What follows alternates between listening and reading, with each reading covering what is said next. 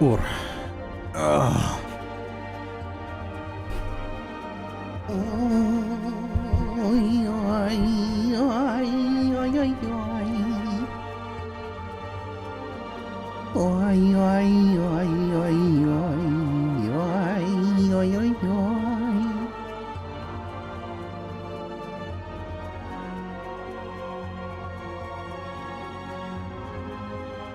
Go.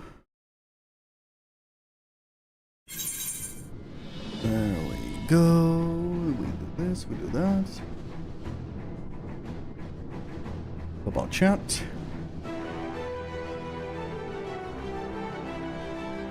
This. Need that.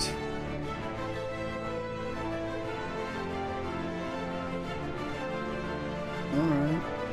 We're good. We're absolutely goody good. Now just to check. T. Perfect.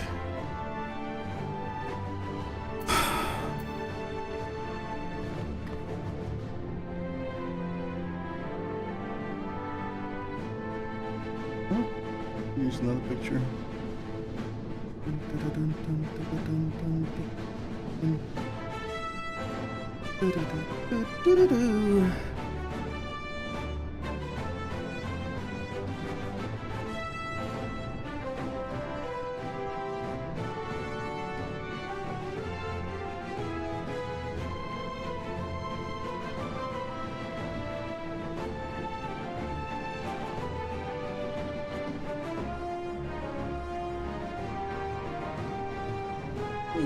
I didn't close the window. Oh, curses. We're back.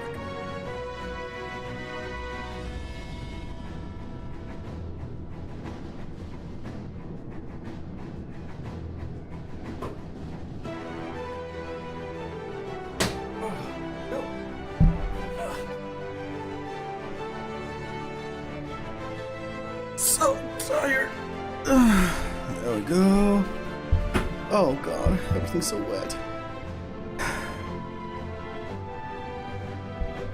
Alright.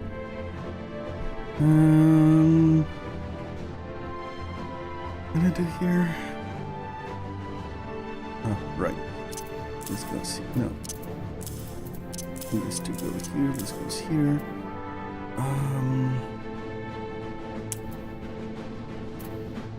Which one was it here? Yeah. No, let's leave this. Wow, denser. Lovely. No, not glamour. Gunbreaker. Okay, there we go. Perfect. Yeah. Good.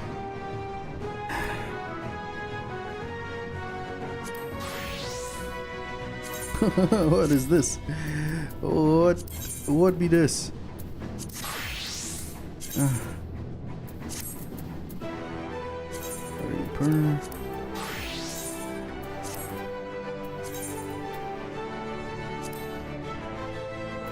Next message. And answer.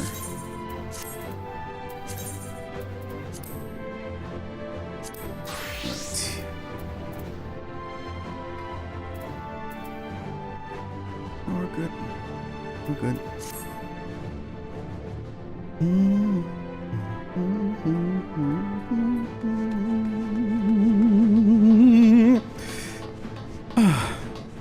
Alright, let's do this.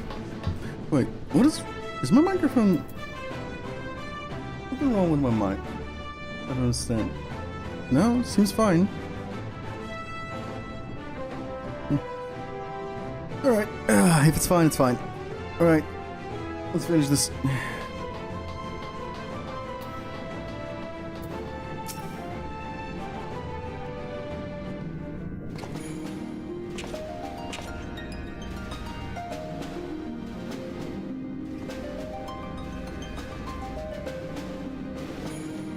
Did I enable autoplay here? I don't think I enabled it.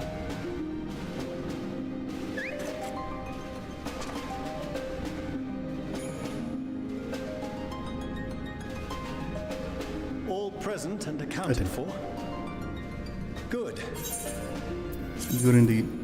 Only voice the one that goes. As you will have heard, the Ark is ready. All that remains is to board and be on your way. I've seen my fair share of tight schedules, but this Hey, Alexis. bloody murder. Thanks for the follow. But we did it. We finished the ship. It's safe, fit for purpose, and looks good to boot. Aye, it's a Garland through and through. I really don't know what we'd do without you. Thank you for everything. Don't mention it. Ever since that episode with Omega, I've been toying with the idea of starfaring vessels. And as they say, necessity is the mother of invention. We've learned a lot, let me tell you. In case you're wondering about payment, the ongoing existence of the world ought to do. But feel free to throw in a colorful recounting of your journey on your return. So, have you thought of a name? A name? Wasn't everyone just calling it Father's teeny tiny toy boat? Well, seeing as its purpose has changed, I thought a more eloquent name was in order. I suggested as much to Fortuno, who seemed quite amenable to the idea.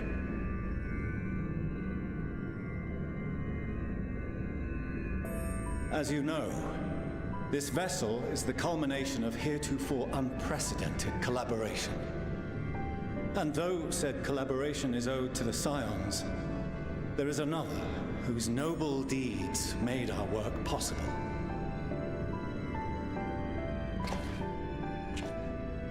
From a fragment of Dalamud, we obtained not only advanced materials such as refined adamantite, but the knowledge to traverse the stars. And this fragment would not have found its way to us had the Archon Louisois not fought to protect this world. And in so doing, laid down his life. Now that the vessel stands complete, I cannot help but wonder if it was more than mere happenstance. If it was my father's intention to guide us here. In the hopes that his guidance will see you all safely home, I name the vessel after that self-same fragment of Dalamud he delivered unto us.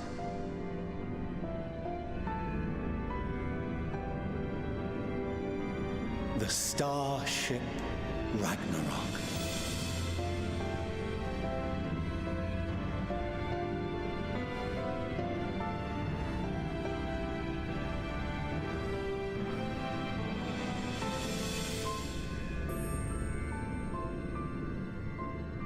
Sorry for the wait.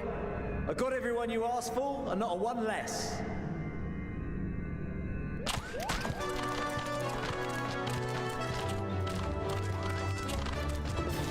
Whoa! Oh, wait. What are you all doing here? Oh, I invited them. The representatives of those tribes with religious inclinations. You've done a fine job of readying the Ragnarok, but for it to take flight, we'll of course need the power of the Mother Crystal. Given its immense size, however, transporting it would be an absolute logistical nightmare, not to mention we'd need to shatter it into tiny shards for feeding to the engines. But a brilliant idea came to me. We convert the crystal's energy into forms that can transport themselves!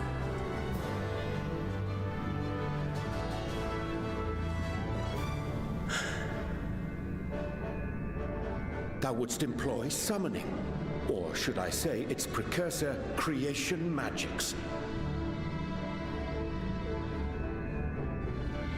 Care to explain for our benefit? As you may have witnessed at Bestway's Burrow, the Loperids are capable of creation magics, which they use to shape the moon's environment.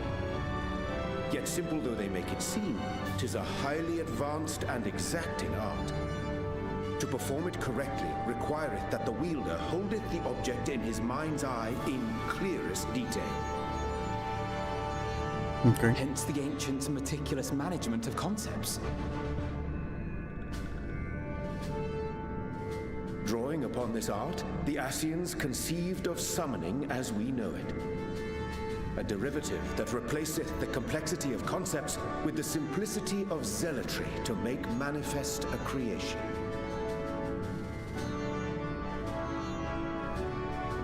I see. By combining the Loperit's magics and the tribe's faith, we convert the Mother Crystal into primals of purer form and greater obedience. Summoning as it was intended, one might say.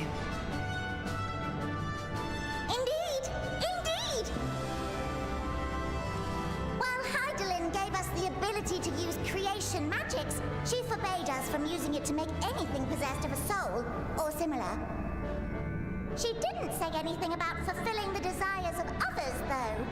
So, borrowing our friend's faith, we'll create deities using the Mother Crystal's power and send them to the Ragnarok! Am I the only one here concerned about the risk of being turned into a tempered minion? Oh, right, I was getting to that. From what I've read in Charlian tomes, it appears the Ascians incorporated an additional nasty element into their summoning method, the fervent desire to assimilate others into one's belief. Beings thus created are instilled with the self-same desire and use their powers to enthrall people, starting with the summoner. In contrast, our creation magics, the original and the best, except no substitutes, don't incorporate any of that rubbish, so there's no risk of tempering. I mean, if the being was on the scale of Zodiac, you might feel a little tug, but I think we'll be safe enough. A little tug. Truth be told, I do not understand the intricacies of this plan. But none of us would ever turn our backs on you. When the avatars of our faith ran amok, you intervened without decrying we who birthed them. Where others vilified and suppressed us, you offered understanding and friendship.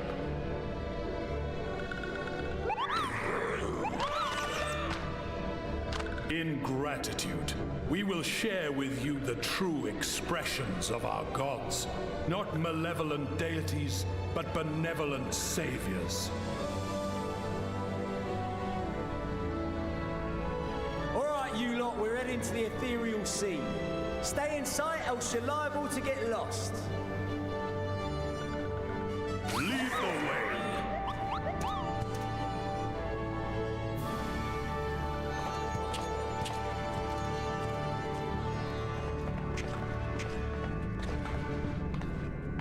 May we have a moment?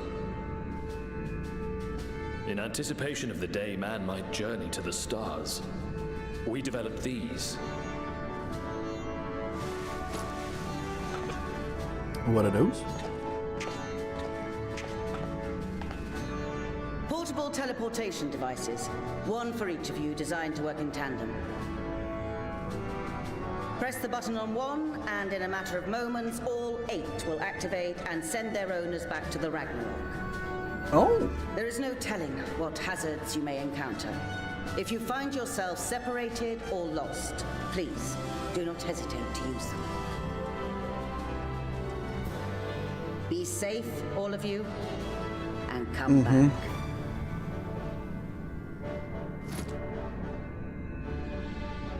You as well. I pray you take care. Looks like everything is in order, so I'll go ahead and board. A few of my fellows will remain to assist with the summonings, but rest assured, the vessel won't want for competent crewing.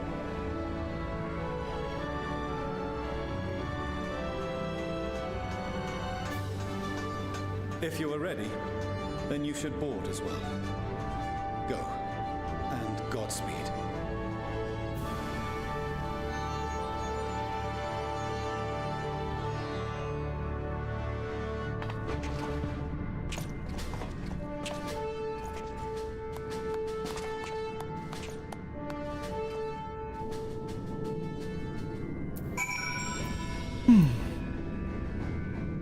Time to board.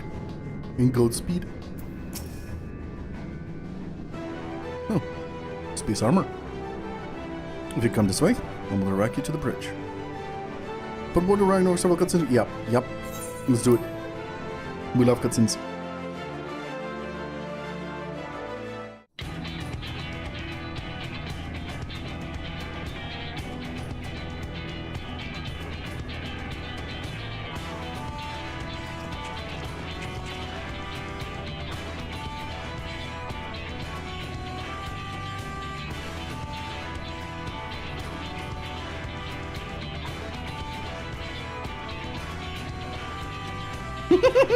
Sleeping Wang. Fucking love him. Welcome to the bridge, everyone! I hope you have everything, because I can't be bothered turning back.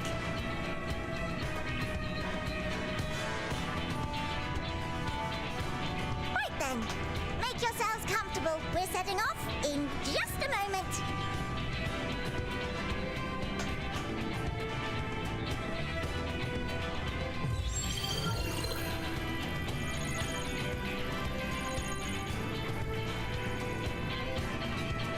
It's incredible.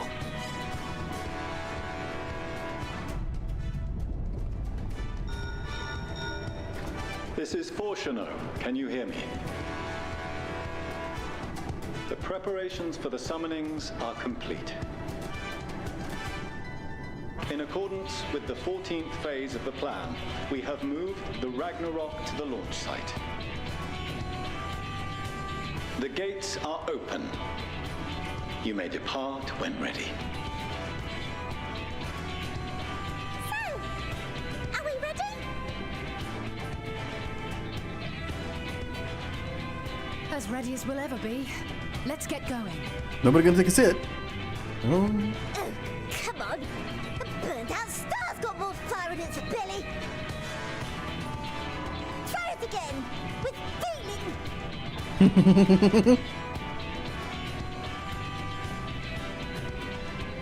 Houston, we get a problem.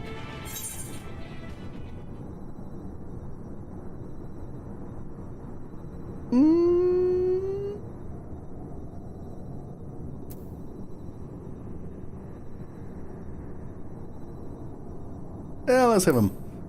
My character's not talking anyway. Doesn't make sounds. Me? But I... No need to be coy, brother. Do it, and do it well. I still think they should take a seat. If you all insist. Oh, they're gonna fly all over the place. Onward unto the distant stars and beyond. Ragnarok, engage.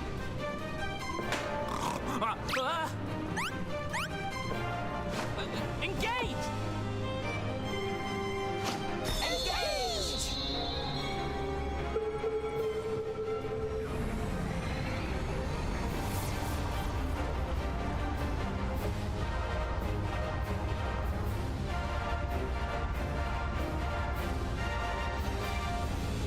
I thought I was trying to turn it to Buzz Lightyear. Oh.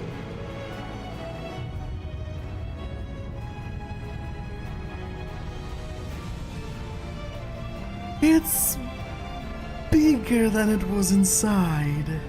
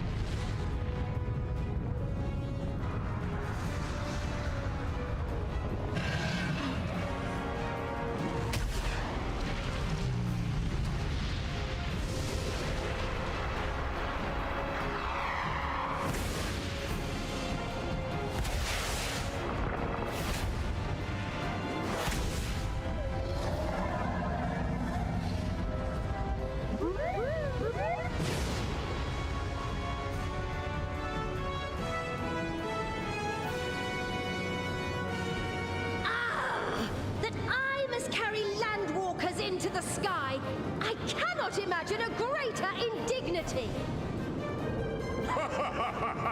Do not sulk so, for thy mighty winds exist not only to buffet and batter. Nay, they may serve also to thrust forth with vigor. Such is thy glory, and thus it is an occasion to rejoice. So come, let us revel!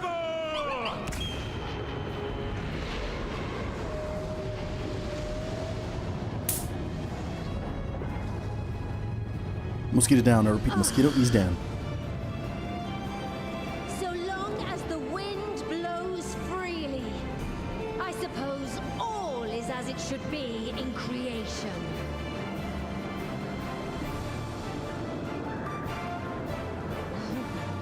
I will render unto them a storm, that they may pierce the firmament and fly free!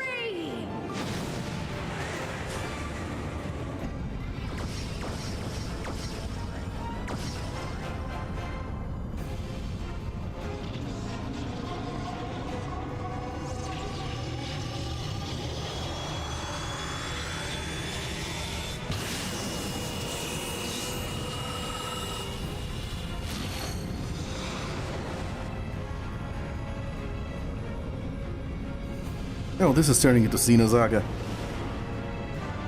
And I love Saga. So I'm loving this.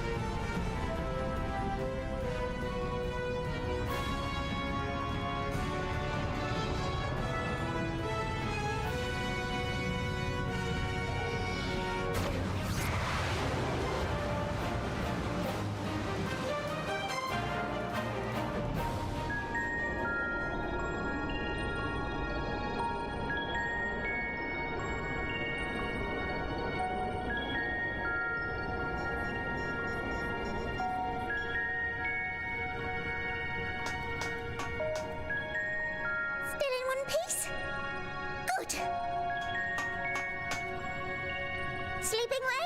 Report? All's well. Fantastic, even. Thanks to the power of those primals, the engines are roaring and we're ripping along. All values are also within protected ranges. Time to destination is 8 carats. Perhaps 7 at a pinch. What kind of measurement is carat? Alright! Let's go over some points of caution. Our destination, as you know, is Ultima Thule. Lest you wonder, the place is not a star so much as a patch of emptiness. That's the extent of what our equipment could determine, anyway. From what we know of Meteon, she's likely used dynamis to obfuscate her location. So, in conclusion, we'll only know what's there when we get there. The crew and I will see to it the ship's ready to take off at a moment's notice. We'll support the search as best we can, but it'll be your paws on the ground, assuming there is any. But everything will be fine, I'm sure. Hydaelyn believes in you, so you ought to believe in yourselves. Just don't do anything I wouldn't, like waiting too long to use those portable teleporters of yours. Personally, at the slightest sign of trouble, I'd mash the button to bits, and you should as well. Understood. We promise to be careful. I suggest you brace yourselves. We're about to arrive and the vessel will shake a good bit.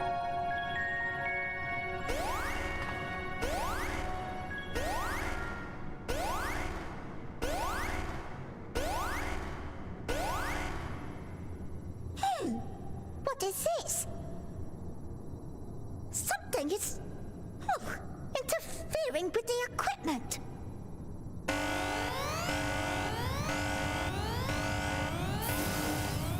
Okay. Greetings.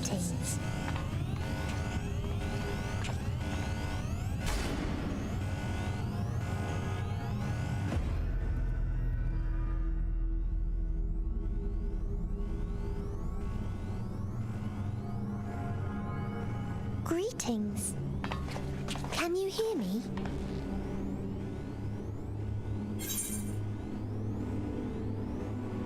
Meteon.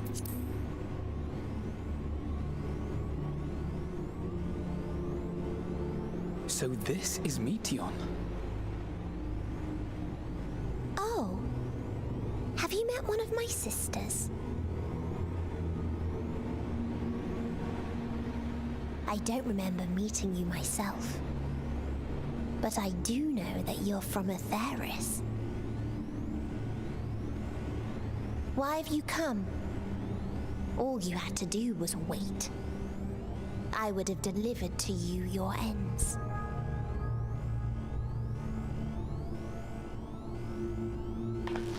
We didn't ask for that. I don't understand. All life is destined to end. Why choose to prolong your suffering? Effort, ambition, love, they amount to naught. Happiness, should you find it, is inevitably lost, stolen away by events beyond your control. There is no logic nor meaning in it. You think there is. Convince yourselves. But it's all a cruel accident.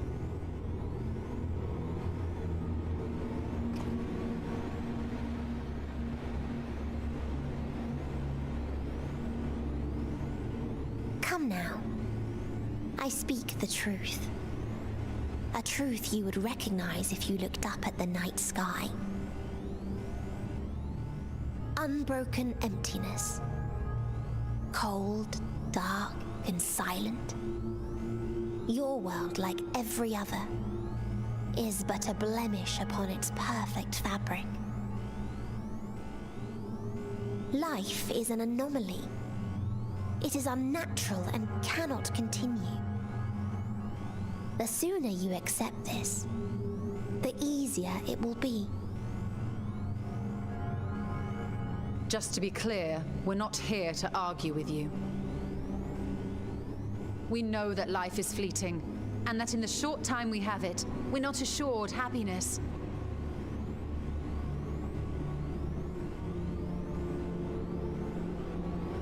Indeed. I've seen far more sorrow in the eyes of many I've met. I myself have plenty of regrets. And one day they'll die with me, gone to dust with my good deeds and unfulfilled dreams. But we accept this. That our existence may seem pointless. That sorrow, rage, and despair will always dog our heels. And we press on regardless. That is why Hydaelyn guided us here. In her boundless love for mankind, she has prepared us for this trial, and in her name, we have come for you.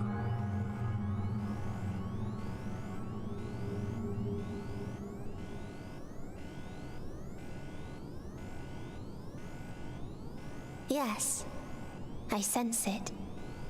A burning passion like unto fury.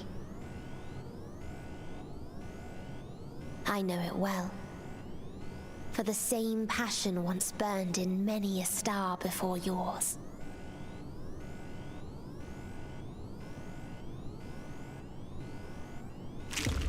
Suffocated and extinguished now.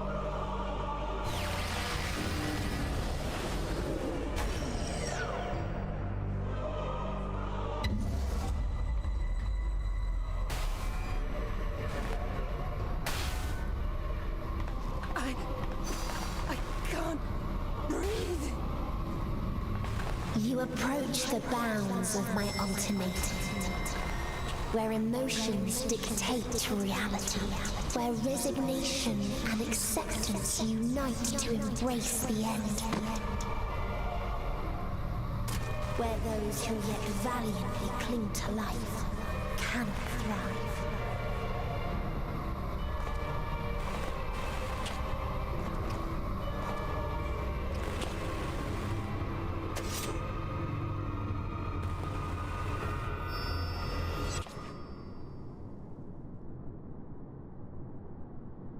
Okay. That was creepy.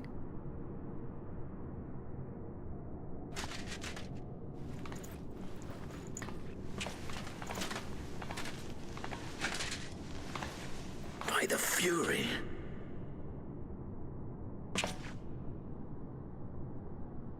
Thancred?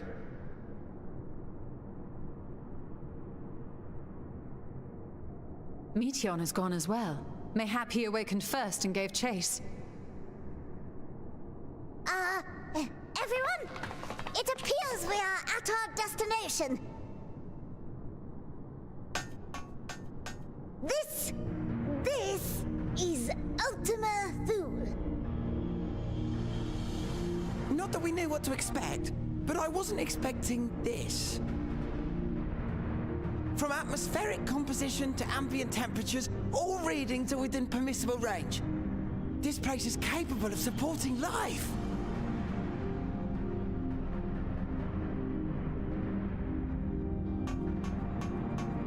If that's the case, then Thancred may well have gone on ahead.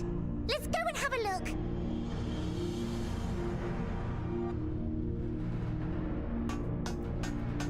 Meanwhile, I want the rest of you to perform a full inspection of the ship, as well as a biological scan.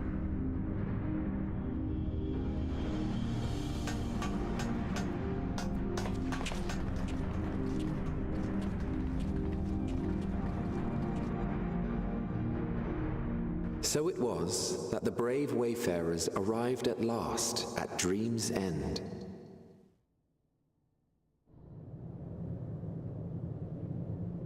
In following their path walked and history written, I am made keenly aware of one truth.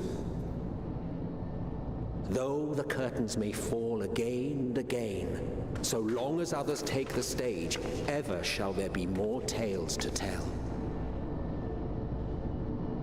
Oh, well. So, let them bring it to a close, I say. Let the curtains fall upon this, the final chapter in the tale of the star.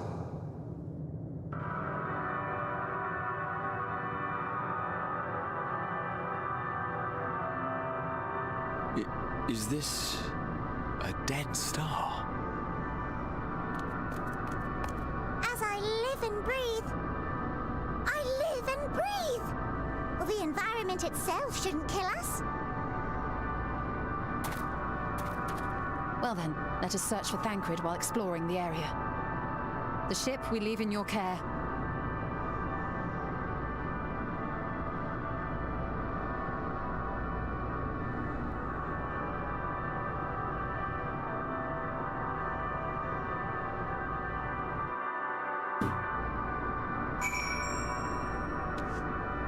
Okay. Wait, there's... There wouldn't be any... Repairs? There's gonna be side quests here. What? Kinker indeed will be help in these strange surroundings, but I've readied provisions node in case of emergency. Of course, if you encounter any real danger here, I expect you to return to Ragnarok at once.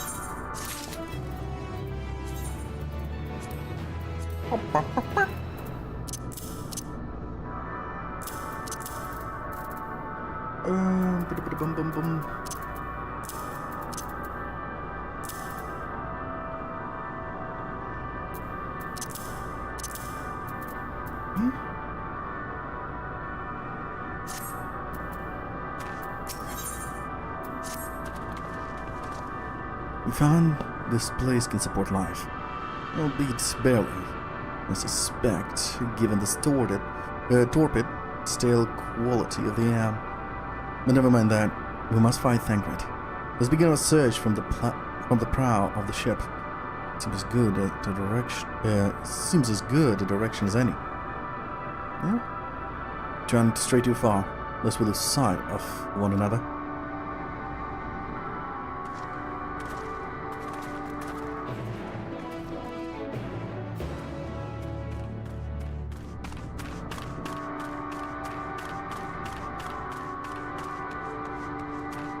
Again, the ship looks smaller now again.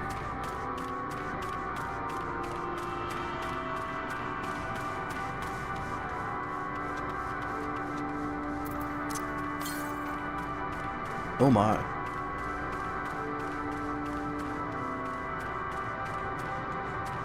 There's even ether currents here. Mamma mia.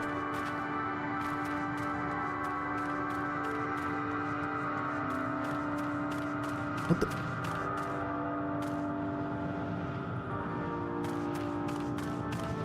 Stone dragon and stellar dragon. Wow.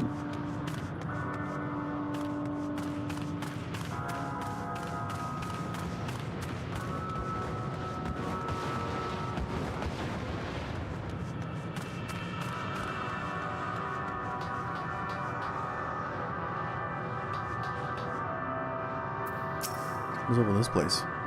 Ruins. But for what, I wonder?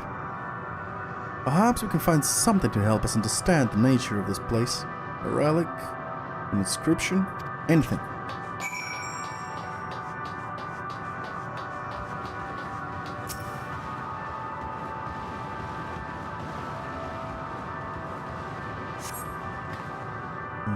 The metallic pillar has been partially melted, likely sometime in a distant past. The damage does not appear to have been inflicted deliberately. Rather, it calls to mind the indiscriminate destruction often wrought in the heat of battle.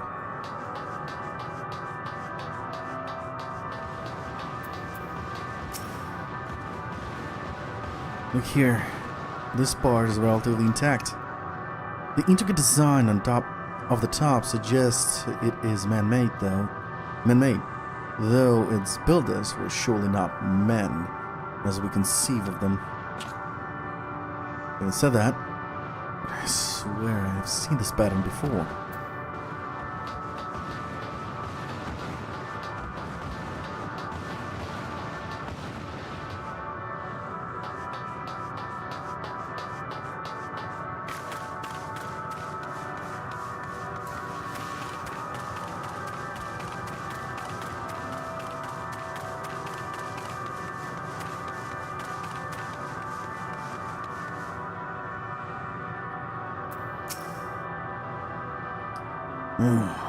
I thought this hail might afford a better view of our surroundings. Poor decision in hindsight. Besides, the light from the ship, overshadowed in darkness. Thancred is here. If Thancred is here, I'd never know it. From what I can tell, we are near the edge of an island, if you can call it that, surrounded by floating debris.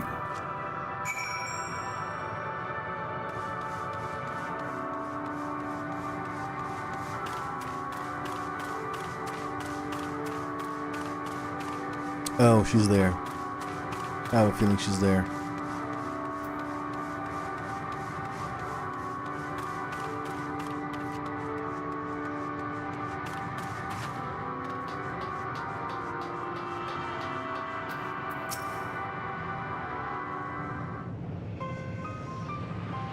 Were you able to find anything?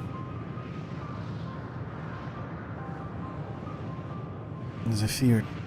Still no trace of Thancred.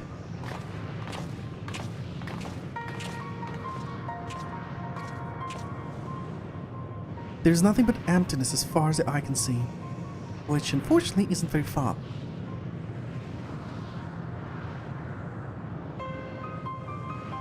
Though I can't help but suspect that someone, or something is here. There are times when I sense it drawing closer, and then a chill washed over me, leaving me exhausted, leaving me with a feeling of death and anguish. Ghosts?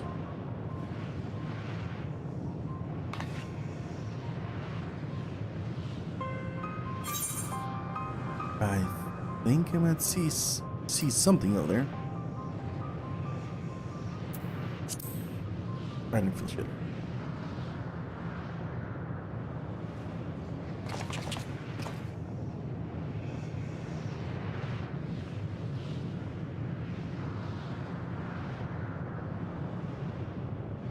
What are you talking about?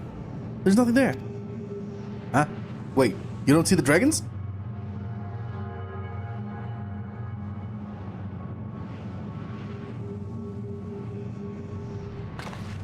Before we jump to any conclusions, perhaps we should search elsewhere.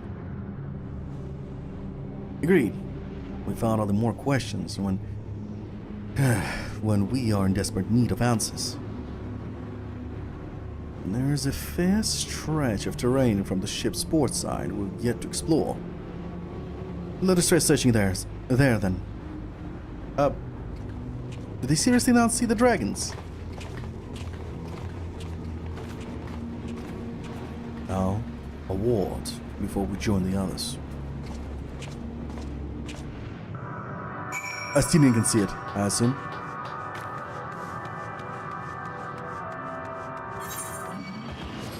Ah, fuck's sake.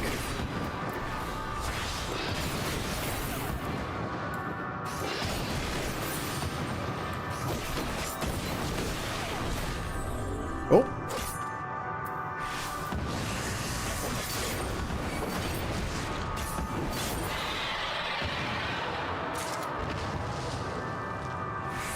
There comes the crystal. Oh.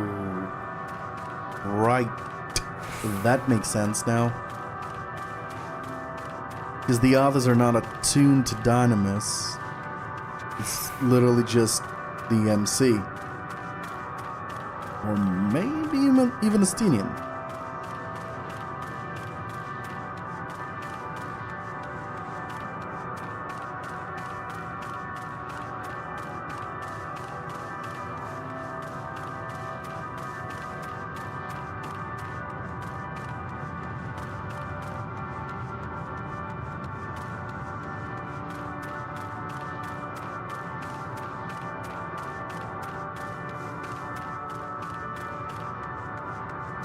Oh.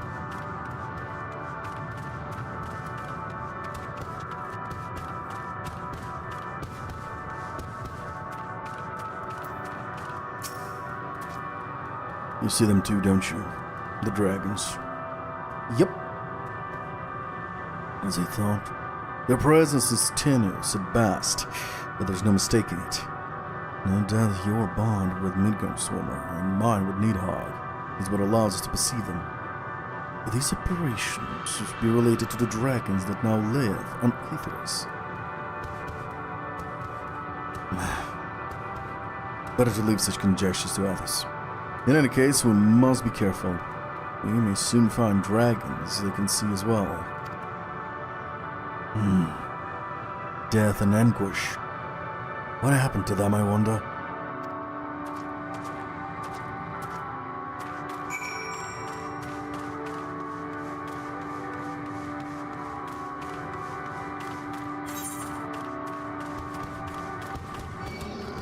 Oh, for the love of God.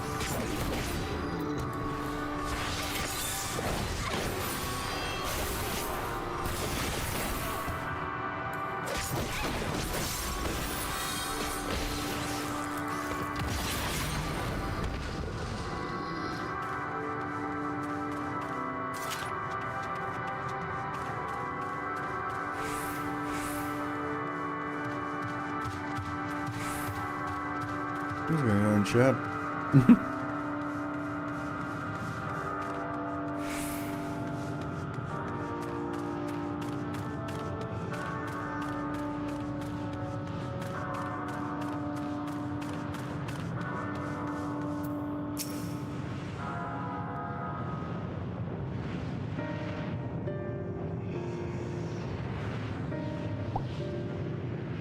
Okay.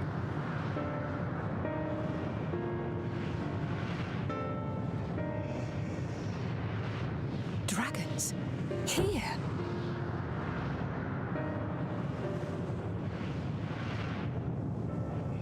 What you see is a memory of a world that once was.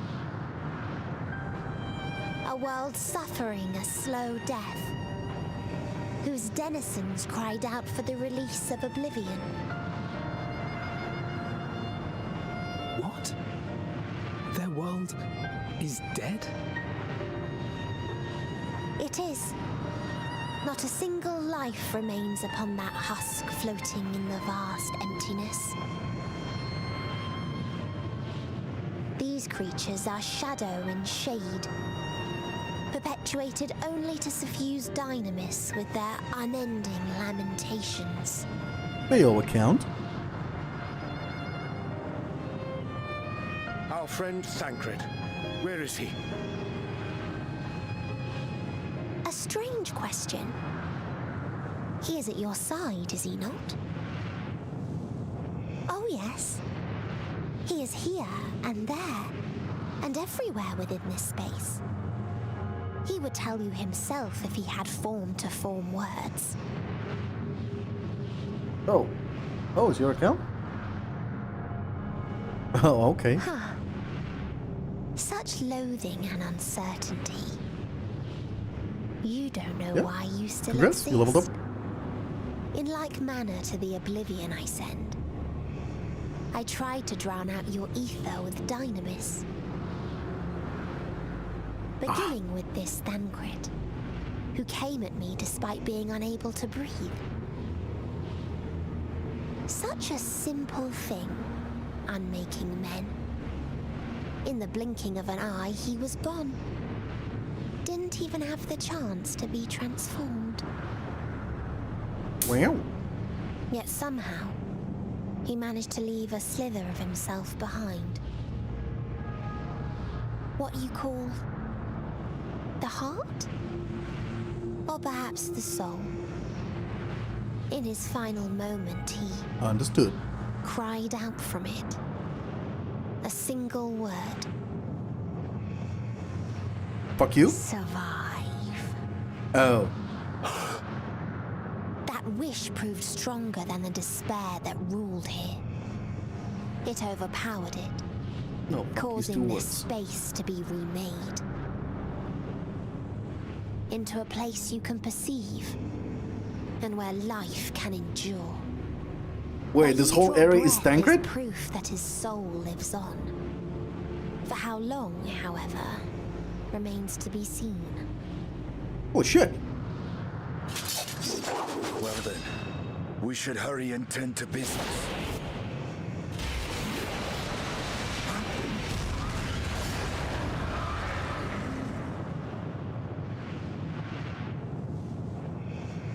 It's futile.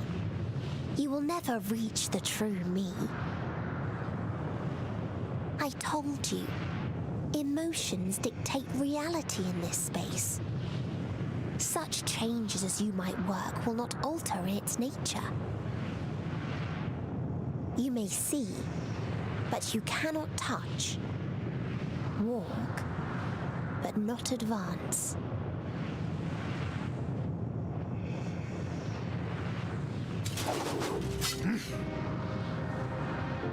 Meteon holds too much sway here. How do we contend with a foe who can unmake us on a whim?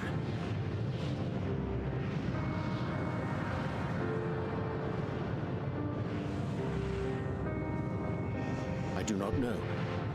But Thancred gave his life that we might come this far. We must press on.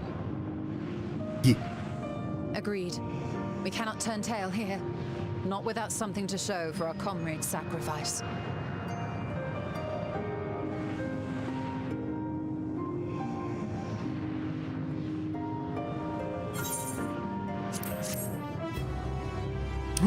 There was so many purple. I just skipped purple. No.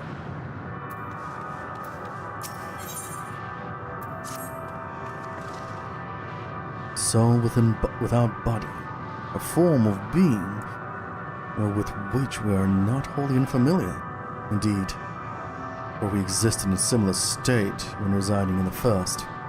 The circumstances are rather more dire than that. It's true, but I choose to believe he is not forever lost to us. Yep, people. Regardless, in sacrifice you have afforded us a chance to prevail. Let us not squander it, and ascertain the nature of the realm that we might confront and defeat Meteon. Estinian, would you accompany me in speaking with the dragons?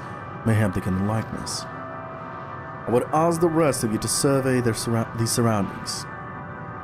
If there is a path that may lead us to our quarry, we must find it. Very well, we can reconvene here. Oh, wait, that's all for now. Very well, we can reconvene here when everyone has finished. Meteon said these dragons are shadows and shades from a world whose denizens sought oblivion. As such, they're not like to be amenable to company, let alone conversation, so please be careful. Why is the last stretch has to involve side quests? Let us split up and gather what knowledge we may.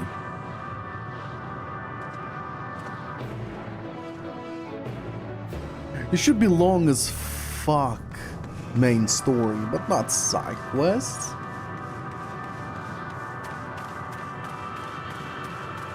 This is poisonous? Yeah, it's not much surprising.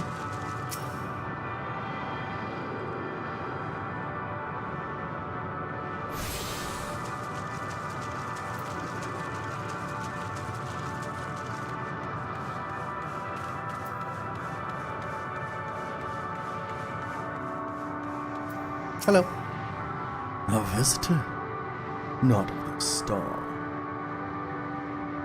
But you lock side quests? Yes, I lock side quests. Yes, I do love side quests, but because it's a last stretch and it's like a climax situation, side quests can kind of kill the flow. That's why I understand it's an MMO thing, but imagine you're playing, for example, you're playing Dark Souls or I don't know, some other game, and all of a sudden, in the middle of this world is fucked. Side quest. You skip those quests here. Well, you know I'm not gonna do that.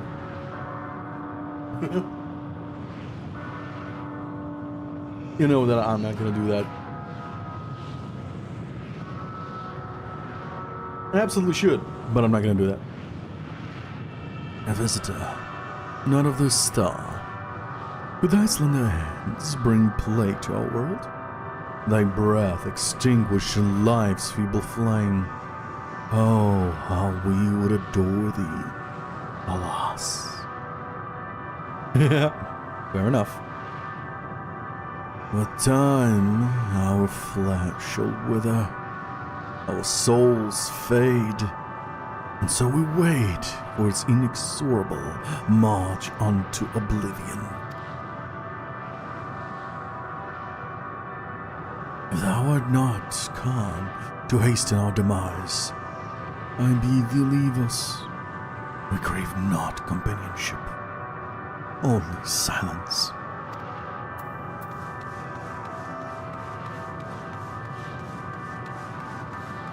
Okay.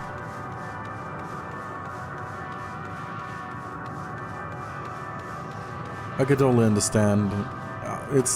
I did it many times in other games as well. It's like, this is the last hours of the game. I must know how it ends, and I just rush through, ignore all the fucking nooks and crannies on the map and this and that, and then I reach the final boss and I'm like, yeah, you're pretty much fucked because you didn't go to that nook and cranny and didn't pick up the ultimate weapon or an ultimate shield, so now it's 10 times harder. Good old JRPGs.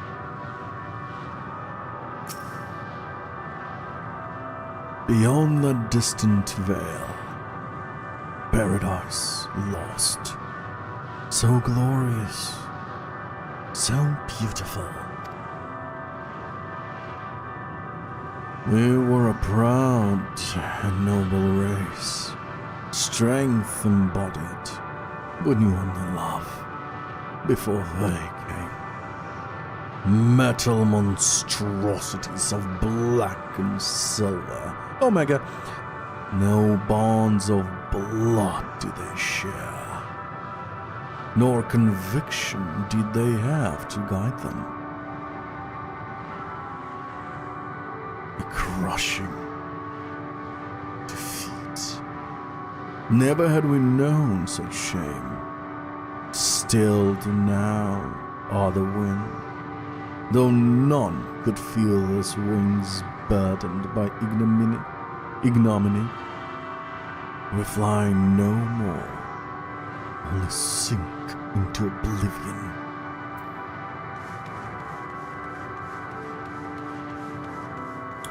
This is Megastormer's world, I think.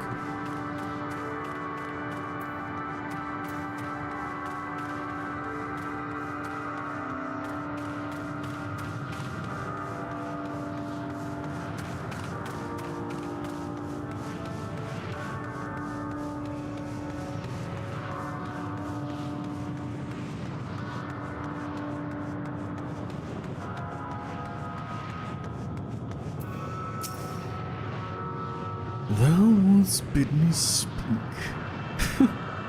Folly. I observe the lesson of stone. I shall not fly, nor speak, nor roar. Only watch and wait and end. Well, you said a lot. But one sight that stirreth my blood, tempteth me to raise my voice in lamentation. No, the cradle of unsung dragons. No words, no songs are possessed of the weight to describe such tragedy. Go, if that be thy will, I shall remain.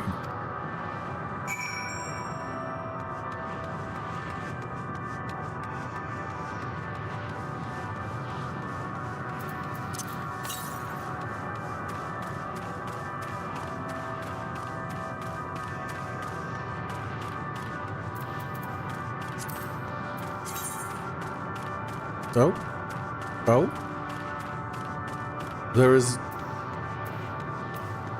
no information for ether currents here. What?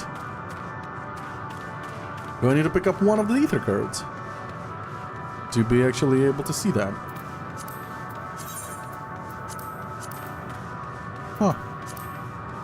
Probably. Or do I need to sync with... No, I don't. No, that's not a thing.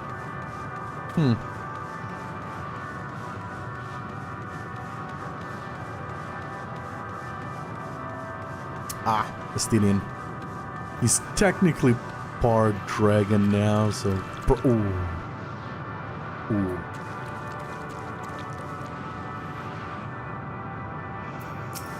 Would you look at that? Boom boo. Bang boo. Bang boo. Make a rabbit. There we go. They laid you here as well, did they?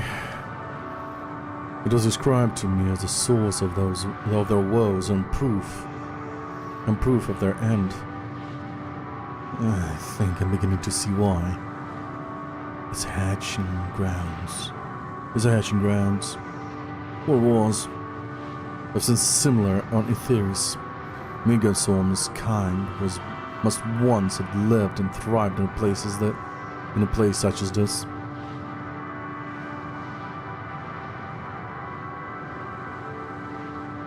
Vritra said his father was driven from their ancestral home by war and strife. This, then, is the fate of those who remained. Go for it. Explore away. Let's have a look around. Maybe these eggs have more to tell of what happened here. Oh. Little dragon daddy. Beside the shattered egg, you find the remains of an unborn dragon. The body has already begun to decompose. The gelatinous, half-dried membrane covering the corpse suggests it failed to emerge.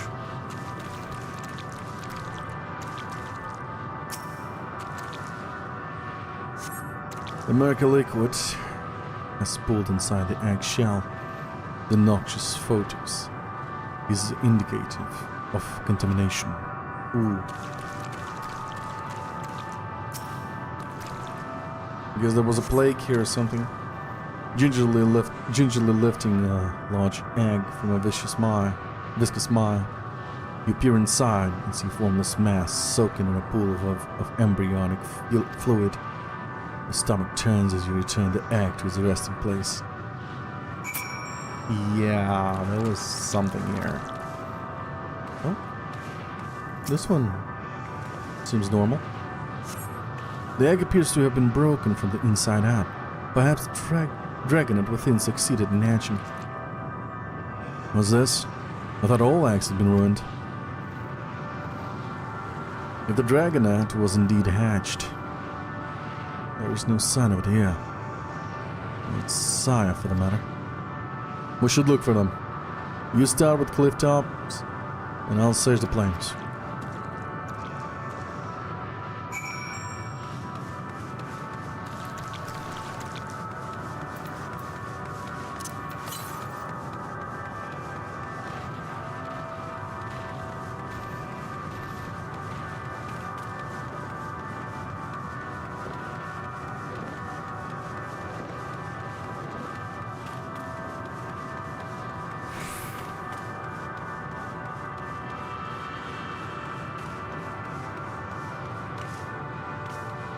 Oh,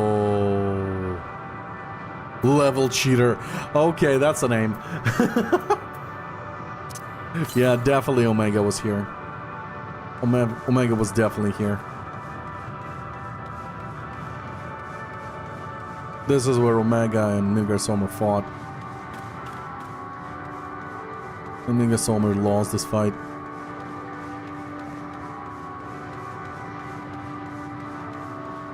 I just don't remember the story of Omega, why Omega attacked this planet.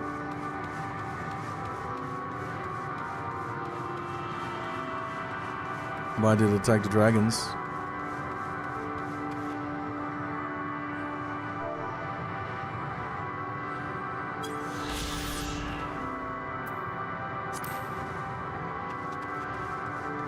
Oh, lower. Oh, over there. Ouch.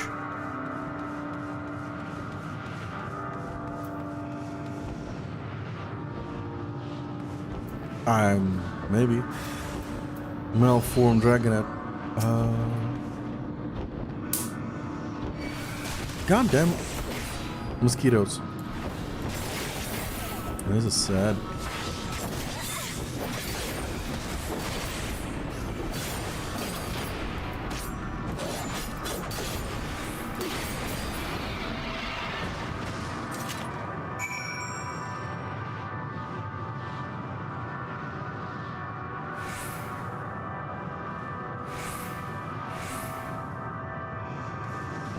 We'll see. Furry dragon.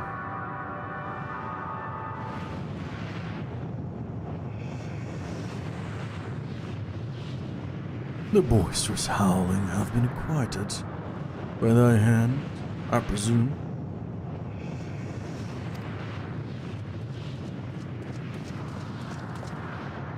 Everything alright? I thought I heard a dragon or something resembling one.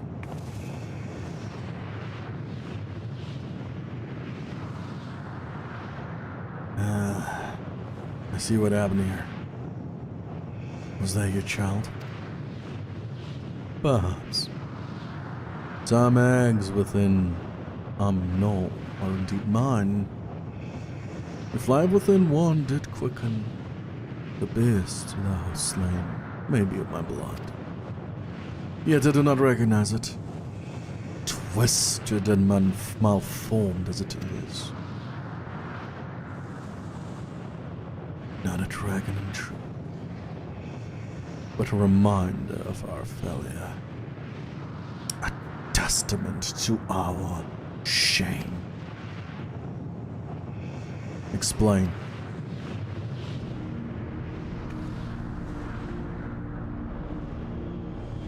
They descended from the heavens, cold, heartless machines, and with them rode war and death.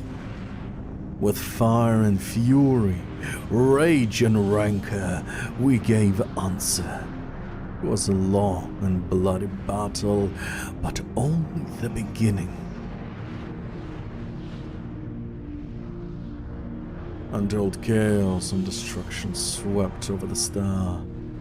In the end, the invaders were victorious. Yet when they looked upon their prize, they deemed it unfit for acquisition. We were abandoned to our ruin.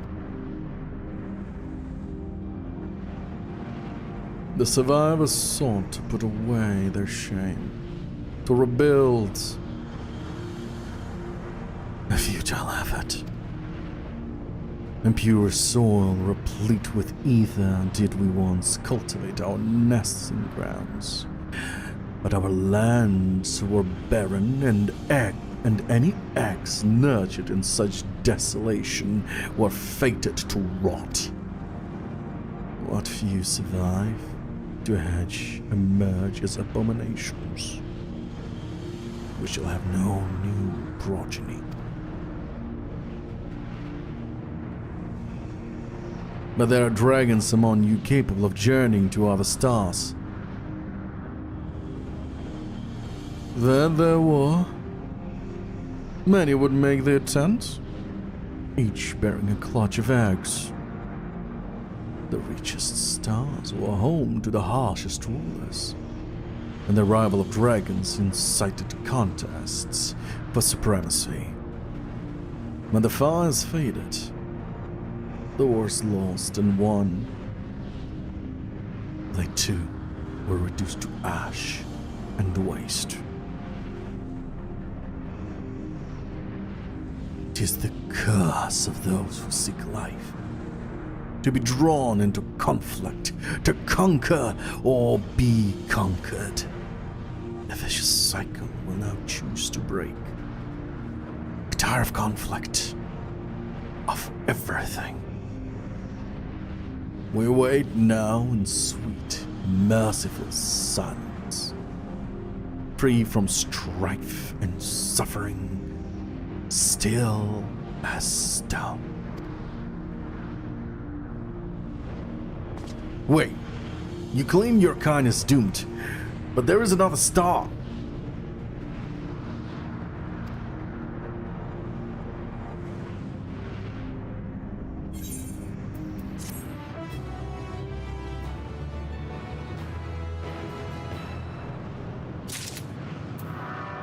Oh, we got side quests.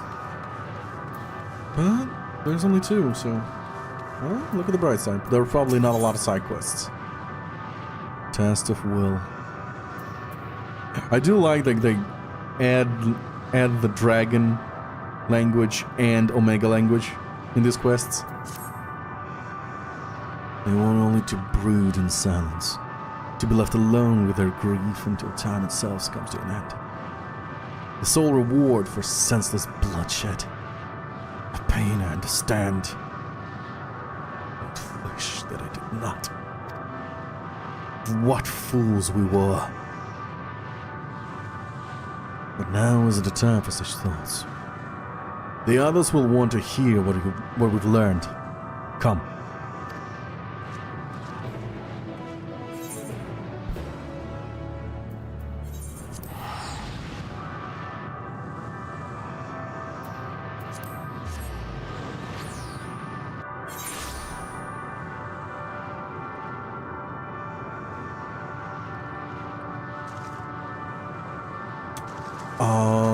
What is stopping you? Oh, right, you're at work. Yeah, that would stop you. We are able to establish any meaningful contact with the dragons. Oh, were you able? Okay, never mind. You see, they wish to escape what they perceive to be a cycle of conflict. Thank you, Al, Stenian. As for our part, I believe we are more acutely aware of our confines than before. We started by traversing the perimeter of the island. We've seen if there might be a path leading off of it. Sadly, there was nothing to be found. Ah, rain is good. I want rain. I love rain. I love rainy season. There's no small amount of debris floating about. Would there be enough to serve as bridge to lead us elsewhere? I considered that, and so I tried throwing a stone onto a potential platform to judge its integrity. But it never reached its mark. As it crossed an invisible threshold just beyond the boundaries of the land, of this island, it vanished, only to reappear above me and fall at my feet. I would not be too quick to presume that what we see outside this space is as it appears. Which is why I returned to Ragnarok and asked the Loperans to search for a potential path. However, the ship's instruments failed to provide conclusive data on the surroundings area. Until we know more, I think it's too risky attempting to fly to another island. What Minion told us before, that emotions dictate reality, might be the key. But I'm not entirely sure what emotion might manifest a bridge to lead us to safety. So what you're saying is, we're no way forward.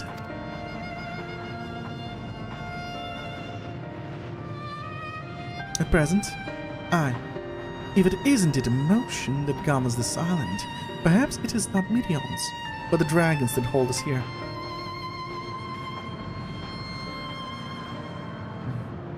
They tire of conflict, and have chosen a path of oblivion to escape it.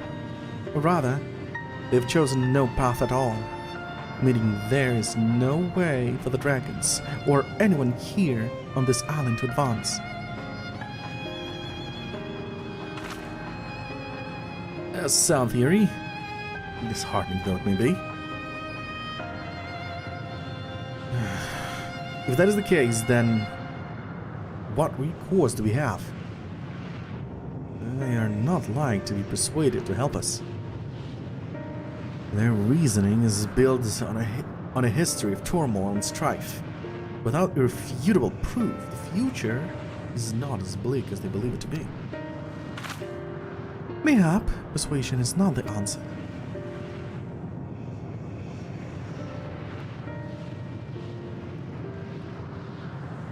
Mition meant to unmake us when Midian meant to unmake us then and there on the Ragnarok, and she would have succeeded if not for Thancred's determination. She conceded it was strong enough to overpower the despair that otherwise rules Ultima Thule, and reshape it to a degree.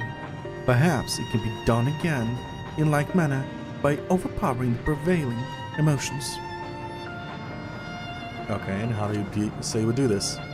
It was Ultima Thule's architect, Midian herself, against whom Thancred did pit himself in a clash of wills. Though it marked no leader among them. As such, I did chance to encounter a dragon possessed of despair far more potent than most. Potent enough, mayhap, to dictate the course for others, and thus their domain to follow. He spoke but few words, carefully chosen, their tone and timbre alone threatening to rend my heart in twain. Challenging his desire to remain may allow us to alter the island upon which we stand. Alas, I fear my vaunted rhetoric availed me naught against his calcifying heart. But mayhap one of you will fare better.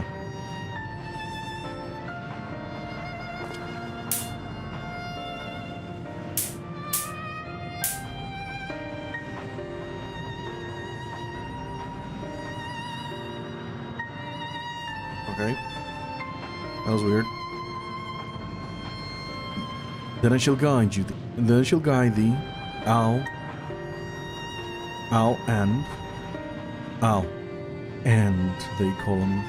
Oh, okay. He's the same name as me, almost. That's why I get confused. They call him in the dragon tongue. Thou wilt find him nearby, eyes fixed upon the water. The mosquito killer, the electric one. The fly swatter, electric one. Well. What have we to lose? Let's get going. Oh. What am I here? Okay. The chat. The on-screen chat bugged out for a moment. Let's get going.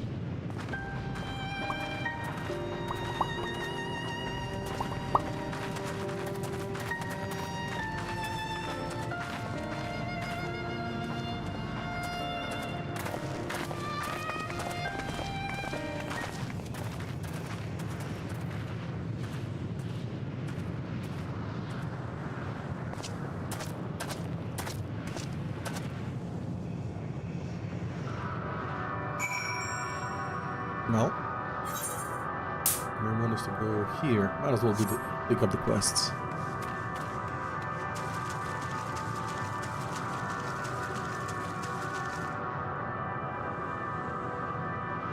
Okay, it started getting annoying, so I turned it off.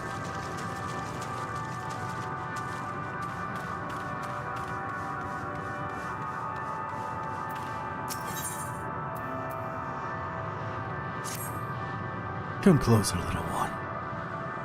I must ask thee, did a pitiable dragon meet its end at thy hand? Yes. Though I cannot find it in my heart to thank thee, nor shall I admonish thee. The young one would have suffered every living moment, as do we all. Though some torments are more easily borne. If thou wouldst prevent further needless suffering, pray, seek my shelled kin at this shallow lake. He hath wallowed over long in hatred beyond healing.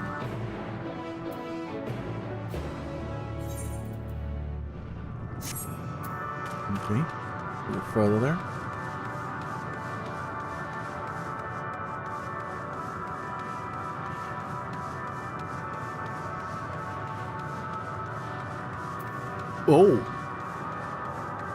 Oh, he's in the ship. He still has a form compared to others.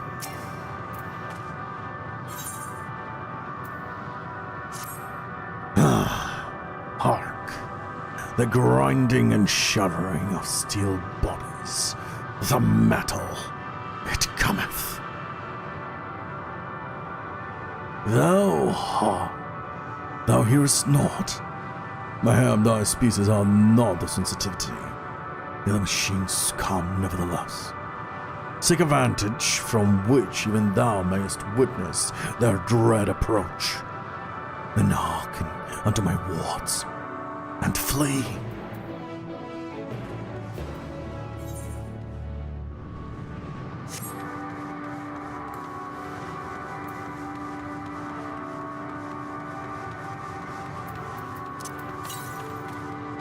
North. Yeah, I'm not going north yet.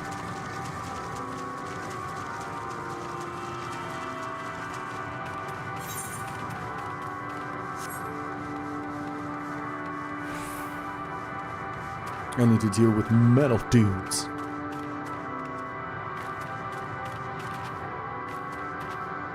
Yeah, okay, if it's this amount of side quests, I don't mind. And so far, both side quests are very story related, so I don't mind that.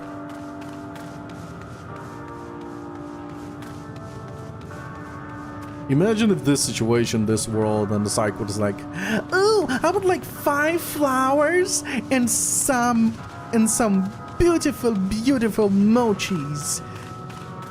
What the fuck that would be? And then we find out it's just dragon gone crazy from all the suffering. No more but dragons here. Forsooth!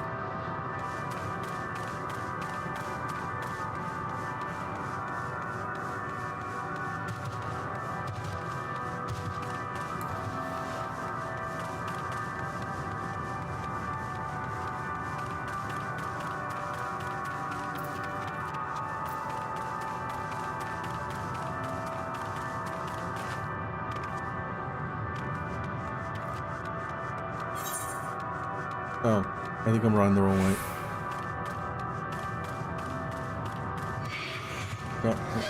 No, fuck off, leave me alone. I'm busy.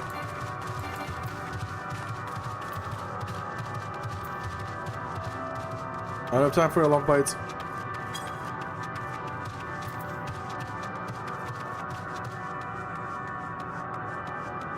Oh, great, where am I?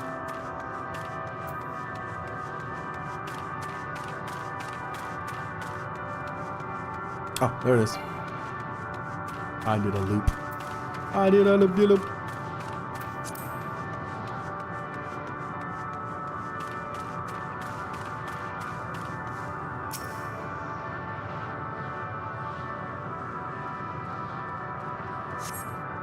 No one but dragons here. Forsooth. Again, forsooth.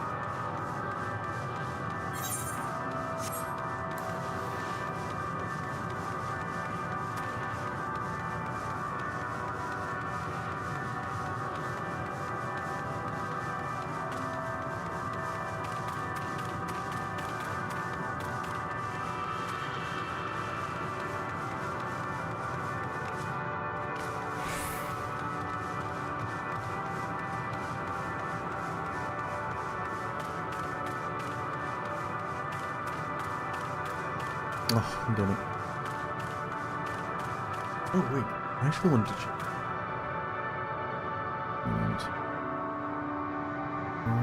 Raise a central keyboard.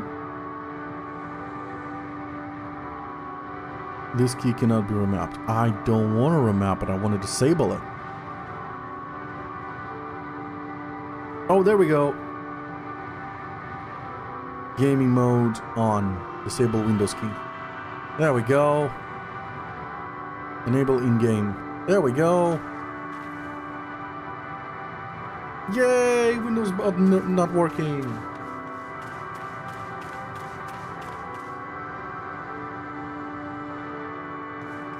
Actually, I'm quite curious.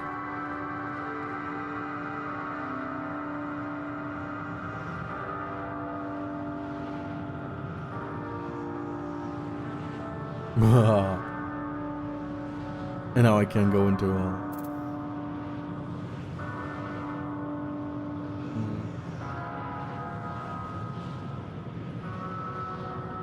okay.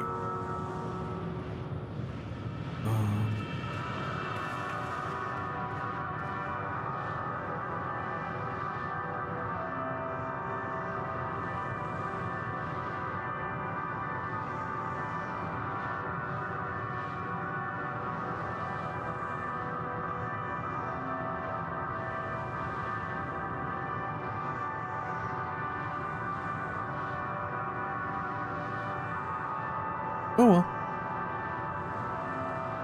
Oh wait, there it is. No buttons. No. Is there an F fan button explanation?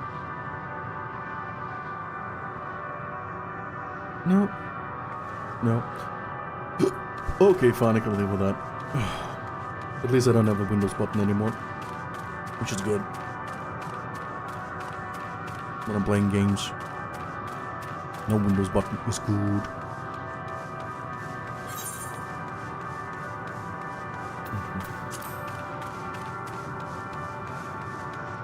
What was that?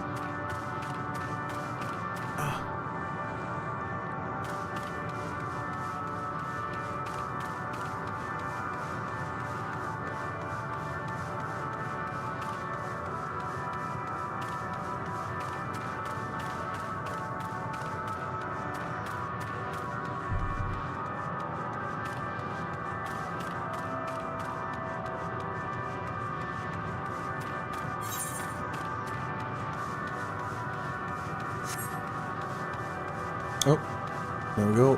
What is that rat thing? Oh, it's just red. Okay.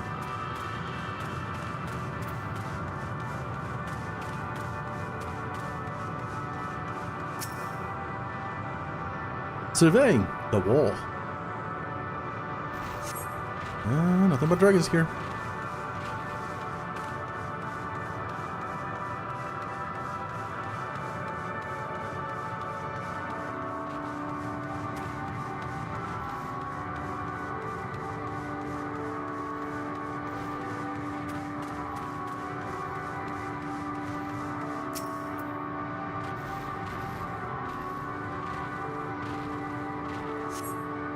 Nothing but dragons again.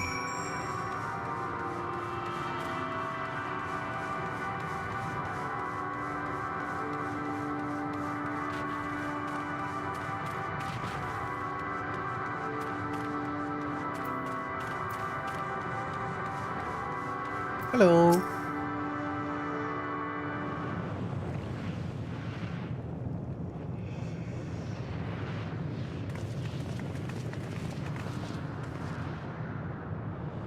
He remaineth as he was when I first approached, entombed in melancholy. I see. Perhaps I could... I'll handle this.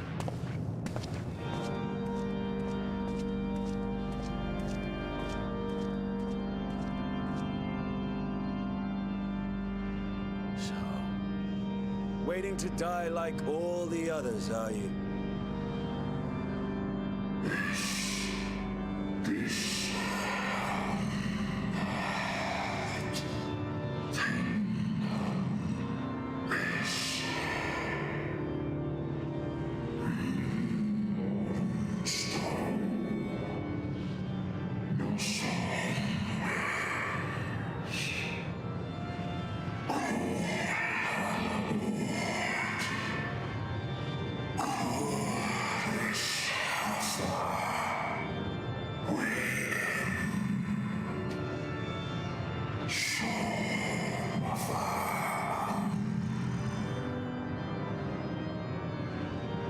So you say.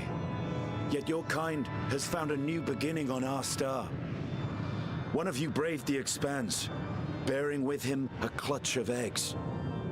They and their children now rule our skies, their song heard by all.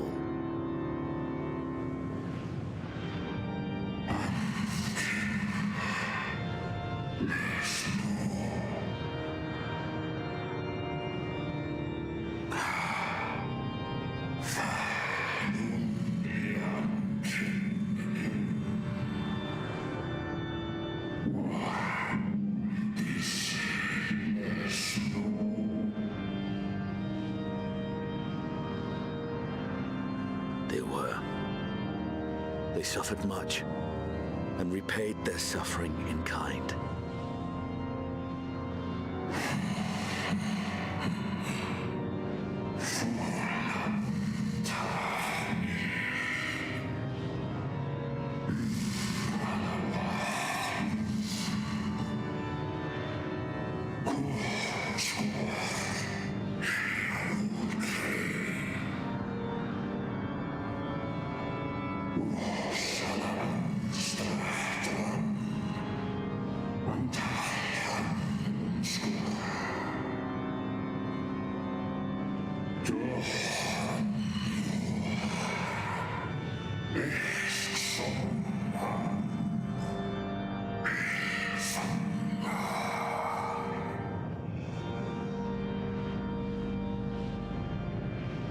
Had your brethren made the selfsame choice, my family might still be alive.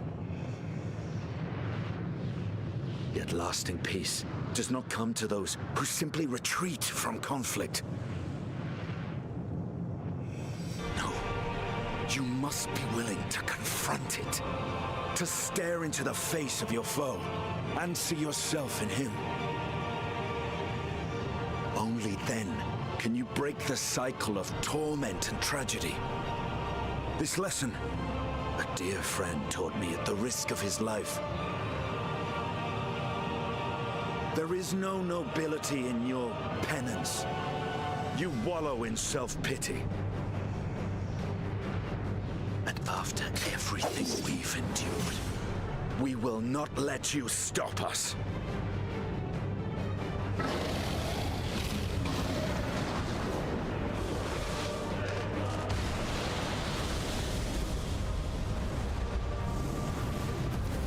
Estinian! Stay back.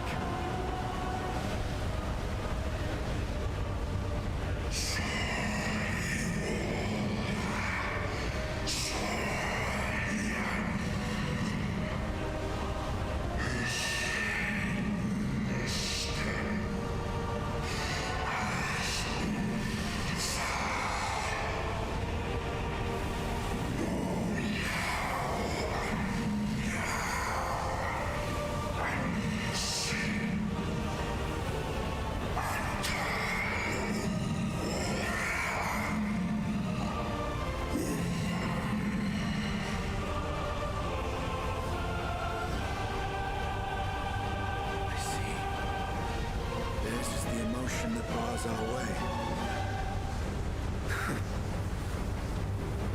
The rest is up to you.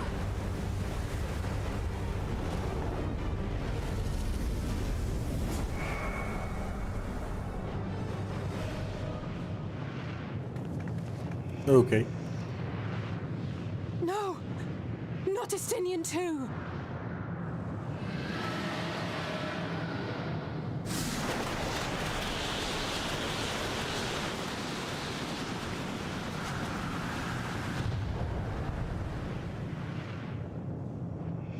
Ooh. There's a wind.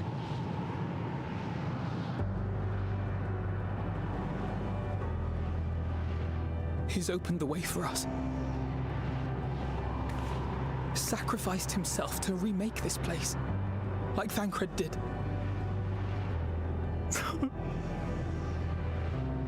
Oh, Alphino.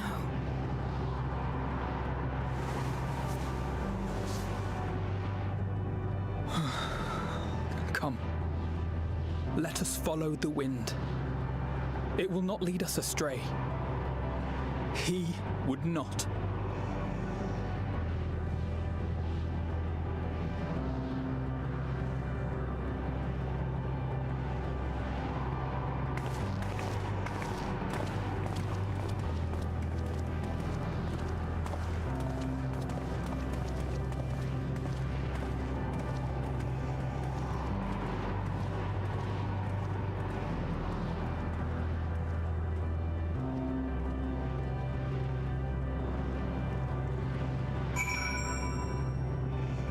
Time to get some beer.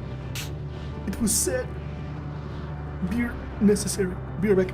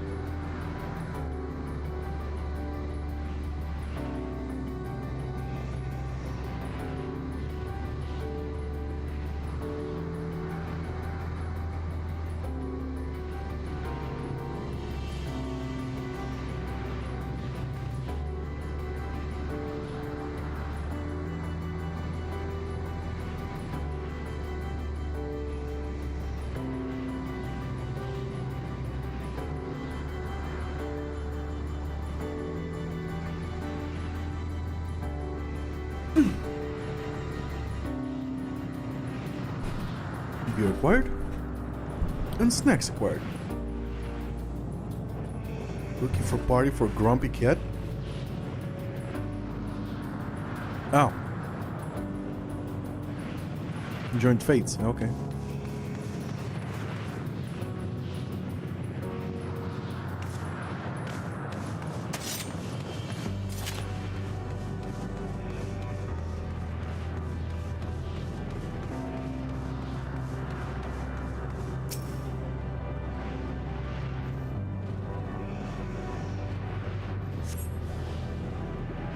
Who? Oh.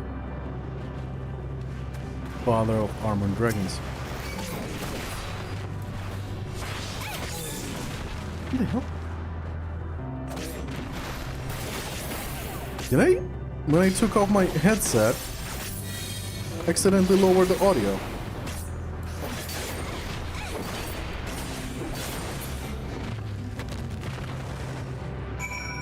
Oh yeah, I definitely did.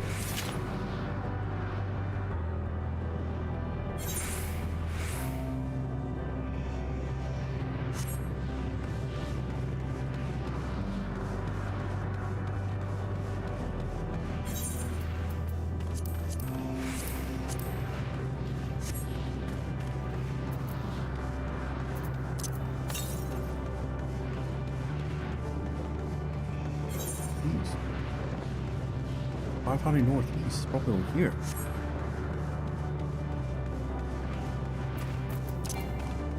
Oops, wrong one.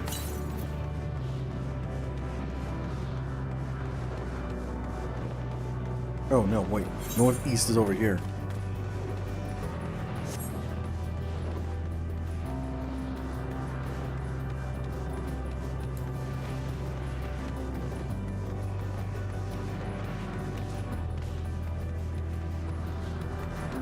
I confused east with west.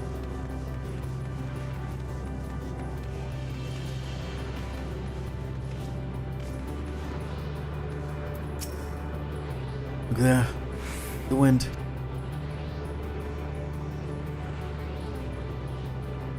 This is Estinia's doing. I'm sure of it. We should ride its flow and see where it leads.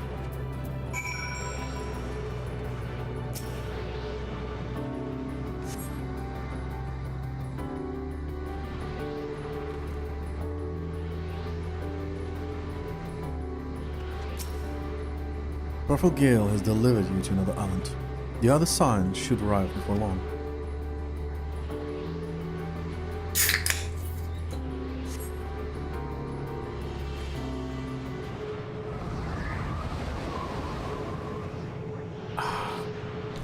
Beer, beer.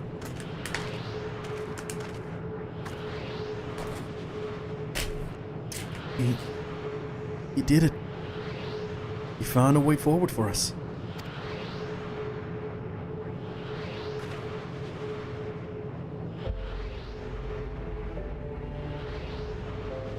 Dragons remain trapped within a prison of their own making, lamenting the horrors of war. Justinian knew them better than most. He was a man of honor, a dear friend, willing to fight to the very end for what he believed was right.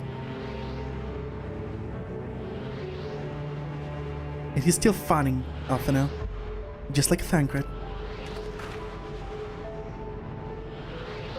Their sacrifices are why we can survive here, why we still have a chance to stop her. Even in spirit, they're unwilling to give in to despair, and we mustn't either. Alice is right. We must press on for their sake.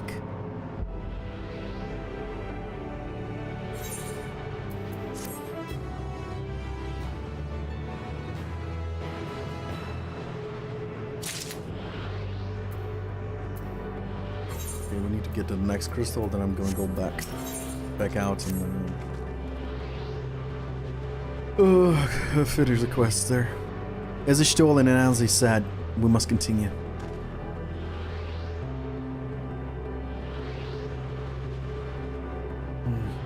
Notice the change in our surroundings? Perhaps this is the memory of the altogether different world. It would be prudent to learn more of it, then tread carefully, lest we lose our footing in the sand.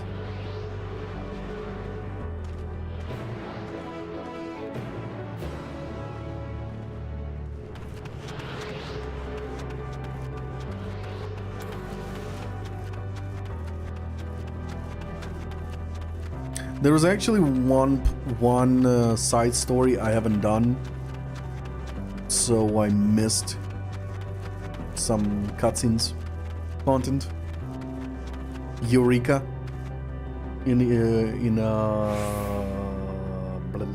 where is that? Where is Eureka? Far east in Kugane. In Kugane there is like a ship to Eureka. It's like a big dungeon. Open world dungeon. I haven't done that. So some story content was not shown and I am pissed about it.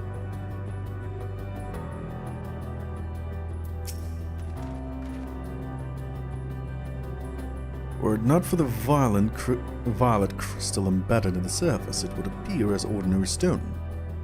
A curious script had been etched upon them. Alas, it is not a language with which I am familiar. I cannot say I recognize it either.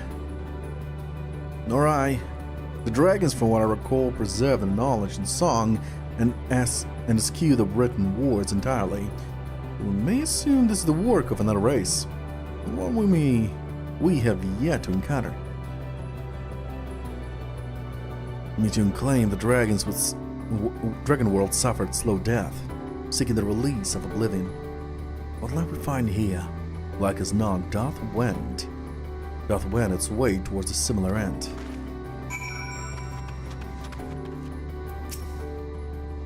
What do you suppose that is over there? Hentai ball? I'm not sure. They're hard to make out at this distance. The surface seems to bear same crystals as the monument. What? Where? Oh, you mean the spiral, not the hentai ball. Okay, never mind. Meaning there's a chance we may find whoever built them both. We should go and have a look. Come on.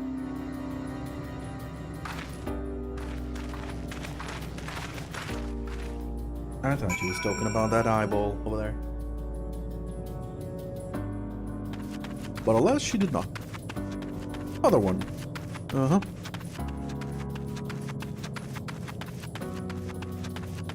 It has feet. Oh, God.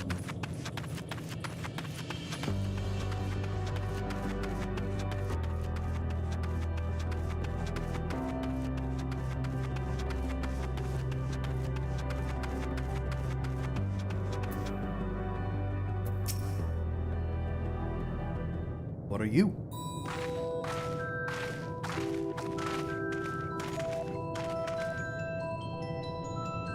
Hail, travelers! This is most unexpected occurrence. Oh, hello there. Is this your home? Indeed it is. Forgive me, I had forgotten. An exchange of introductions is expected when first meeting those whom one is unacquainted. Okay, that just happened. When the vibrations of vocal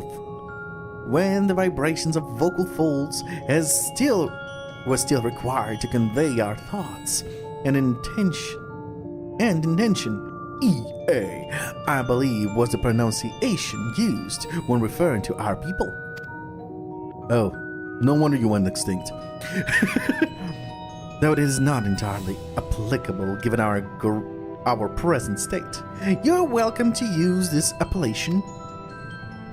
As for nomenclature to address my individual person, I believe it would be pronounced Kofkud. Yes, Kofkud of the air. We have encountered beings that communicate intermittently through thought. but never one that is wholly without voice. I presume we are having this conversation via the medium of ether or dynamis, as this space is suffused with vast quantities of it. Fascinating in either case. I gather your response to my presence is positive then. That is well. But there is something I wish to ask of you. Like yourselves, we are ether-based life forms. Therefore, it may be surmised that your bodies are of comparable biological composition to those we once possessed. I have a number of queries regarding a subjective perception of the five senses: sight, sound, taste, touch, and smell. In total, I prepared 198,712,180,827. Oh, that's a lot.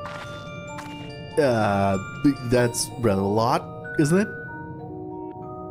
My apologies. I've omitted a great many details necessary to understand the nature of my quest. Though we dispensed with our corporeal vessels long ago, we have rediscovered a need for the flesh and have endeavored to recreate our erstwhile forms. However, all pertinent records have been lost due to passage of time. Take, for example, the nervous system. It is well within our power to recreate, but we have no frame of reference for sensations once experienced by our people, which may compromise our ability to interact with our physical environment.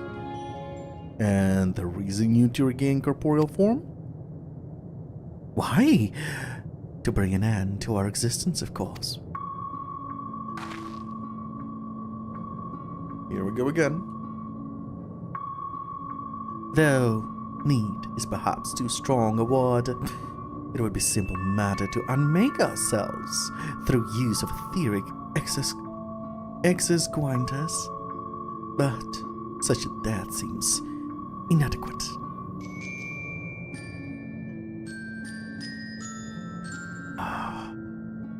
The traditionalists among us believe proper death requires an inescapable sense of impermanence in one's final moments, an experience found only with bodies of flesh.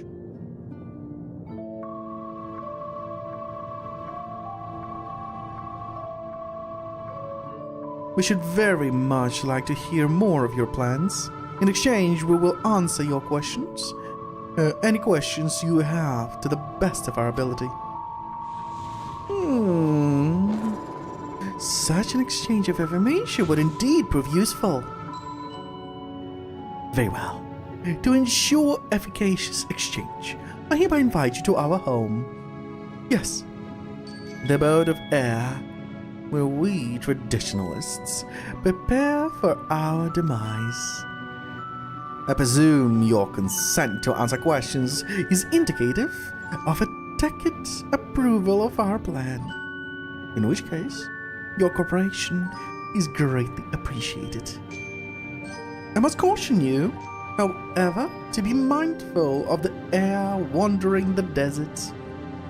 The desire for bodies of flesh would be described as overzealous. Now, if you would follow me. This is going rather smoothly. Not I'm complaining, mind. Even so, we mustn't forget their aim is oblivion, much like dragons. Though I fail to see why civilizations so seemingly advanced would choose to unmake all they have created. At any rate, we will find no answers dallying here. Let us be on our way.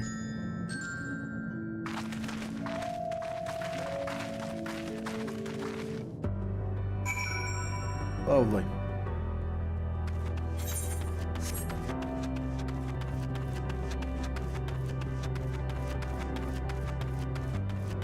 World of suicidal bastards. Fun, fun, fun.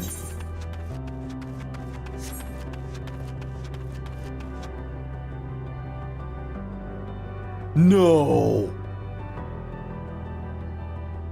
Nier? Those are monsters from Nier. I think.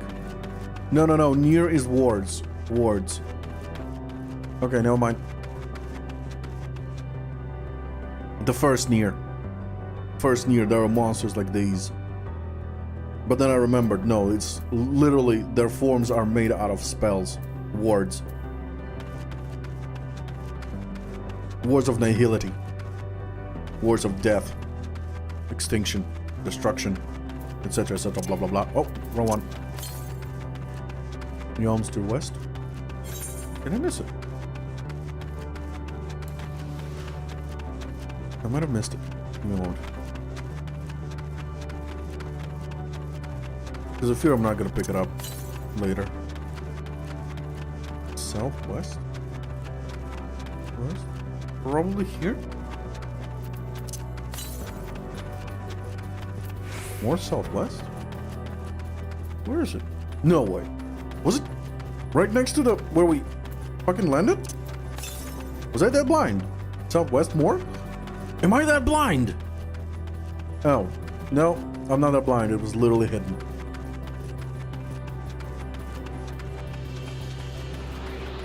Yeah, I wouldn't be able to see it from here. From there.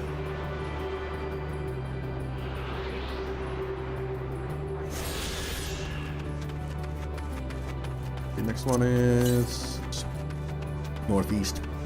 Around here's probably. If we're talking about 500, probably here somewhere.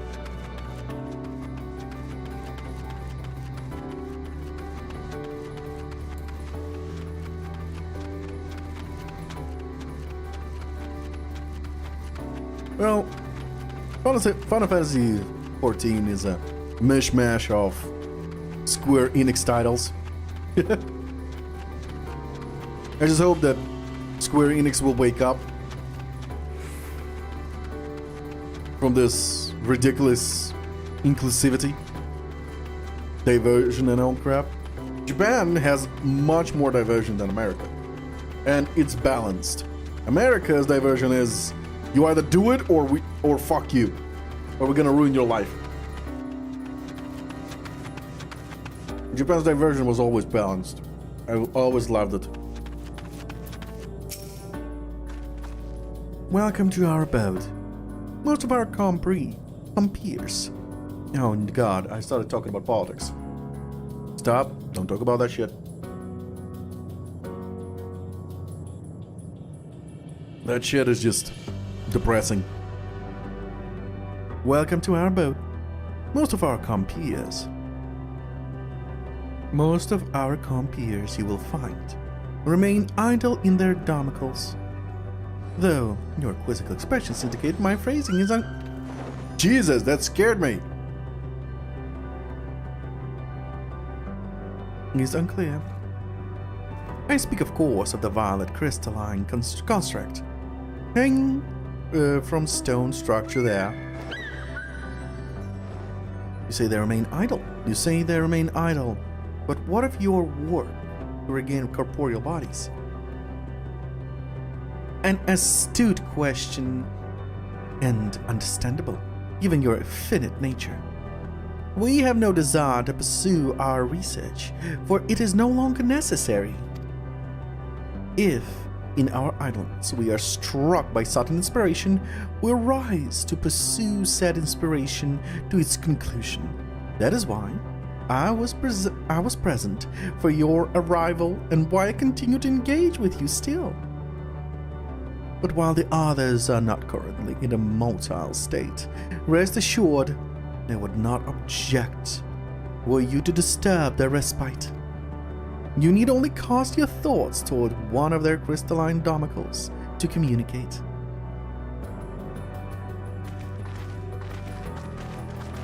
Okay.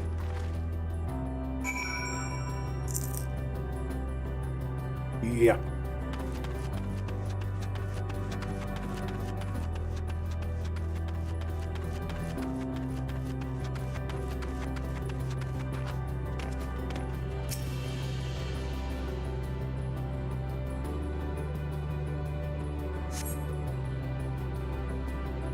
You cast your thoughts toward the crystalline domical, but there is no response. Okay.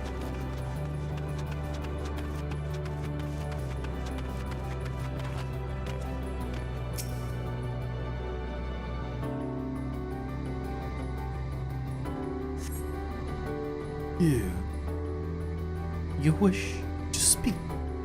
Very well. Pray a moment, if you would.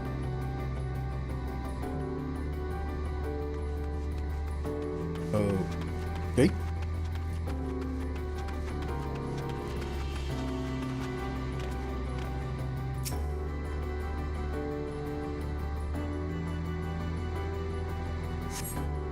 Why do we seek our hand, you ask? If you wish to know, I will tell you. Just a moment. I must remember. What form did I take when I last emerged? Oh, lovely.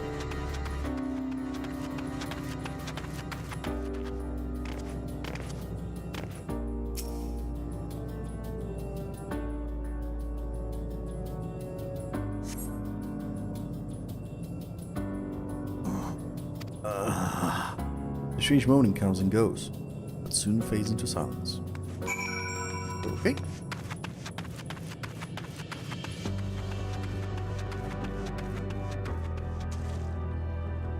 Oh. Oh. Well, I certainly cannot dive.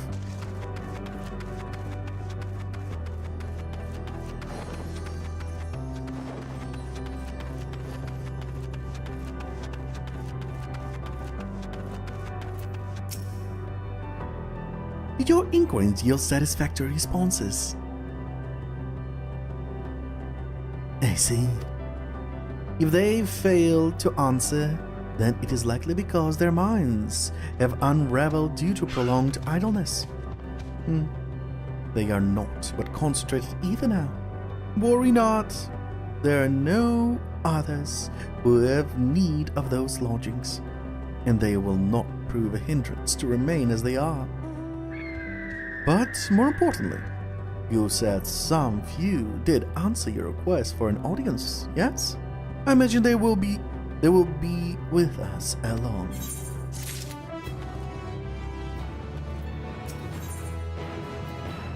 Fresh abandon? What? Or flesh abandon?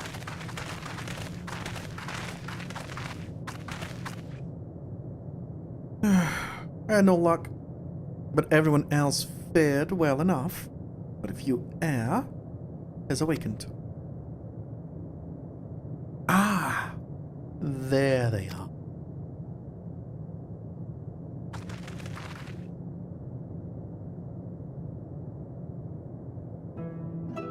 May I introduce you to Lalak, Dudik, and Neneg. What a name. It's been too long, Kafko. Interstellar Sard 4 has since completed an orbit. Indeed. Until the travelers brought it to my attention, I hadn't noticed how unraveled some had become. Travelers? Ah, of course. The ones who visited, who wish to know where we seek to regain corporeal forms. The truth of the matter is as plain to see as the neighboring systems, but my single account would fail to satisfy the requirements for scientific objectivity. Thus did I bid them waken you. Am I the only one who struggles to tell who is speaking? Nay, thou art not. In the absence of corporeal forms and diversions they afford, mayhap such similarity in voices is unavoidable. Oh, they have the same voice? Well, shit. By the way, Kopkov, have you already observed the requisite customs for the travelers? That which one is expected to do when receiving guests, a matter of proper form. Oh, shit! Ah, yes, so long has it been. It's completely escaped my mind, and still does What was it again? I can't seem to remember.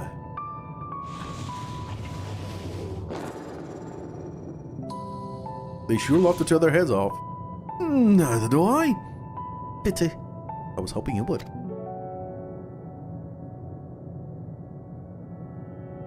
Perhaps we can search the archives for the answer. Come now, Neneg. The archives have long been frozen. Lest we subject ourselves to further dollar. Surely you recall that much. Ah, of course, food! The custom is to serve food. Beings of flesh such as they must regularly replenish their ether by contributing to their replenishment. We communicate our friendly intentions. That's right, that's right! We duly invite you to join us in a communal repast, after which we may engage in leisurely conversation.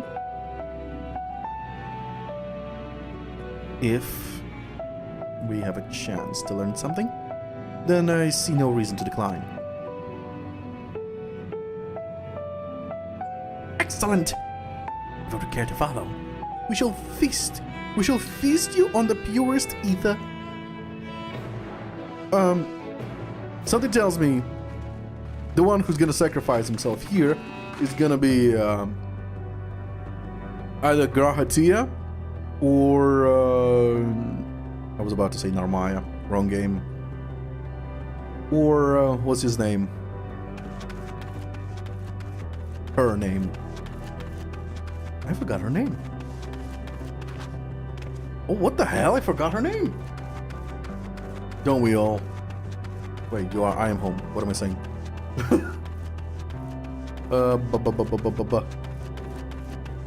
Ishtora. Yeah.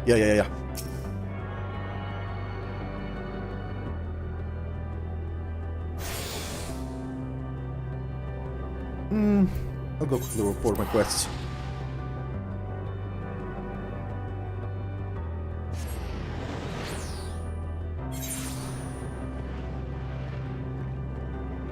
There's like a comma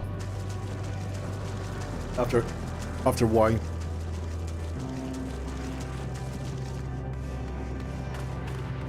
There's no I. Everything else is correct. So it is done. I heard his dying cry. His bloodline was the strongest of the armored ones, possessed of carapace, like unto stone. Yet even they were not impervious to metal friends' onslaught. It took but one to raise their nest. Even now its terrible form doth linger in my mind. The four jaws that ravened death, a shroud of neath a shroud of steel, Jesus. And to the few who escaped the carnage, life has gifted naught but despair. They yearn for vengeance. Though our enemy has long since quit this place, as thou hast witnessed, they now turn all too quickly to indiscriminate violence. Alas, this only feedeth the fire of their guilt. Never doth it quell them. Nay, I fear that only death hath that power.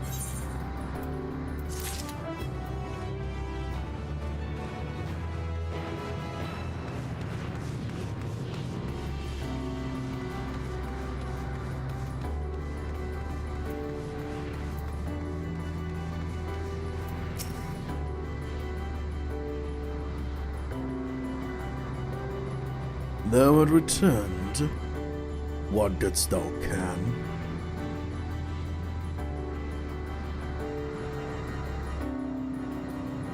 Naught but dragons. Verily. Perhaps thou speakest in sooth. The mechanical cacophony plagueth me without cease. Though I swear 'tis clearer now than it hath ever been.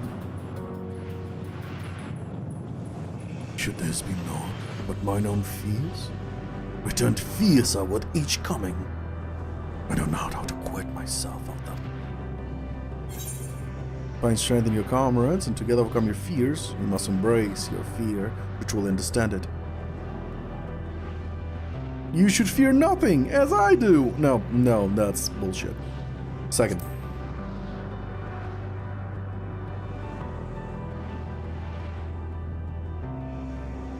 Thou art strong. Yet my keen sought what thou hast found. As our star would have met a different fate.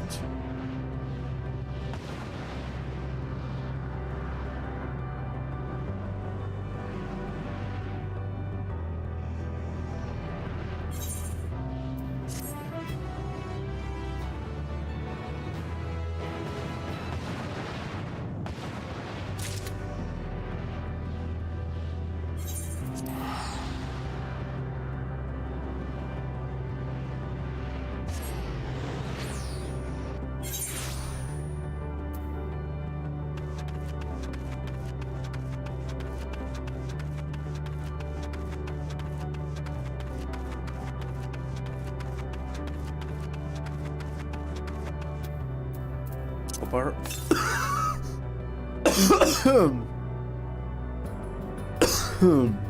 To the north. Really? I won't die.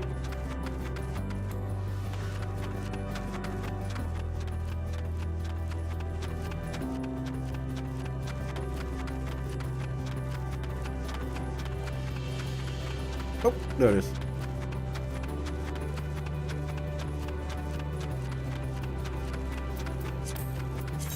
There we go. Now it shows up.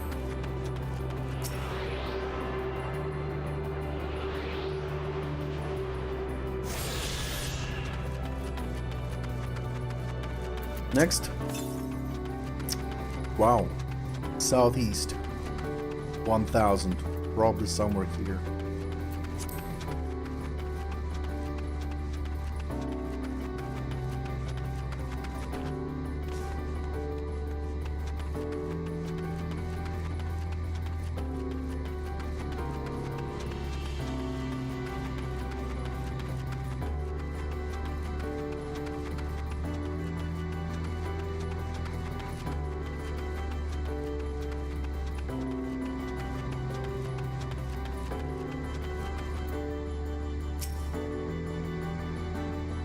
This facility is where we replenish our ether. There's no particular name for it, but we traditionalists sometimes use the word restaurant. Alan, if you couldn't take your place with your comrades, space will soon be awash with purest ether. Please absorb as much as you like. Oh my. Is this gonna backfire? I feel like it's gonna backfire.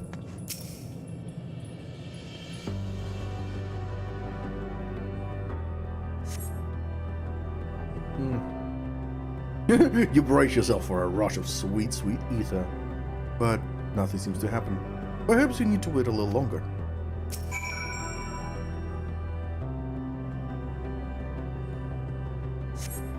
You brace yourself again, but again, nothing seems to happen. Just as I had expected. As meticulous as one might recreate the air's home world, this is Ultima Cthulhu. One cannot simply generate ether here. As the creations, our friends are oblivious to this fact, to the very truth of their existence, much like a phantom of the recreated Amaro.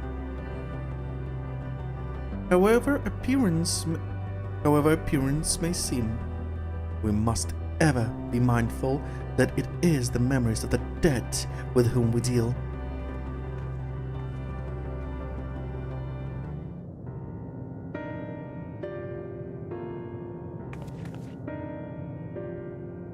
So, did you have your fill of ether? Alas, we couldn't absorb it. A deficiency in our forms, it would seem. Oh, how very unfortunate. May I ask how you normally replenish your ether?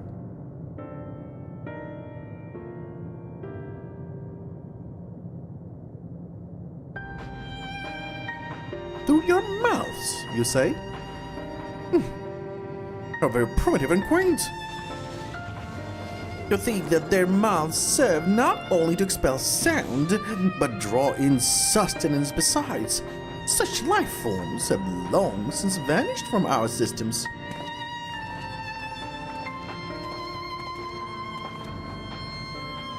Though we regrettably could not partake in your magnificent feast, rest assured, we feel your welcome most keenly. In the course of acquainting ourselves with your sophisticated ways, however, we could not fail but wonder, wherefore do you wish to obtain vessels of flesh, and whence to vanish? Will you not favor us with explanation? Oh. Is my chair falling apart? I hope it is not. You flesh and blood beings are always so hasty. It does have its charm, however. Very well.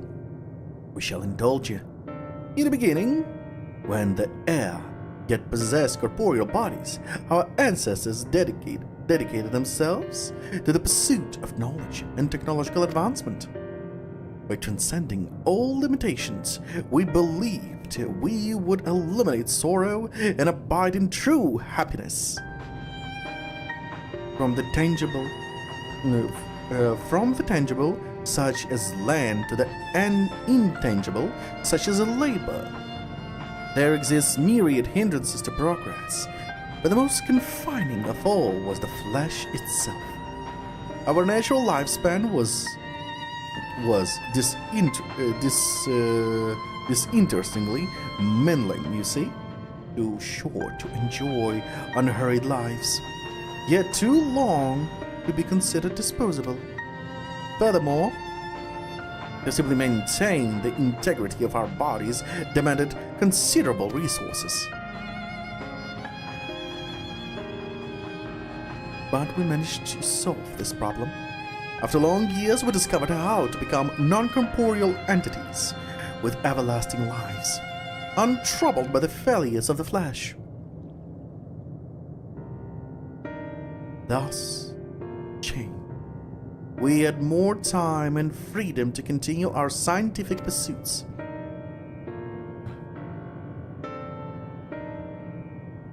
We went on to make ever greater strides in our quest to transcend all limitations, until we finally decided to challenge the last of them, the limit of knowledge.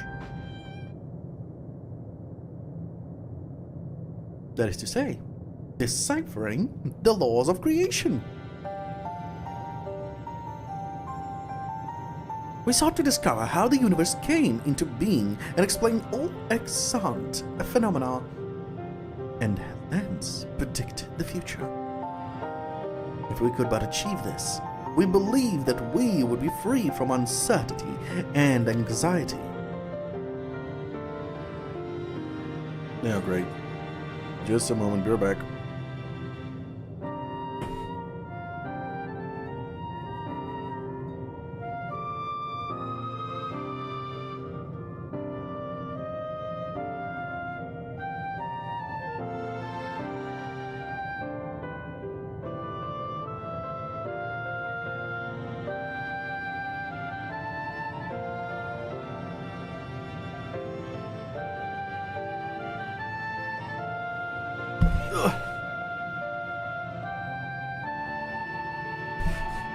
I'm back.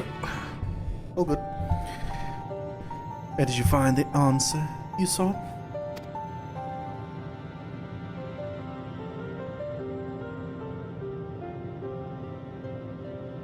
Yes, we did. Our efforts revealed to us a fundamental truth. Knowledge of said truth is essential for the continuation of our conversation. If you would learn more, we will share it with you. No, we mustn't. Primitives as they are, it would be unspeakably cruel to deprive them of their ignorance. They are possessed of corporeal form. Their lives readily ended. as those who have gone before. It is not our duty to warn them. What stinkers now?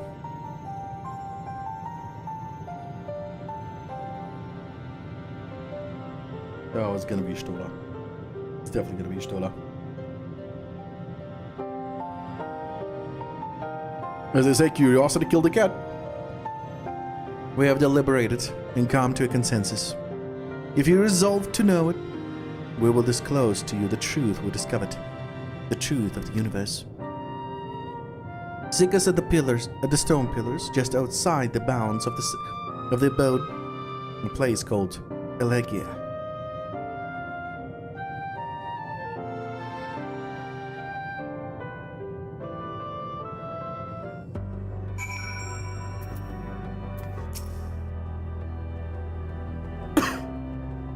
Fundamental truth. We will hear it, of course. Let us learn what has led such an enlightened people to this indolent end.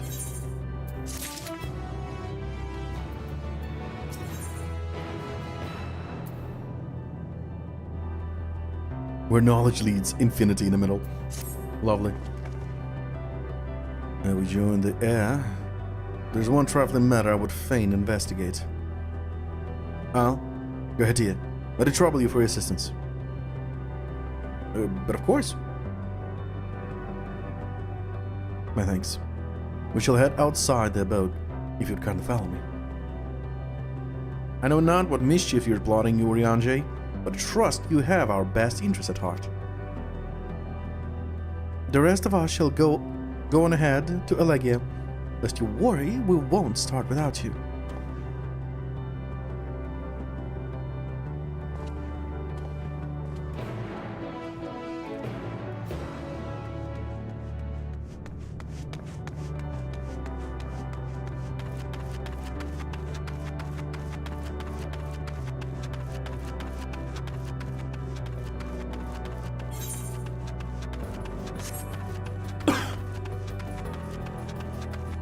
He's probably going to tell us not to listen.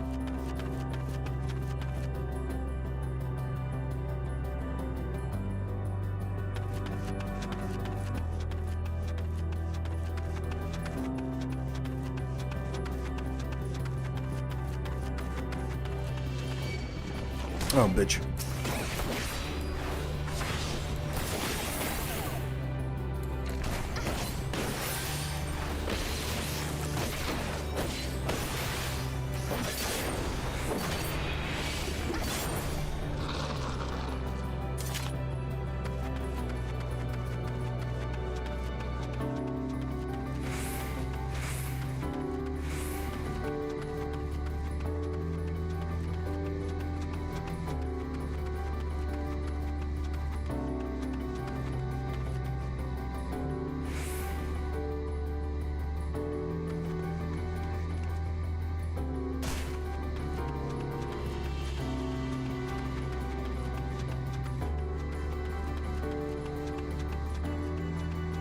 Oh, the other one is here.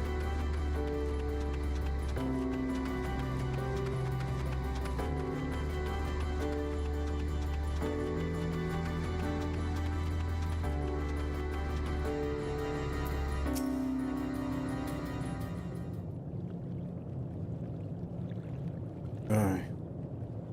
This place shall serve.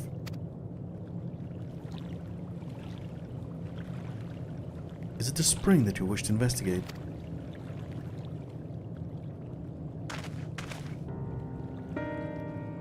Pray forgive me, my friends, but there is naught to investigate.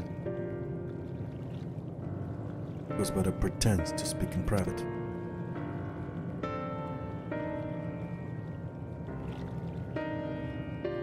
You have our undivided attention.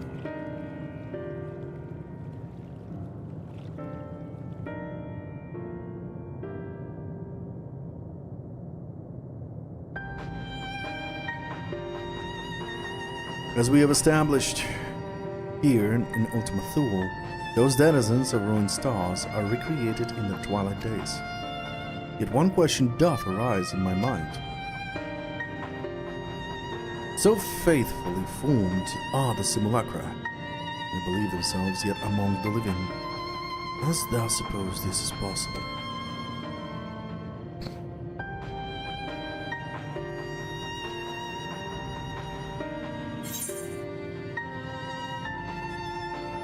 Meteor taking their hearts onto herself. Meteor made contact with them while they're still lived.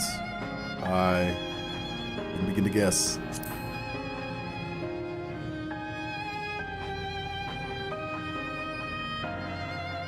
Wait, what if Meteor visited the dragons and the air while they're still alive? While they still lived? If so... Hey, Mother.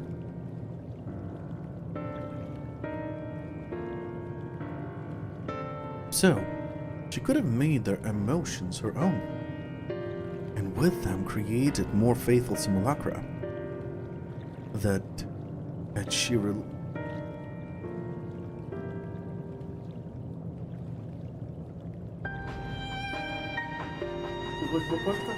Давайте окошко открою.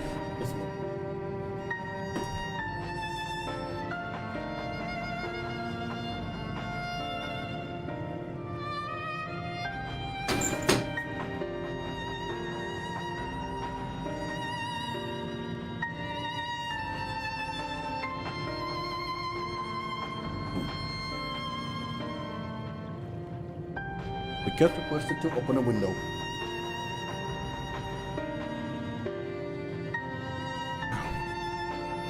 If so, she could have made their emotions her own, and with them create more faithful simulacra. Simulacra than had she relied on any historical account. So too did I theorize, and upon that assumption, considered how those two races may have met their demise.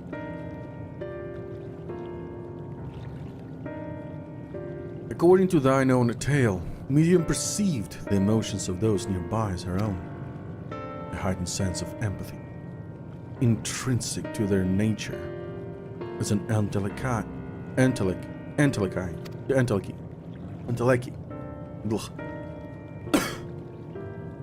In the course of her starfaring journey, she encountered beings who strongly desired the cessation of their existence. She would be powerless before that desire.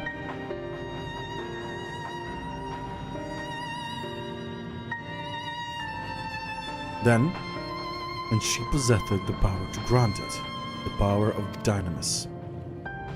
It is my supposition that overwhelmed by their longing for death, Midian did unleash Dynamis and usher the dragons and air onto their doom.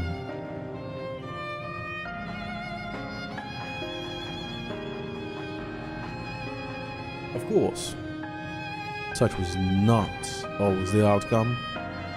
Full many stars did she find, already lost to ruin. In order to create a terminus, however, the fervent desire for the end is essential. Therefore, should you struggle to find the way forward, pray ask yourself this. In the place where you stand, whose is the soul that yearneth most desperately for oblivion?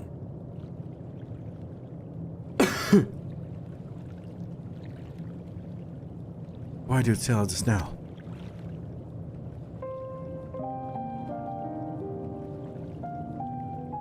Ne'er again would I betray your trust.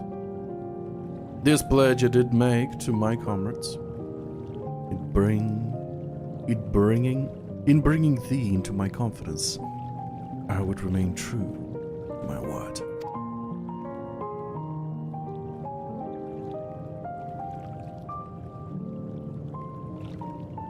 As for thee, let us consider it my fitting reward for the secrets I harbored for the Crystal Exarch.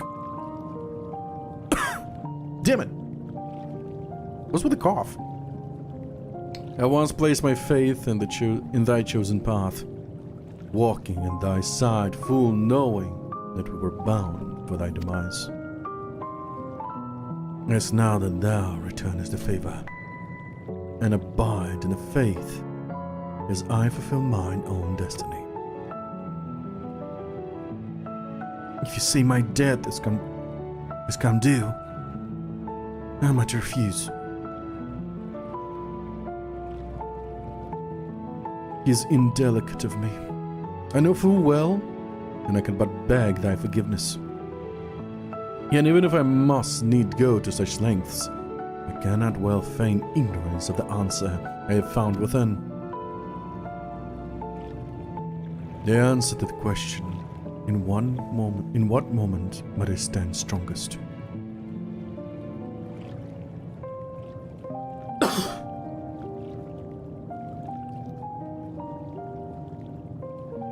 After all that we've been through, I will say only this.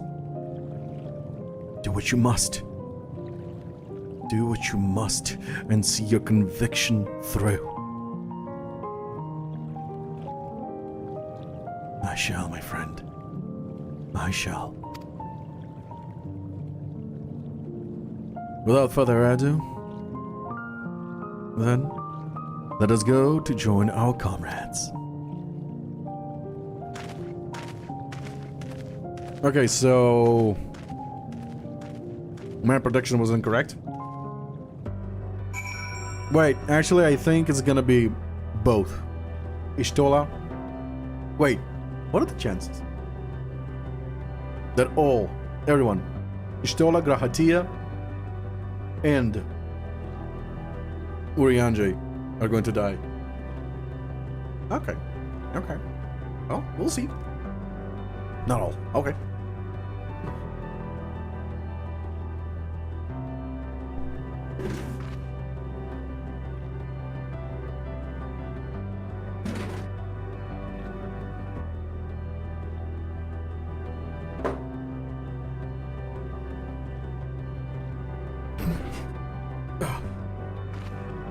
My kid left the window, so I closed it again. So it will be dark in the room. Let's be off to Allegia.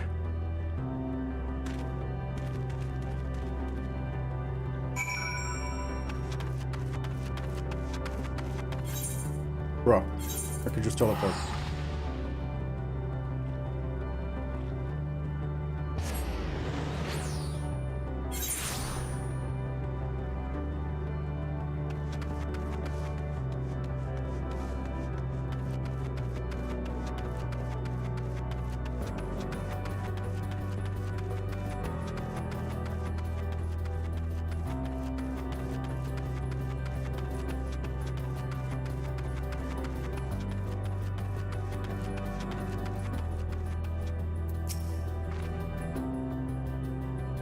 It seems everyone's accounted for. Shall we then?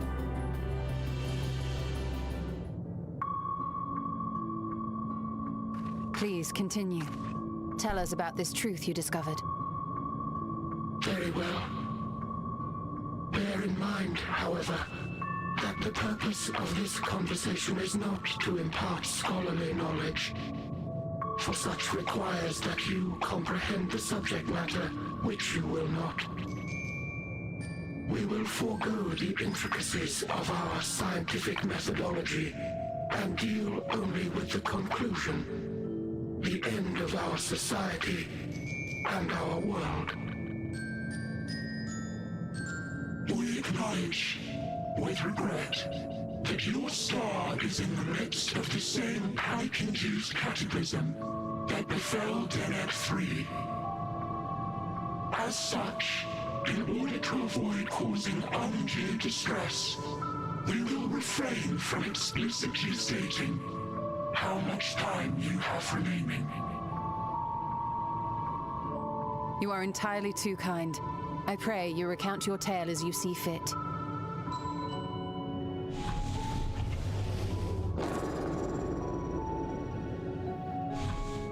In the beginning, universe was but a tiny particle.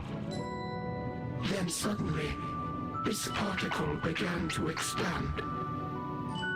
Having remained entirely in the bounds of your star, the phenomenon may be difficult for your kind to grasp.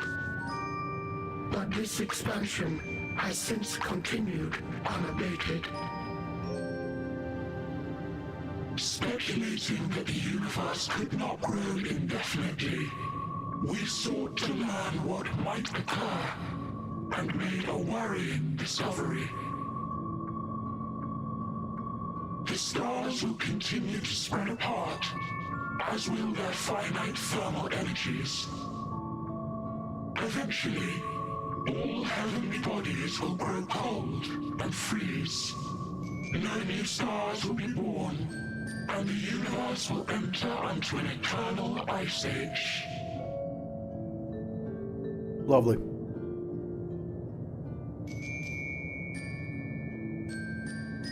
In hopes of proving that this determination was erroneous, we scrutinized our research from all angles, even as we sought to avert the everlasting winter. The endeavor proved fruitless. So infamously so, in fact, that it became synonymous with vain effort. The universe as we know it would end, and there is no way to prevent it. Beneath the weight of this knowledge, our society stagnated. Though we had time still, it was a cold comfort. Why strive for anything when desolation is assured? When our wealth of wisdom, accumulated since the dawning of our kind, would be forever lost. No civilization would rise from our ashes. No scholar recover our knowledge.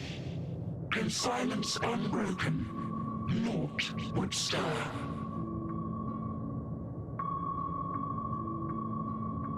Intellect was once our pride. Overnight, it became our shame. Our works, monuments to futility. Immortality, our greatest invention, became a source of suffering. Rather than suffer on, many chose to unmake themselves by means of etheric exsanguinators.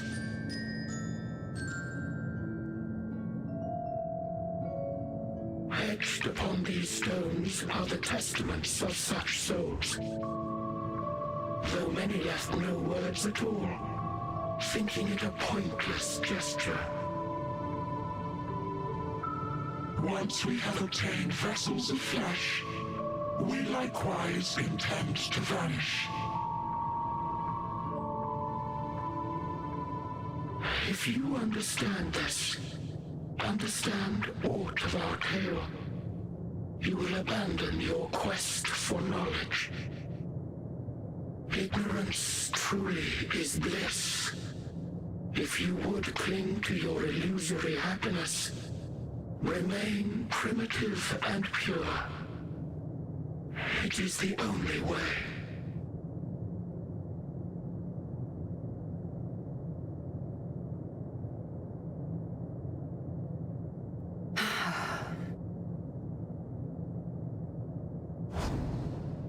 So that's your story.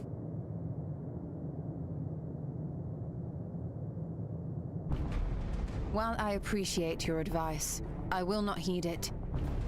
Convinced though you may be of this truth, it is yours and not mine. Indeed, truth, I have ever believed, is in the eye of the beholder. Are you suggesting that we have reached a faulty conclusion? That our science failed us? Hardly. As you yourself said, the subject matter is beyond my comprehension. And that, I accept, is true.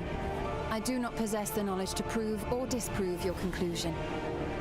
In my mortal years, I doubt I could even approach the wisdom of the Air. But of one thing am I absolutely certain. I would not be happier in ignorance. Y'shtola, no! You mustn't!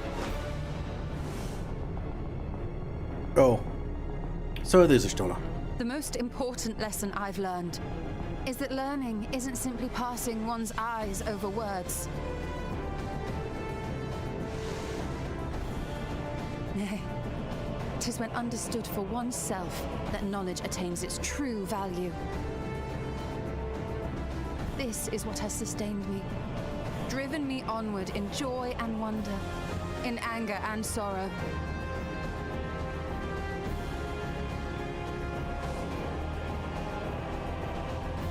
The universe may end, and all may be for naught, but I will live as I always have.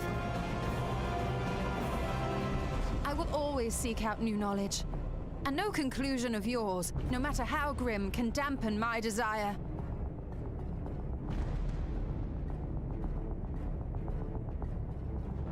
I suppose it is only to be expected. Their feeble minds cannot fathom the terrifying gravity of it all. But worry not. We consider it our duty to enlighten you, and we will not stop until you grasp the full extent of our despair.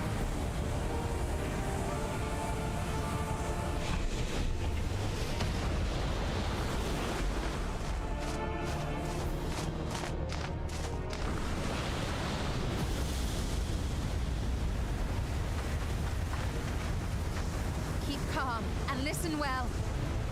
Though my body will soon dissipate, there may be a way to restore it. Azim's magic. So long as our souls remain, you can use it to summon us back. But you mustn't, for it would mean losing our way forward. This I only reveal so that you can promise not to invoke the magic. Okay. We came here knowing what victory may cost. So press on, and do not look back.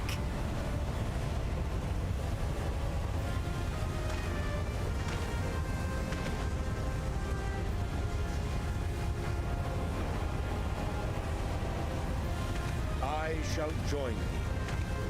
As subterfuge is not required, thou shalt not suffer for mine absence. Riange. Lovely. My resolve hath never been as strong as thine.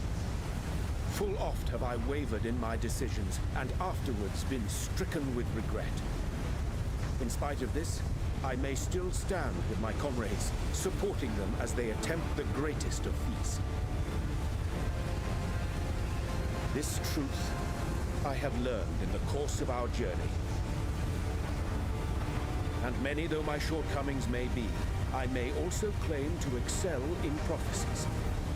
My studies, into which have granted me the flexibility of mind needed to bend this malleable reality.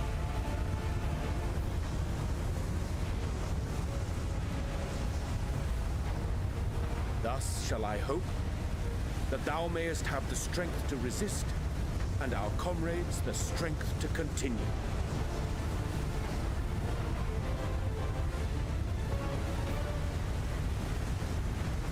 With you to urge us on, how could we possibly fail?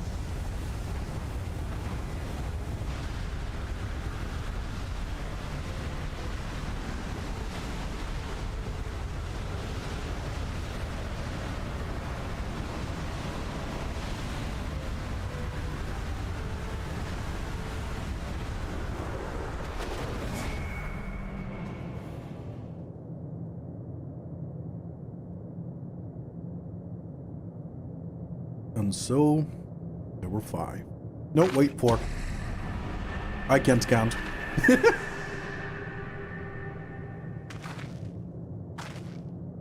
What's this? An extinguished civilization. Rekindled?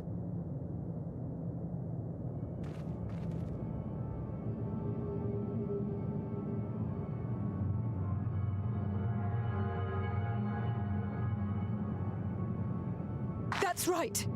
Our quest doesn't end here. We'll press on, and we will find you.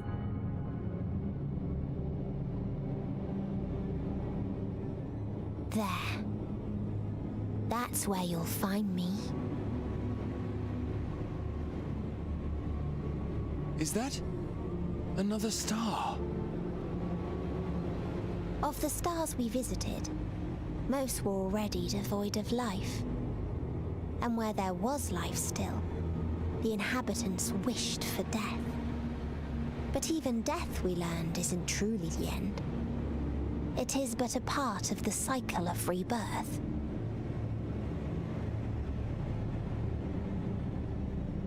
Souls return to the star, or in its absence, a larger flow. And eventually they are reborn, alive again, to know suffering anew. True salvation lies not in dying. It lies in not being born. This is the gift I would give to you, to all life on beautiful Aetheris. To that end, we created an egg wherein life cannot quicken. That dead sun. Attain it if you can, before your friends' emotions fade away, along with their protection.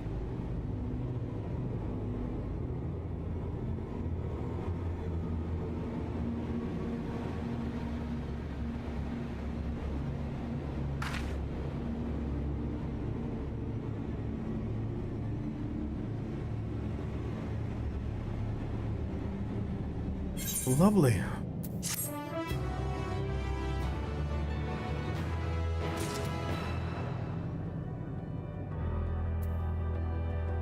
A horror shit show.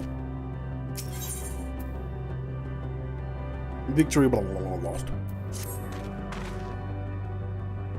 We're ready to continue on? Then let us make for where the light shone. Ishtola and Uruyanche have opened the way for us. Yep. I'll just pick up some side quests.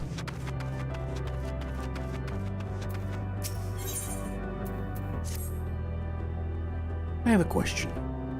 One that can only be answered by being of flesh and bone. Will you hear it? Thank you. Before I ask, however, I require that you learn more of my kind, lest your answer be senseless and vapid. You can come to know us through our final words, though, alas, you cannot comprehend them in your corporeal form. Thus I shall temporarily free of your body, allowing you to perceive as air do. Please indicate when you are ready to shuffle off your mortal coil. Wow. You have prepared, yes? Very well.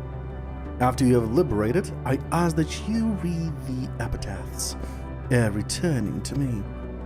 Please brace yourself, as there is the record evidence that this may feel weird.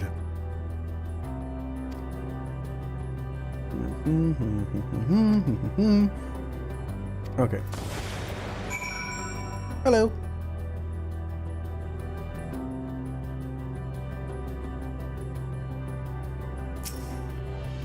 Across paternity, yet a hold only loss.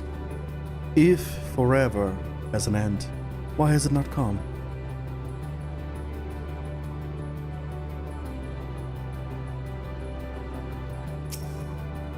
With no future, we turn to the past. Knowing none have turned to our present, we are the dead end.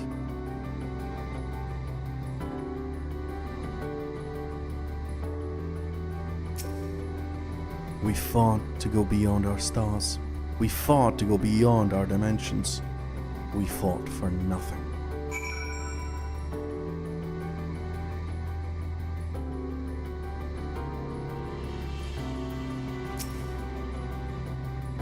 You've read them. This as well. However, you have yet to look upon our most important text. Please Seek it in the charming wooden area outside our home. Charming wooden area? Where the hell is that? That?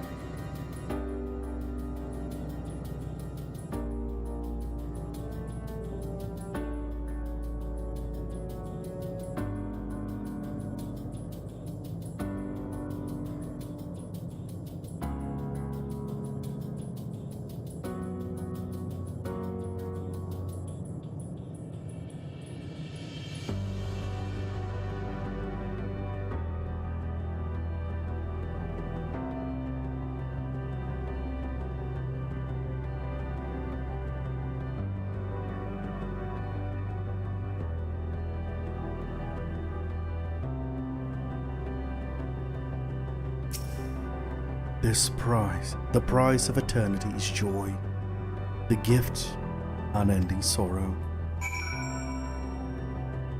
Wow.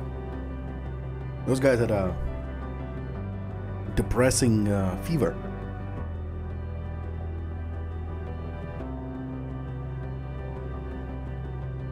It's like Hermes, but multiple number of them.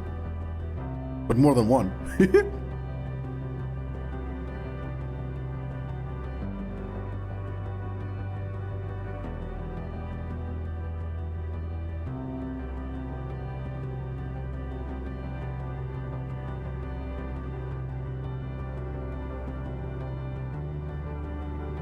Where'd he go? Oh, there he is.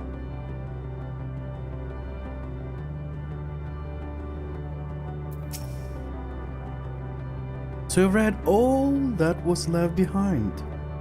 Those inscriptions were written by the first of our kind, the first to know the pinnacle of enlightenment, and the first to know the depths of despair. They prepared you to answer my questions. As someone bound to a corporeal form, do you think there is hope to be found alive? The only way to know is to keep living.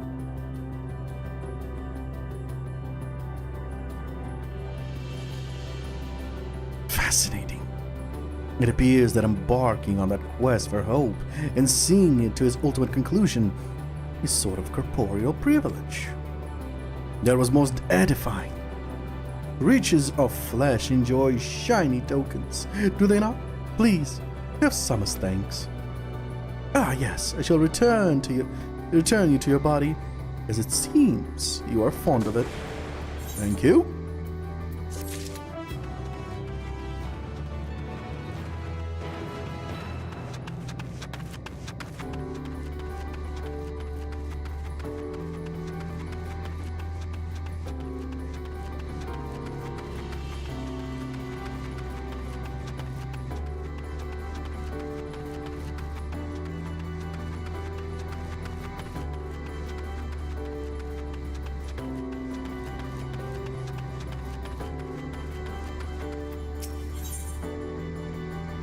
That's a lot of green. How fortunate that you are here, corporeal being. For we are in need of your assistance. I am sure you saw some of my kind drifting about the untamed wilds just over there. As I understand, they are binding their spirits together as one in hopes of diluting their consciousness and thereby raising their sorrows. Unfortunately, the resulting amalgam doubtless longs for more minds to incorporate, and if other heir approach it, we may be drawn into growing mass against our will. Your corporeal form seems to outweigh your mental capacity, so you should be safe. However, please destroy the collectibles, the collective consciousness before it kills us all. Wait, you want to survive? You already accepted? Your already acceptance gladdens me. I believe that if you lay waste to two wandering souls, the amalgam will appear. To be aware that while your mind is safe, it may present other dangers should it realize what you are attempting. Okay.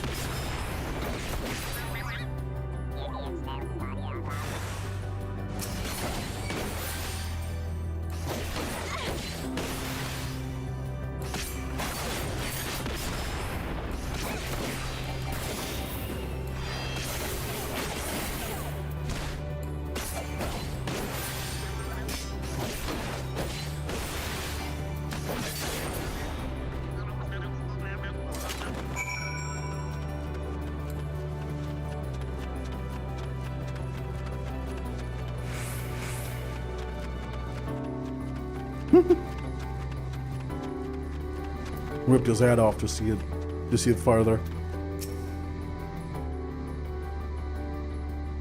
I see you made a work of amalgam. Of course, it's well within each heir's right to choose when they wish to end their own existence, but to force others to join them, however accidentally, is not the matter. This whole ordeal has led me to contemplate how I should meet my own demise. But forgive me, I follow such matters. I forgot such matters are not left to choose for your kind. Truthfully, I envy you, to go forth each day full of vigor, not knowing when your lives will be unexpectedly snuffed out. It must feel incredible. It must feel incredible. My apologies. I may have made you uncomfortable. I am unused to speaking with mortals. Be assured that I appreciate your help, and you have given me much to think about regarding death, or perhaps life.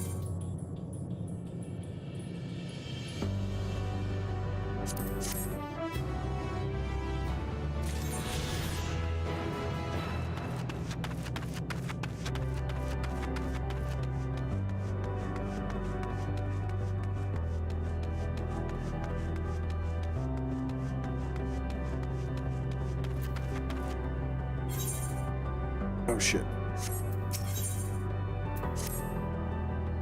Pardon me, traveler. I like the sense of time, as perceived by those of finite lifespans. But would you be able to spare a moment to speak with some of my fellow heir? It is rare to find one so unmarred by the scars of deepest wisdom. Your appearance and perceptions, as an outsider, differ so much from our own that I wonder if a degree of interaction might prove stimulating for both parties.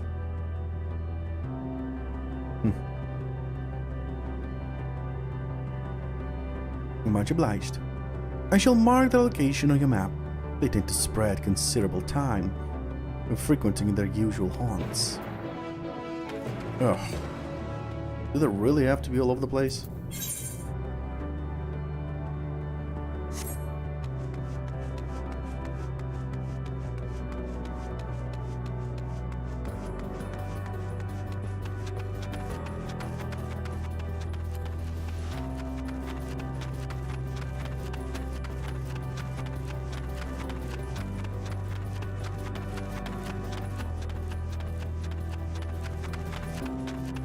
Insufferable bricks.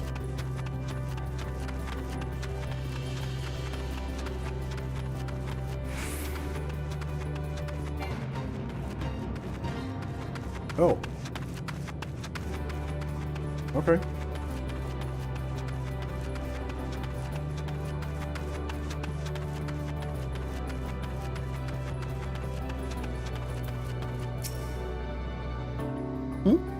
Oh! It must be that trap and traverser from beyond who has been causing quite a stir around our abode. What a sort of luck! In fact, I had been hoping I might have the opportunity to exchange thoughts with you. and your companions.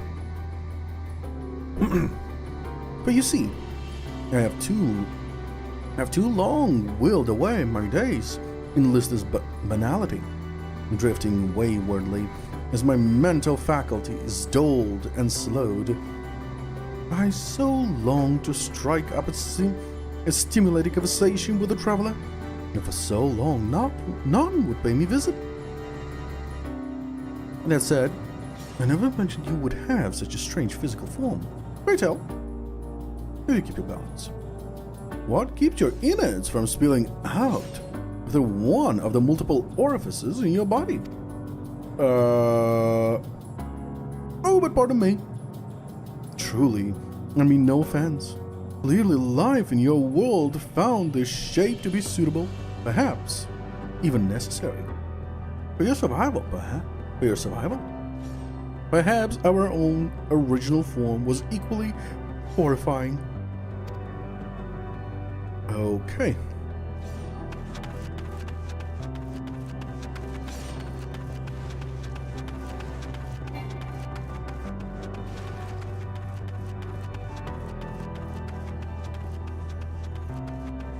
Is that a big mecha dog? Oh, that's a field boss.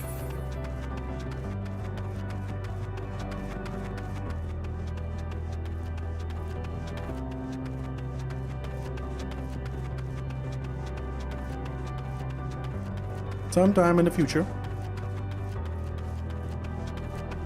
when we are level 100,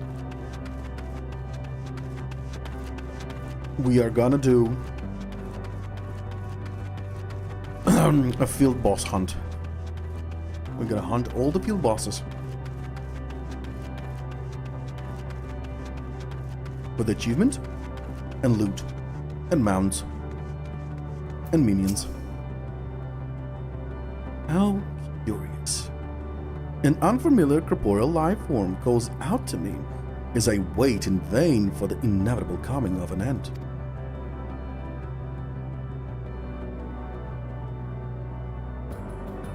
This is indeed the chance of a lifetime, mayhap of many lifetimes, and so I pose to you this question. Tell me, traveler, what is the true nature of life and the universe? An eternal adventure, a deep forest where predators lurk. 42! That is the most annoying answer that can anyone give. Because it doesn't explain jack shit. Just a number.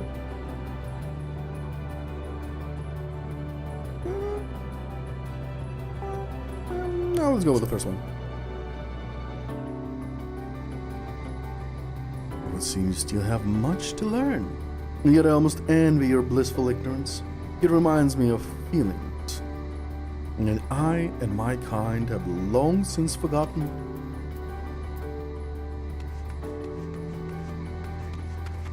Don't tell me the correct answer is 42.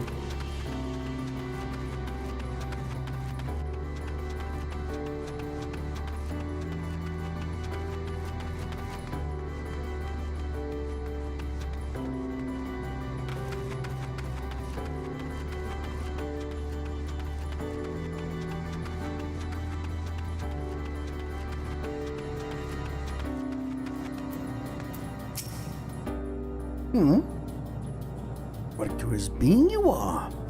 Have my peers discovered how to regain their corporeal forms while I remained lost in thought? No, of course not. When I think of it, I wonder if we ever possessed the peculiar forms that you now do.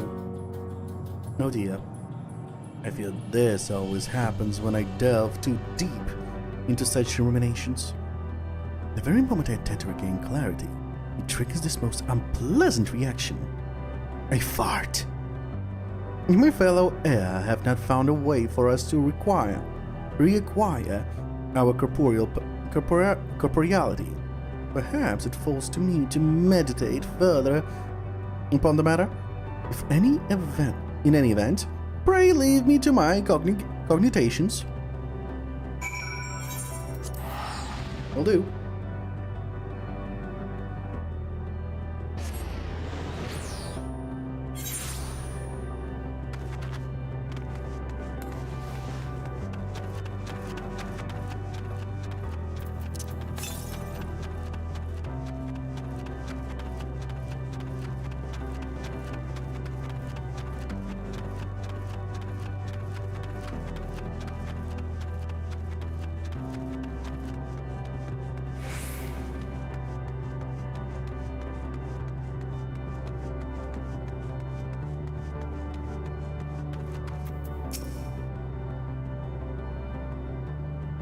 Did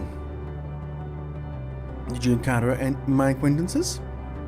I can only hope that they derived the same sense of stimulation from conversing with you as I myself did.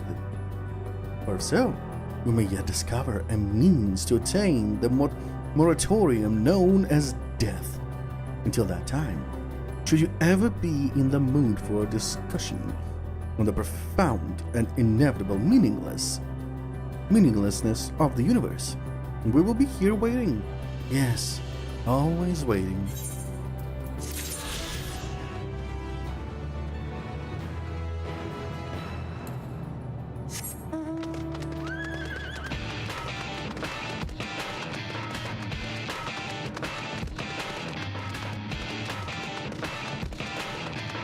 Okay.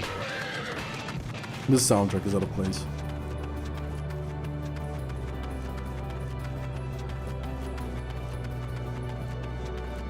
Is there another field boss?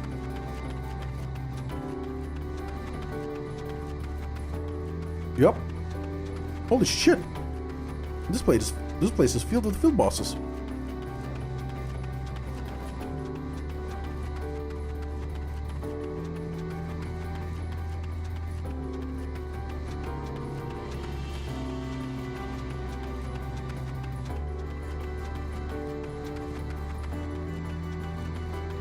Oh. This is Omega's world, probably.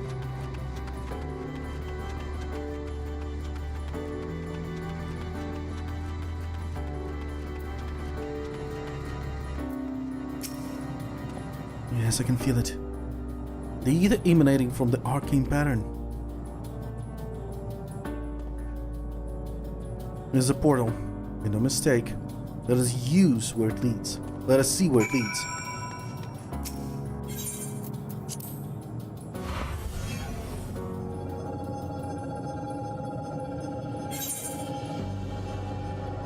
Oh yeah, clearly Omega's world.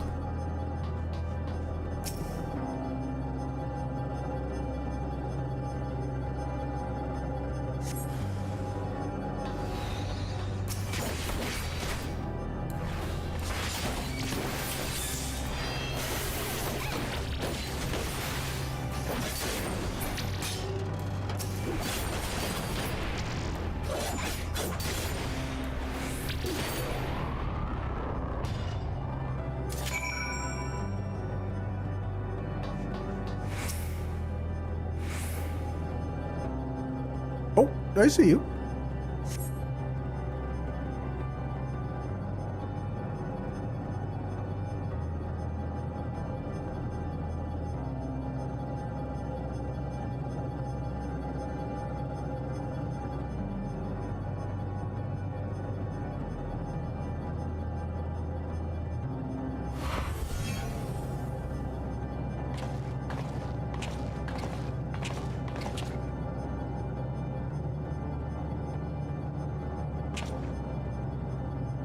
Amazing. Yet another civilization. Attacked as soon as you arrived? Not the most welcoming of places, is it? We must try and find denizens who are amenable to conversation. We should also get the lay of the land. See how far we can go. I'll help it over that. In the meanwhile, you and Graha can search for friendlier folk.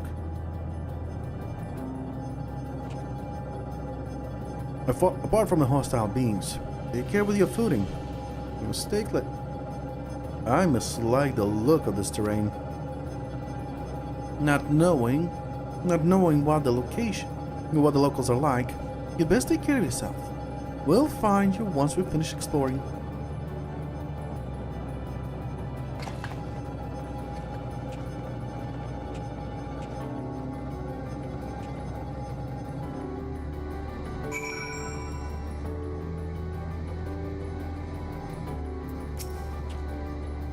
I expect the tunes will seek the outermost bounds of the Isle, so I propose we search the central area. There are machines patrolling here and there, sentinels in all likelihood, like those you encountered. They will most likely attack any who venture too close. So let's avoid them and look for others that appear more approachable.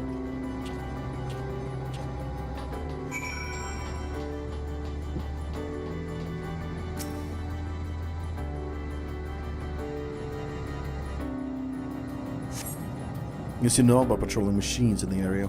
They do not seem inclined to non-violent intercourse. Oh, fuck.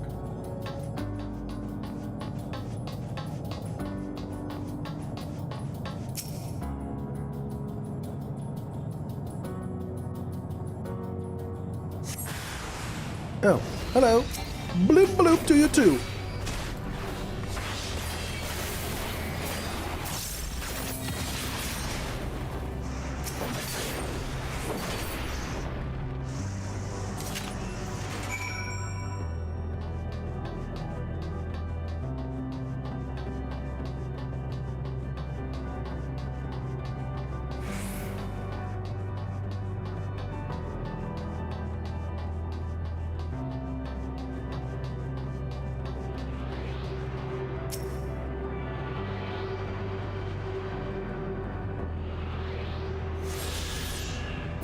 The last one.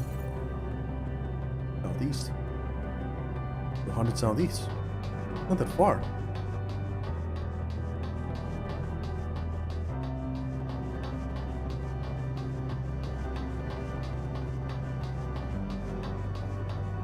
We'll go pick it up.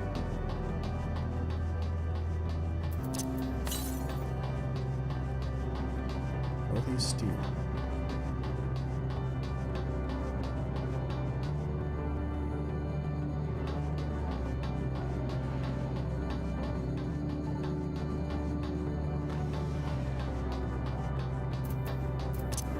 Oh, there it is.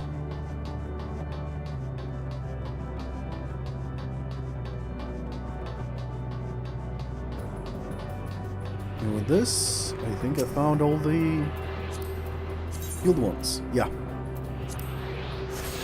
Got all the field ones.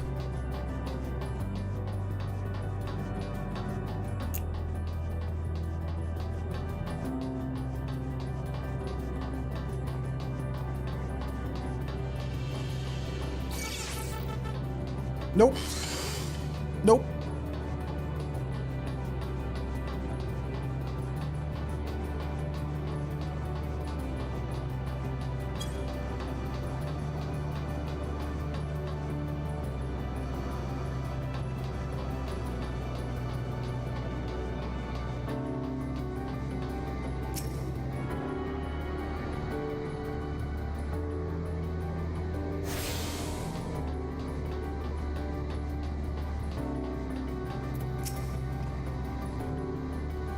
Look out. The machines here do not appear hostile. You'll see if we can communicate with them. Begging your pardon, but we are searching for the deserts of the star. Just unknown life form detected. Assigning generic label interplanetary travelers. Greetings and welcome to the planet Bleep Bloop. The planet? What? Would you please repeat that? It appears your hearing organ is unable to process the name of our tongue. It may be translated into yours. It may be translated to yours as Alphatron. Our people, meanwhile, are called the Omicrons. And you can stand within one of our outposts. Omicrons, you say? And what is this you do here? We are preparing for war.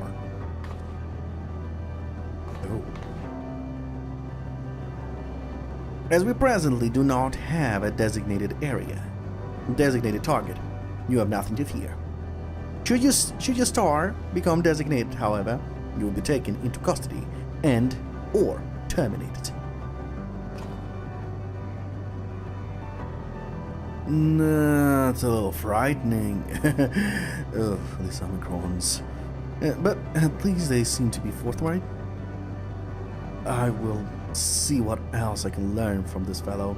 If you could try speaking with the others.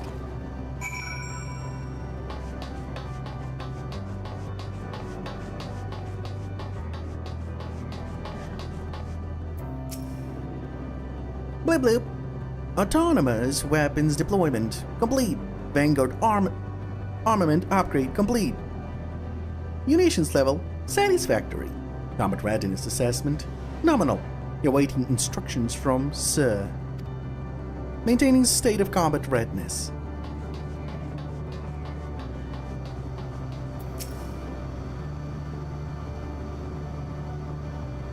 Measuring combat capability. Result negligible. Subject fails. Falls outside targeting parameters. Greetings, traveler. We are the Omicrons, and our objective is self-enhancement. In order to achieve this, we venture further to conquer. Fourth, in conquest to acquire combat data and resources. Most recently, we succeeded in subjugating the home world of the beings whose strength was said to be without parallel, the dragons. Yet, though the endeavor yielded a wealth of combat data, Star was rendered barren and unable to yield resources. His subsequent costing determined that the losses incurred exceeded the gains. Yeah, no shit. But greetings, traveler. When venturing outside the outpost, beware malfunctioning units. They do not heed Sir's commands and indiscriminately attack all non-Omicrons. For the avoidance or confusion, be advised that Sir is the alias of Stigma 1.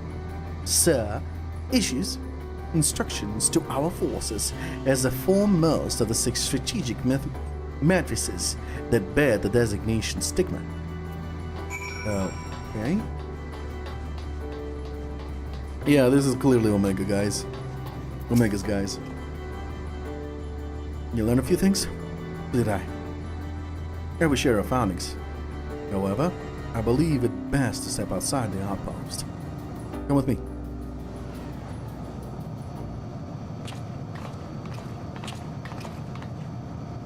Ah, there you are.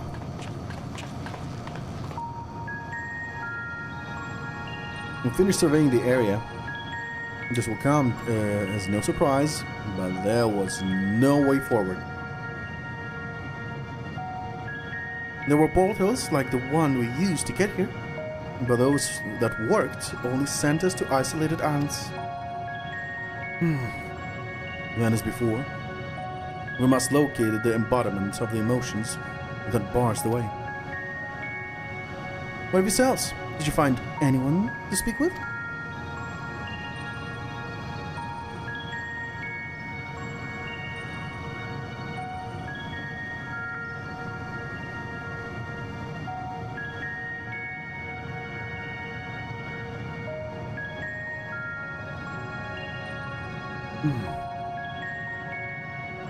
So the Omicrons seek to advance themselves through conquest.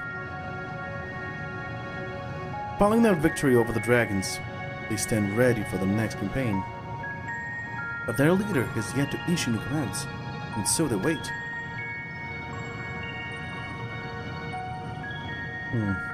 In such a place, who could it be that fits Urianja's description? A soul whose yearning for oblivion surpasses all others. Urianja said this?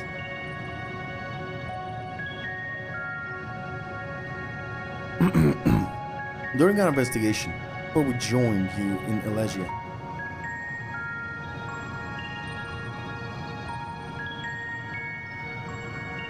so that's the way of it. Why couldn't you just said it to all of us? Given what we know of this place, it's certainly a curious state of affairs. While the dragons in the air longed for death, the Omicrons long for conflict. As much as that may lead to destruction, it may be considered a distinctive desire.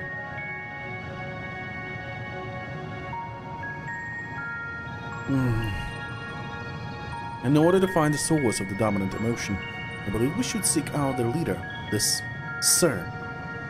According to M32, the first Omicron with whom we spoke, there's a console by which we might communicate with it.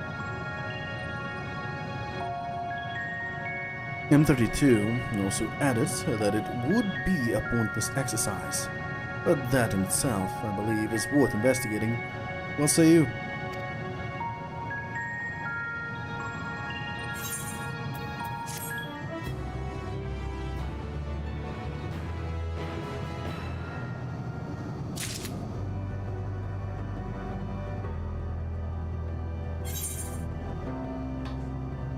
Oh.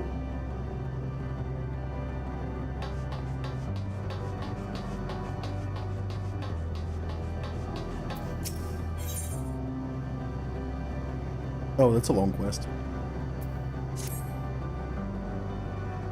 Assistance requested. This unit has observed a curious phenomenon in which certain members of enemy factions have exhibited a marked increase in their combat capabilities. Analysis suggests that said members share unique, interspecific bonds with others in their faction. Those individuals were conferred titles such as consort and family. This unit detected no difference in physiology that would provide notable advantages in combat, yet the presence of interspecific bonds alone led to an increase in performance. Records indicate that one member of a bond group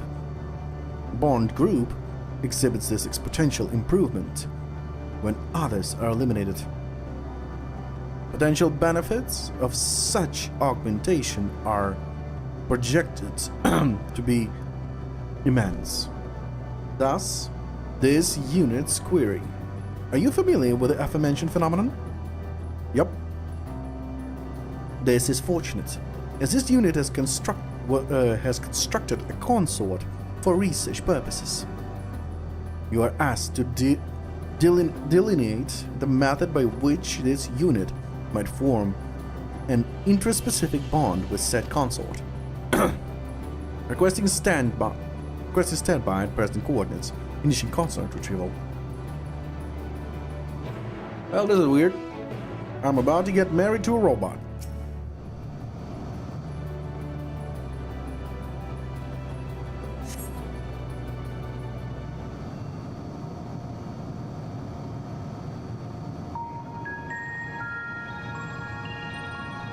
Activating introduction. This unit presents the aforementioned consort. At present, its capabilities are comparable to subordinate patrol units. How should we proceed? We need to go closer.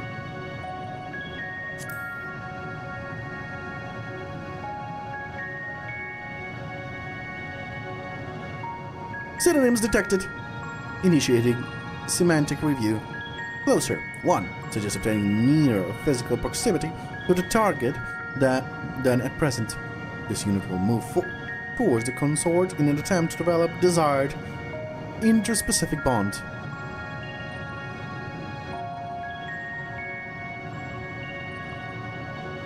Visual analysis at its range reveals a dent in the target's frame. Estimated impact of functionality inconsequential. This unit requests confirmation that such discoveries will result in improved performance. Wrong.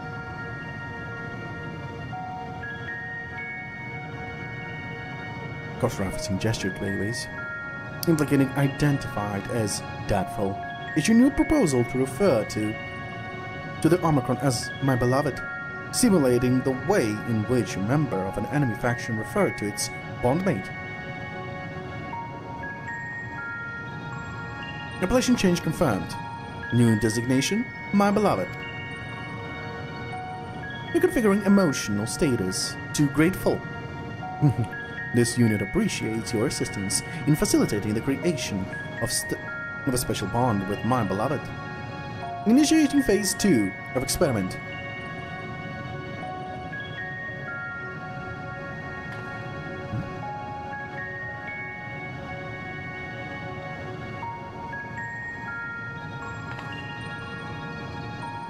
What's the phase 2? This unit will evaluate whether the destruction of my beloved bears a positive impact on this unit's combat capabilities. Transmit a self-destruct command to my beloved.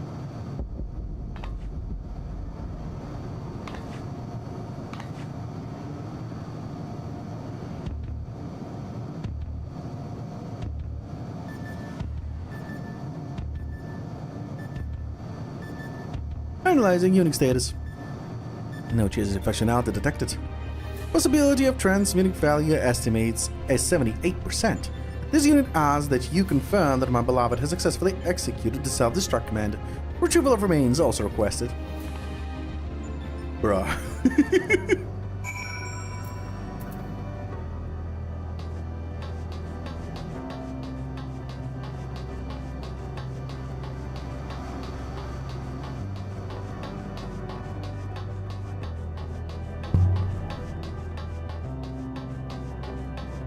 That was a bra moment.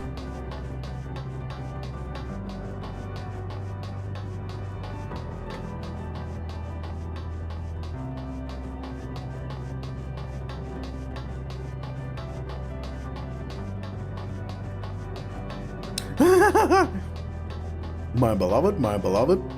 Any more, my beloved? Anywhere? No? Okay.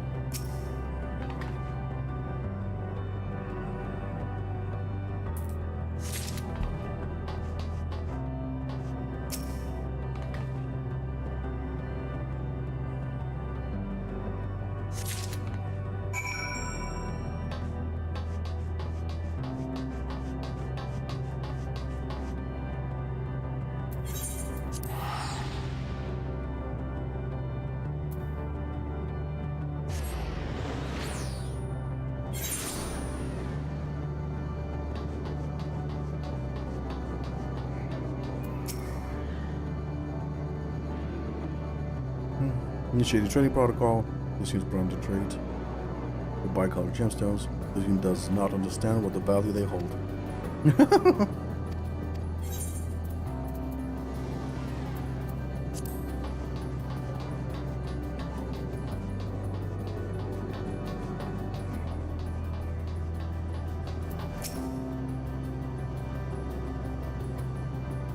Requesting retrieval, my beloved.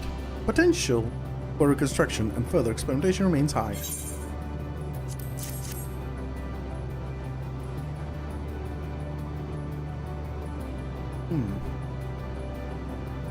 Self-destruct confirmed successfully. Doubling. Experiment confirmed unsuccessful. Analyzing in this analysis of this unit, parameters shows no change in functionality. This unit will consider executing a family simulation after reconsulting enemy faction data, but based on results of the consort simulation, termination of research may be advisable. Reconfigure emotional state from disappointed to grateful. This unit thanks you once more for your cooperation. Your proposed methodology may be implemented in future experiments. Oh, okay. That was fucking weird.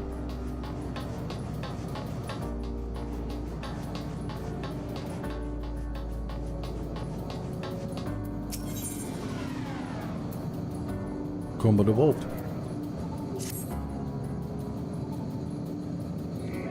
Initiate communication. This unit requests your participation in Omicron combat simulation. 98% of the past 12,359 sessions have produced the exact same result. Thus, an unknown quantity, such as yourself, is required. An Omicron aggressor is positioned outside the base. This unit has instructed said opponents to record all combat sessions data.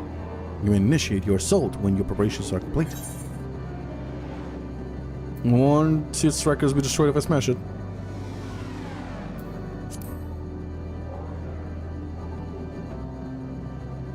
Uncertainty detected. Reviewing previous transmission. Verbal analysis suggests this unit has omitted crucial information regarding the current mission. This unit begs your pardon. Once you have nearly destroyed the aggressor, you are requested to activate this device, which will automatically transfer combat data to a convenient portable format, initiating handover protocol.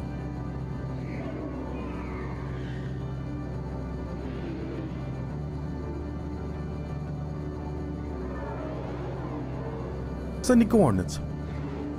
Per the transmission you have just received, the opponent is located on the planar frame extending from this base, reconfiguring emotional state to grateful.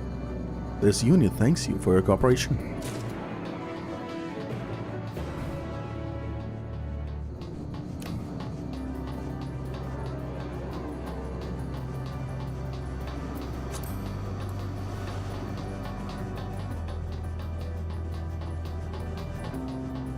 Hey guys, I'm doing weird shit.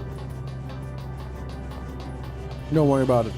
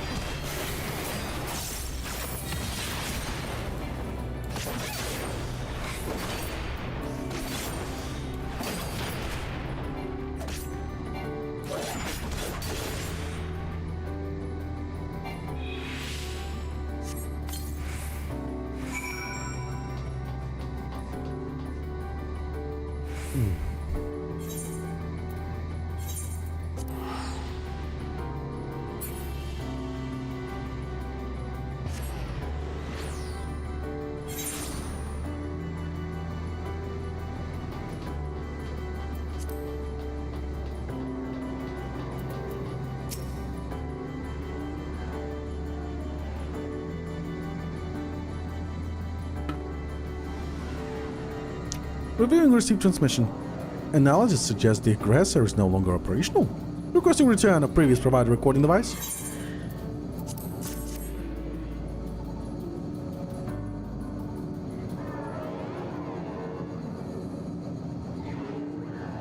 Extraction of common data complete. Analyzing.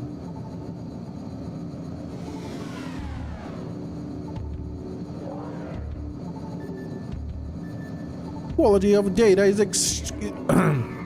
quality of data greatly exceeds expected values in all previous records, according to emotional state of impressed. The data suggests you engaged the aggressor at close quarters and gave it little time to respond. This unit will submit a request to Logistics Matrix for the augmentation of emergency escape apparatus. Searching data for simultaneous situational appropriate axiom. Only through combat can we improve ourselves. The absence of new challenge results in stagnation. Records indicate this base has not encountered new threats in a considerable amount of time. This unit sees potential value in enduring attacks more frequently, though its Discord prevention model is buzzing in a most irritating fashion. The configure emotional state to grateful. This unit appreciates your cooperation with a collection of combat data. Analysis suggests it will prove invaluable to further development of base Omicron.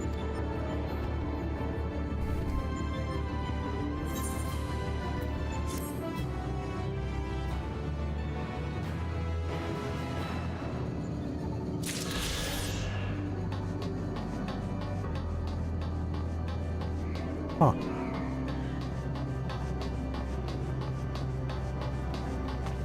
Because of the pictures, I assumed it's gonna be like a chain quest. Oh well.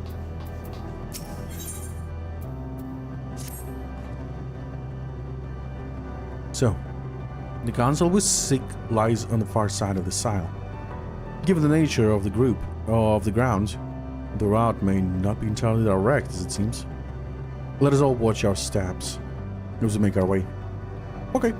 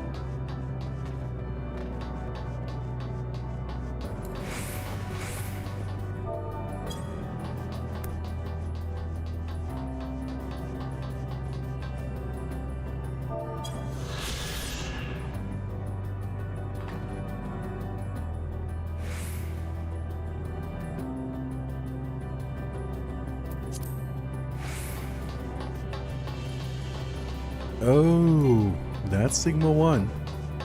Well, he's in bad shape.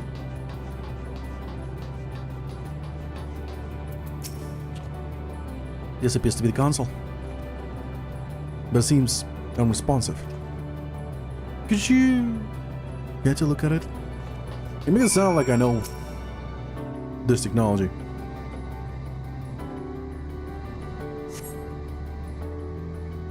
You tried touching, smacking, and attuning with the console, but there's no response. No luck, I see.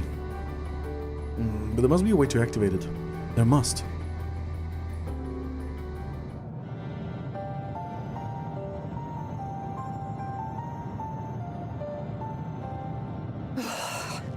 Well, I'm out of ideas. As am I. Operating such consoles is trying enough, but if we can't even activate it... Perhaps there is a way. First, consider the world that has been recreated here. Its inhabitants were machines who gathered combat data to enhance themselves. And among the many wars they waged, the most notable was that against the dragons.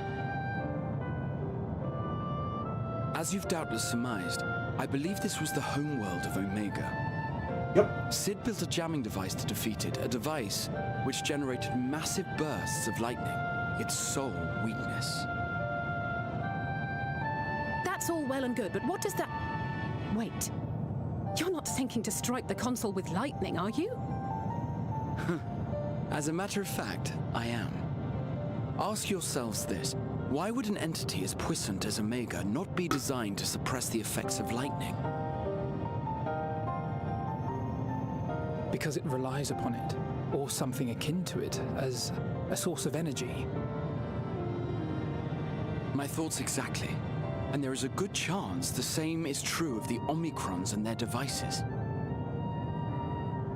So, shall I cast caution to the wind and try something reckless and dramatic? Go for it. Have at it. I'm not sure this is a good idea. Or I could custom made a mage hammer.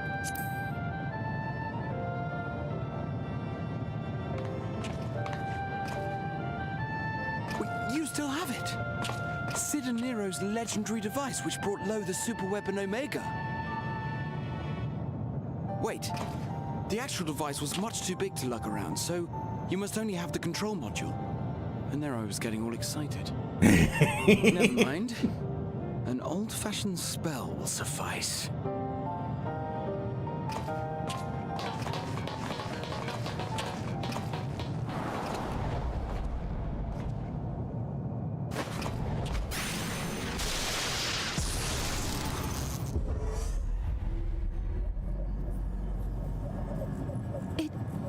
It worked!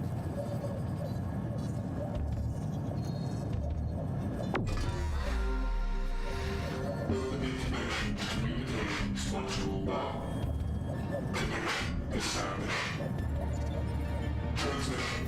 Strategic Matrix Sigma 1 now online. As a primary strategic matrix, you may address me as Sir. Checking for new communications. None found. All units please maintain current state. End transmission. Closing connection. Wait, we have questions for you. Of late, no mission orders have been issued. Why not? Has there been some manner of trouble? Reply. The Extended Operations Unit is yet to determine guidelines for future assignments. All strategies are calculated, devised, and actioned in accordance with said guidelines. In the interim, all citizens are directed to maintain a state of combat readiness. End reply. Awaiting query.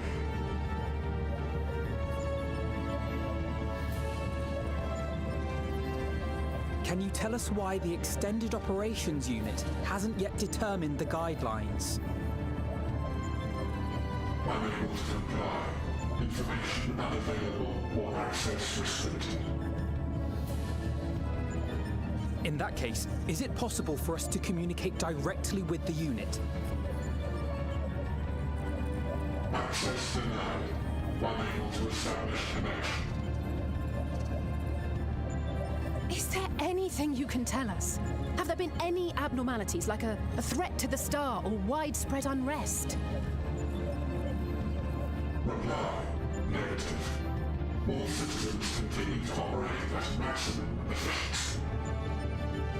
If your operations are suboptimal, please proceed to a maintenance facility for evaluation.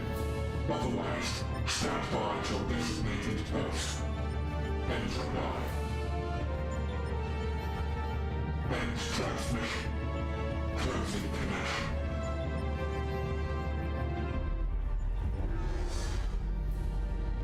Okay.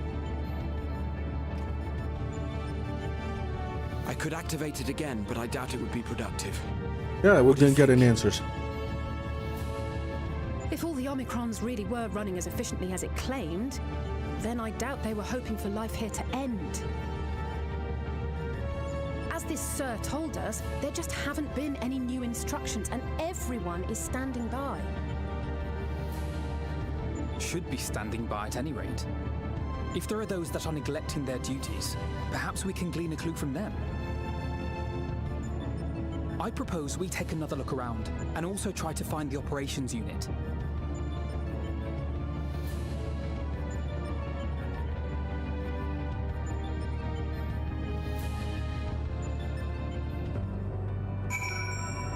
Okay.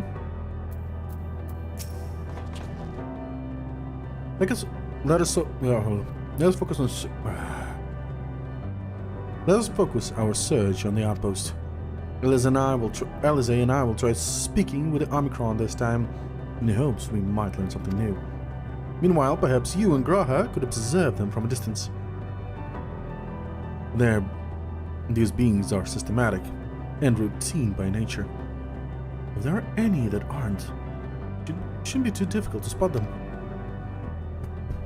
If there are no questions, then let's begin at once.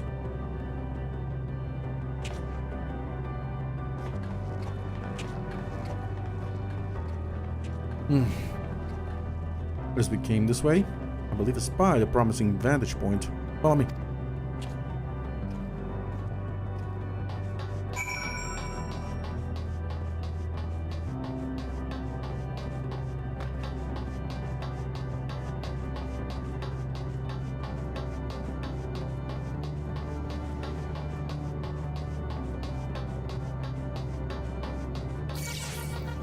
Oh, for fuck's sake.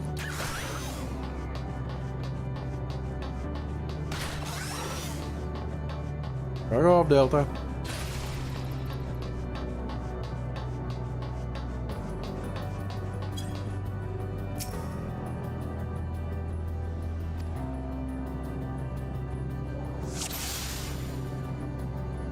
Oh, yes.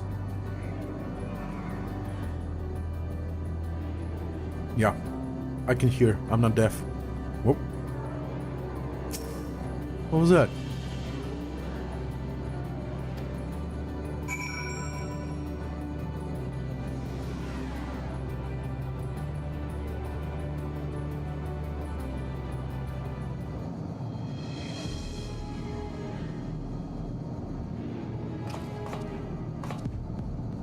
And I'm gonna run over aimlessly.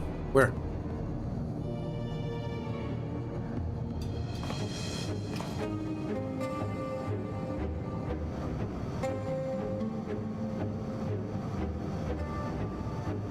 Ah, I see it.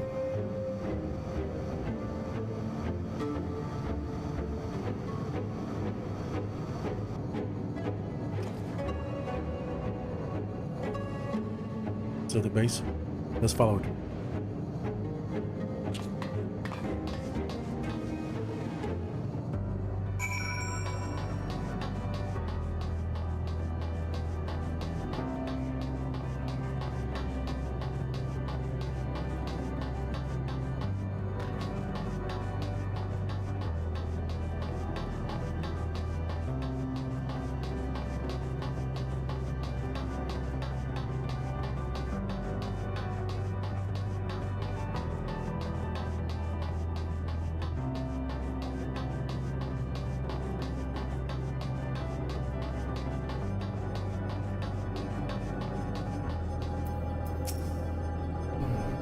here. It definitely came this way. He must have used this portal. We have to go through and see what we find.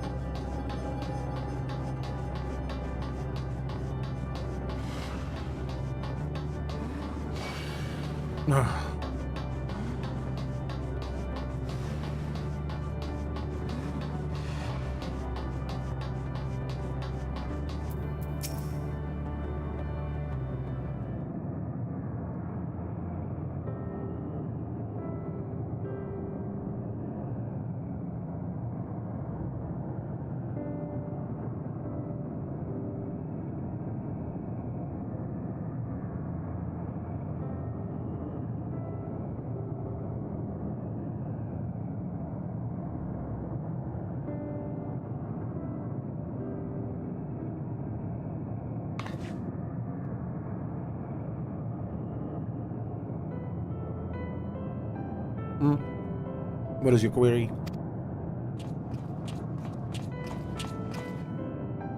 Ah, you found it. What are you doing here?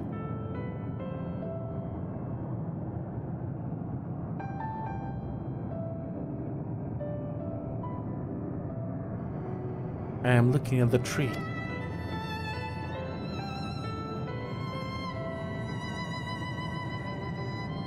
What an unusual specimen. What is the device attached to it? The tree is a sample collected from another star, as it cannot survive in our environment. However, it requires life support. That is the function for the device.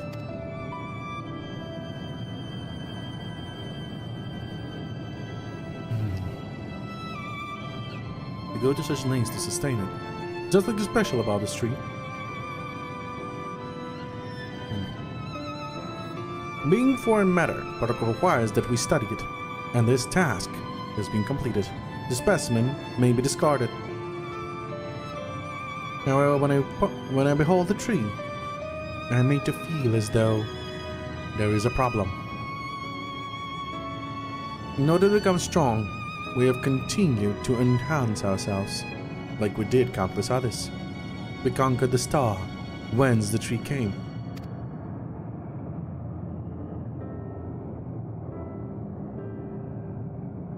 It is the last remnant of the dead world, and there is nothing towards which it may aspire.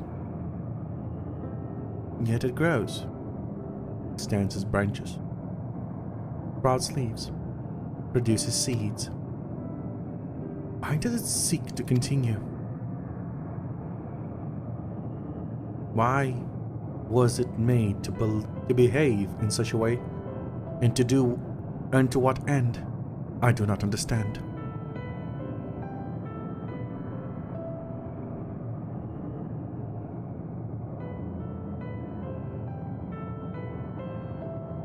I see.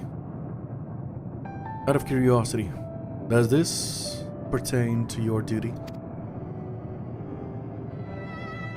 No, it does not. My apologies. I shall return to my designated post and assume a state of combat readiness.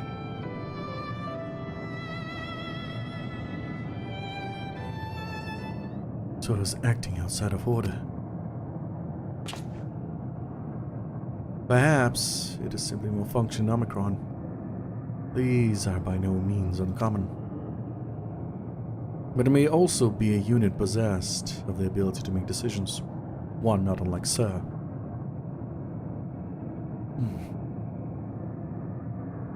I believe this bears further investigation.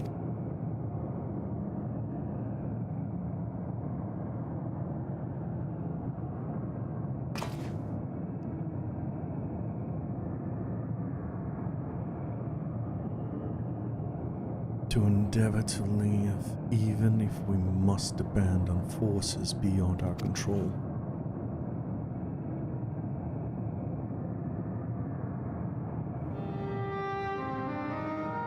Tell me, Al, one day when this adventure becomes a part of your epic, do you think I will be mentioned in it?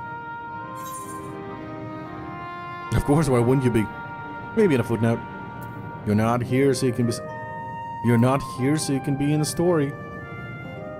Of course, why wouldn't you be?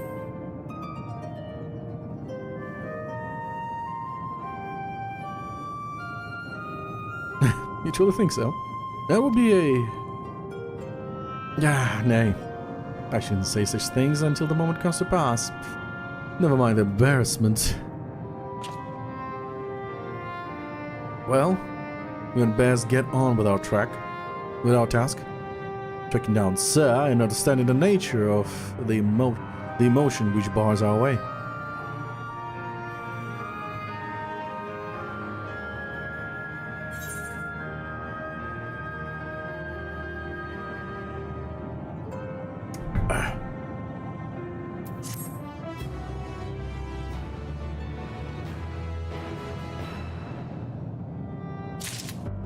I'll be right back.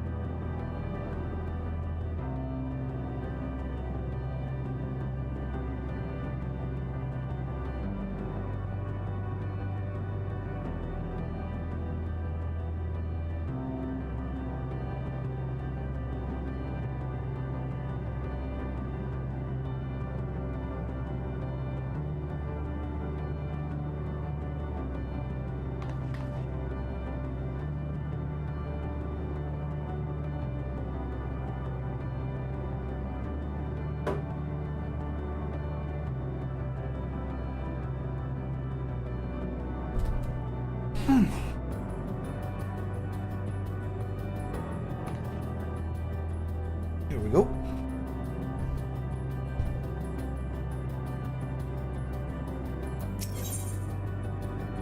Hello, world. We should return to the outpost for now. The others will wish to hear about the errant Omicron.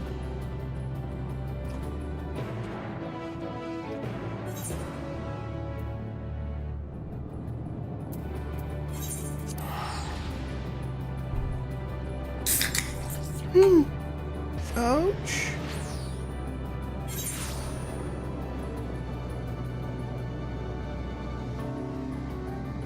That's an unfortunate way to open a can. I basically cracked open a can and on the way cracked my nail. Ouch.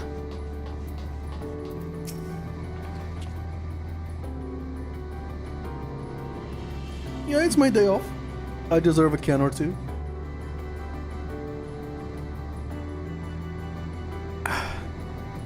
Gaia says you found a suspicious Omicron. That's good, because the units here were of no help. Ouch, indeed. You will have the same thing to say about the extended operation units, that there is no way to arrange a direct meeting. Still, that serves to prove that it's business as usual at the outpost. But enough about us. Tell me you learned something more useful.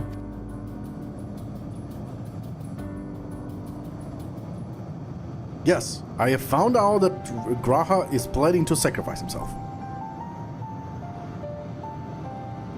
He's next. Definitely. An Omicron trying to make sense of the meaning of life. None of the others were even a fraction as philosophical. This unit may well be in position of leadership. Perhaps even one of those that comprise Sir. As we know, the Omicrons invade other stars and enhance themselves using the spores of conquest. With the technology at their disposal, they should be able to alter their bodies, be it in parts or in whole. Setting aside the question of motive, if Sir, for example, wished to have an ordinary Omicron's body, I see no reason why it would not be possible. The problem is how to go about ascertaining if that's what happened. When I attempted to probe further, promptly ended the conversation. If it is indeed Sir, I doubt it would willingly reveal its true identity.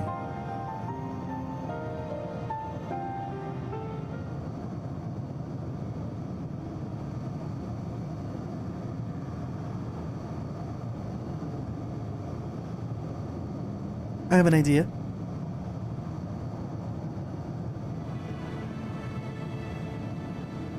We use lightning on the console again, but we make it stronger, much stronger. At that moment, should the unit exhibit a reaction that could suggest that it has a connection to Sir? An inspired idea, I dare say. It is worth a try. I had a feeling you'd be on board. This time you must allow me to do the honors. I will stand guard in case your incantations draw sentries to the scene. For my part, then, I will approach our suspect and divert its attention. During which time, Al, I want you to observe it closely for anomalous behavior. I should mention that shortly before you return, an Omicron appeared from the same direction. Rather than entering the outpost, however, it headed off toward the console. At first I assumed it was a unit patrol, but perhaps that could only be our errant Omicron. We must seek it out and begin our operation at once. Alright, Alpha and I will stand by at the console, and when it's time, I'll unleash a veritable storm.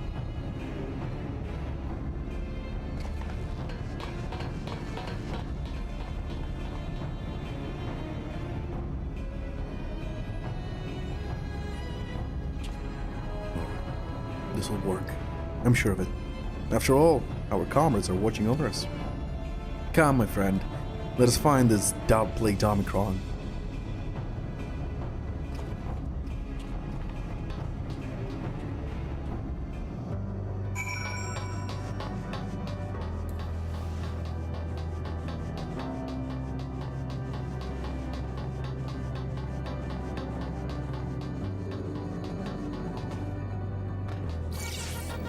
Fuck off, Delta.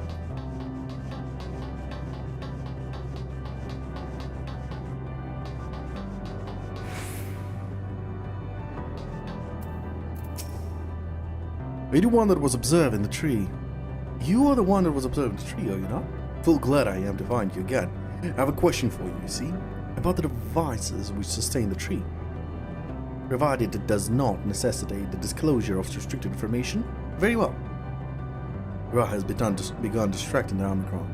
Soon Alizé will strike the console with lightning. Yup.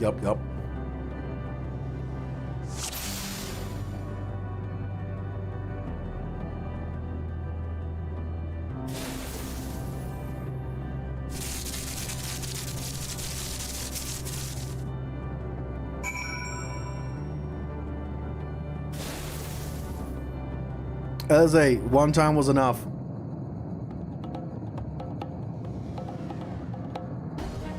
Objection! An anomaly, you say? Performing diagnostics. Error confirmed. My connection to Central Command is suffering from intermittent failures. I must leave at once and present myself for maintenance at the nearest facility. You will excuse me. What you need, my friend, isn't maintenance. It is to confront the truth. While we spoke, our comrades struck a console used to communicate with Sir. This is the cause of your anomaly. You are connected to Sir, aren't you?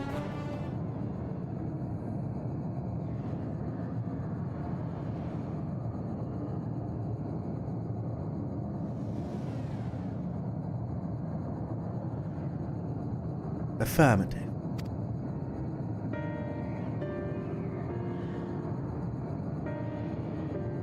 To what end you sought to assert this fact, I do not know. But before we speak further, we must move away from the other units. I do not wish for them to know my true identity. Very well. Our friends are at the console. Let us head there.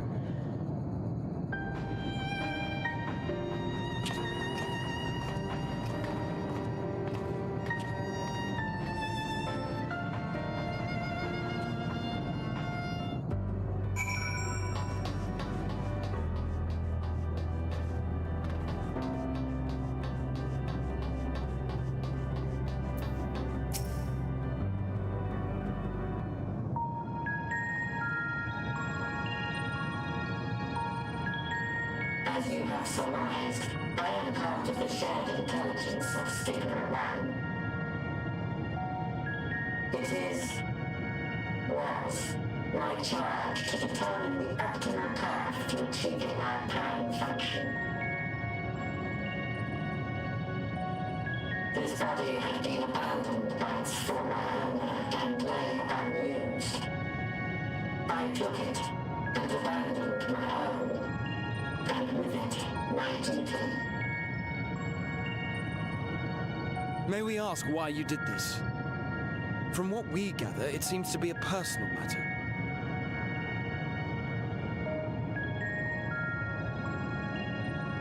Our kind did not always work as we do now. Long ago, we possessed frail and feeble bodies.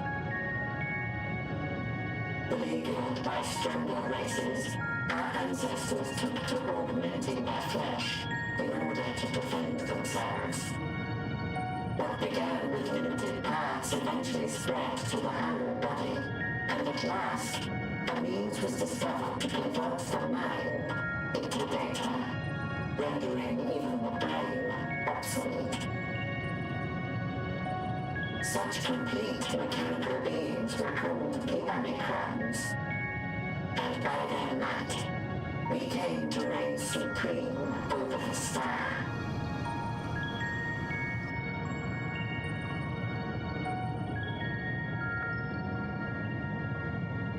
But even then, we did not feel secure. For we knew that the universe was home to civilizations aside from our own. Civilizations that may be stronger still than us. Rather than risk becoming the subjugated, we chose to become the subjugator. We began our conquest of the stars, that we might acquire the resources and knowledge we needed to reign supreme. We were successful in that endeavor. So powerful did we become, we could lay low even the mighty dragons. But then something unexpected happened. I began experiencing an error. I could no longer determine an optimal path. You were malfunctioning. I performed numerous full system scans, each time finding no issues. Yet the error persisted. It was then that I speculated. What could happen if we grew so powerful as to have no equal?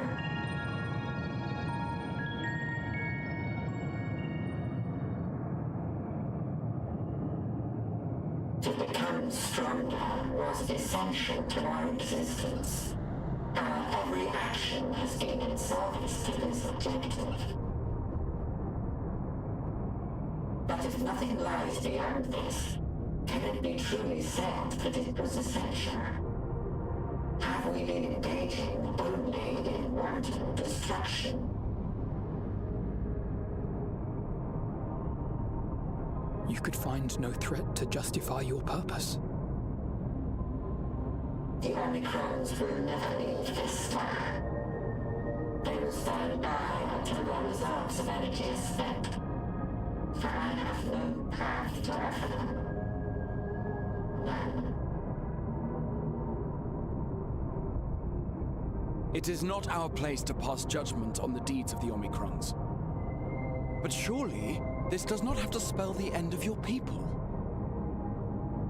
With your power and knowledge, the possibilities are endless. Why not seek out a new purpose?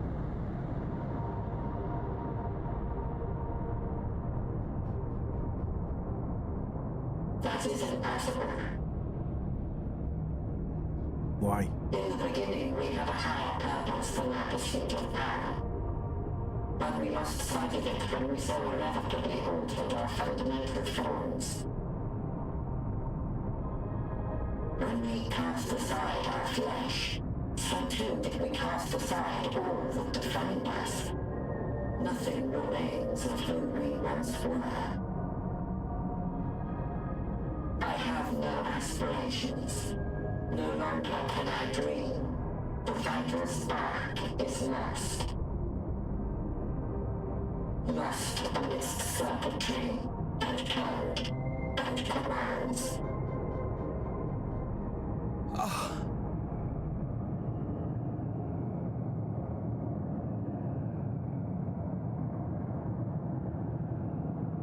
I believe I know how to overcome this despair. The words are ready in my mind, but ere I speak them,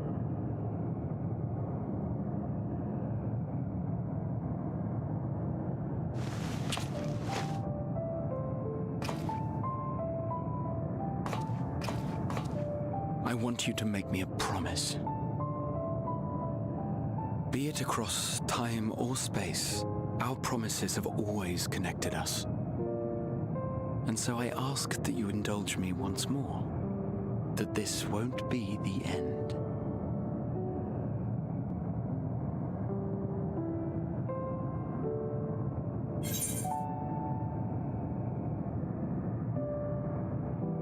You say it? I'll do it.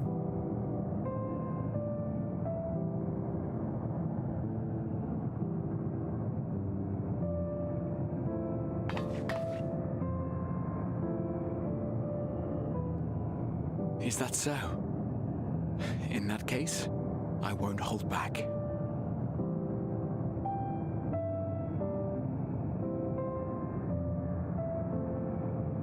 First, I want to visit Ishgard with you, properly. We scarcely had time to look around last time. I should like it very much if you could show me the sights.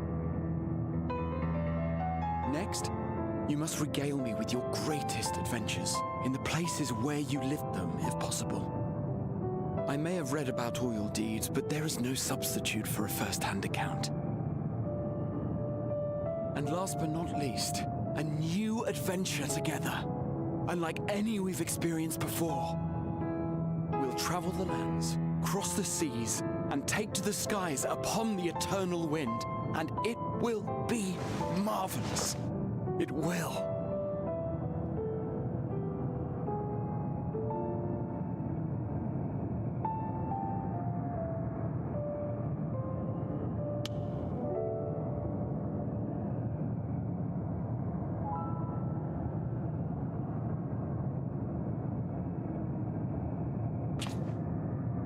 If you would humor me a moment.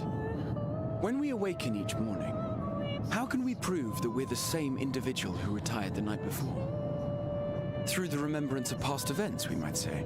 We have our memories, yet there are times when we forget or recall incorrectly. What of our bodies, then? It is the same one, we might say, yet technically speaking, as living beings, our bodies are constantly changing. It will never be as it was at an earlier point in time. Our souls are no more immutable. On our star, people are known to inherit the souls of others, yet they are decidedly different beings. For my part, I've subjected my totality to much and more. I've made my body into an extension of a tower, blended my soul and memories with those of another self. And each time I would ask myself, what is it that makes me, me? Were you able to determine an answer?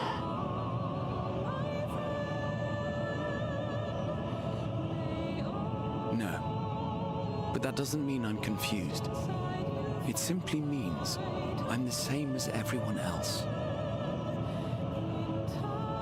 So I posit this. Who we were need not prescribe what we now hold in our hearts. Whatever came before, what matters most is the present. For me, that is being here with my friends, full proud of how much we've grown together. So I urge you to not give up. Heed your heart's desire and hope that the future you long for shall be realized.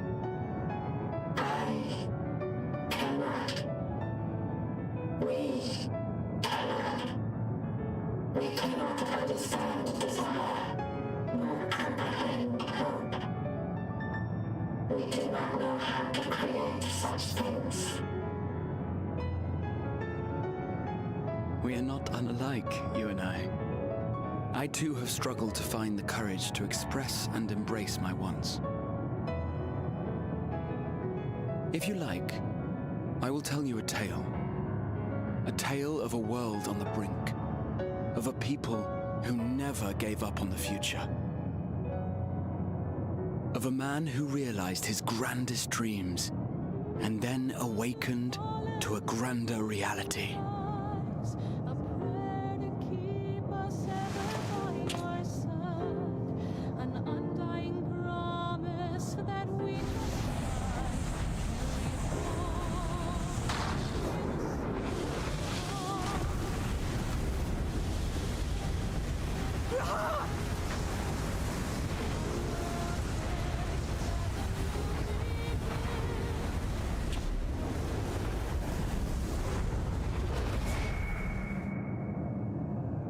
Okay, Graha was actually sad.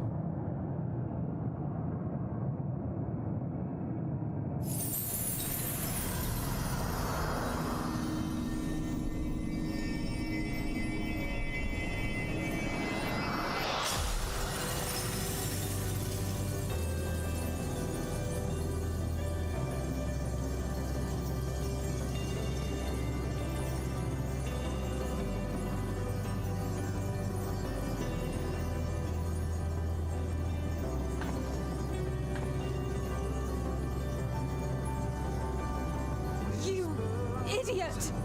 Just once, stay with us to the end.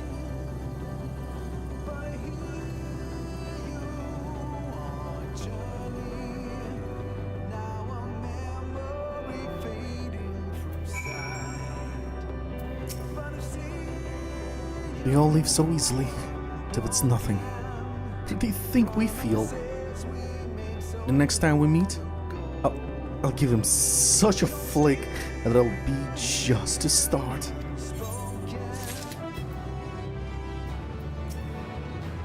Fools. All of them. Fools. Oh. That was the wrong... The crystalline path. Grath has paved it for us.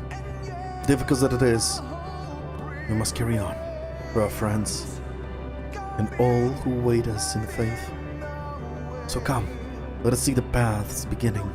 It appears to be near the outpost.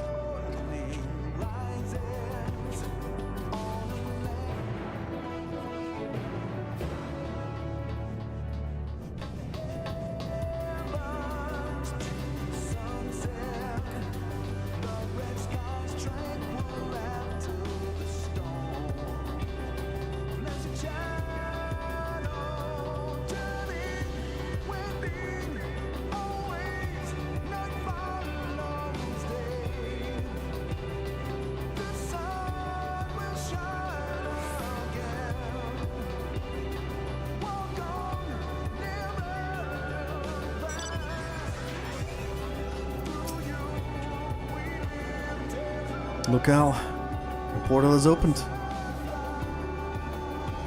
But surely it was true. It must. Okay, before I continue, I'm gonna go to the toilet.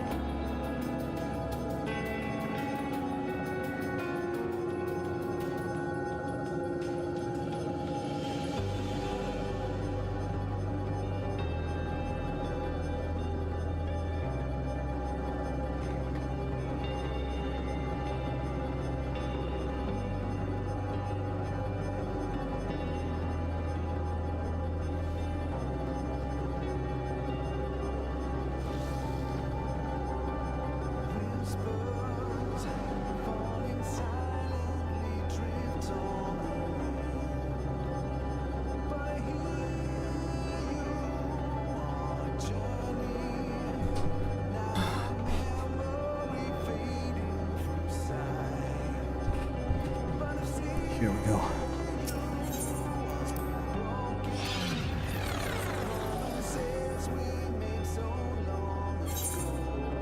I still think I'm missing... Oh. Yeah, it's the final quest. We'll probably unlock the wind. Well then, well, here's where the path begins. And it ascends to dizzying heights. Let us make our way. 1, 2 steps at a time.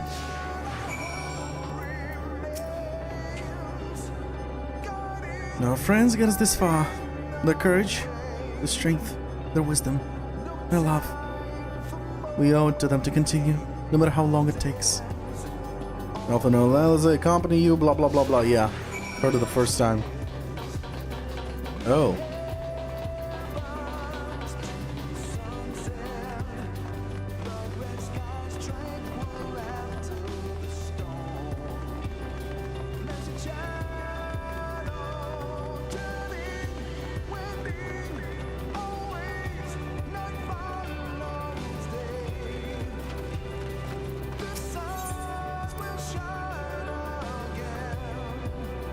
Tancred would scour the road ahead. Ishtora and Urianji would trade opinions on esoteric subjects. Graha would join in their discussions, or else chat with me and Alize about the mission. Estinian would be at the rear, apart yet present. But while you would come and go, wherever you are needed. Together we would travel. All I can hear are my footfalls, my heartbeat. So much quieter now.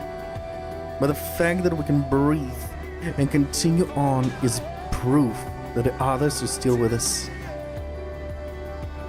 They are, aren't they?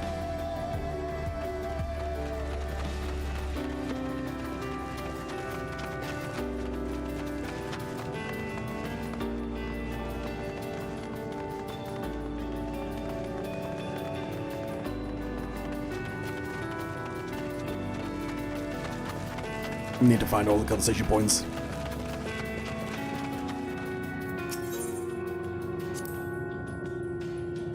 The innumerable lights that shine in the distance. To think that they all could have birthed civilizations. To think that everything they built has gone to dust. That people lost to despair. Of the stars floating in a sea of midnight. Ours is a lonely aberration. And yet, no matter how many worlds have met their end. With you and Alice beside me, there is nothing I fear. No ocean so vast I cannot cross. Those broken stars I see, shattered, ruptured, unraveled. I wonder if they're also worlds are created at their ends. The sight of them fills me with sorrow I cannot describe, and a truth I cannot deny.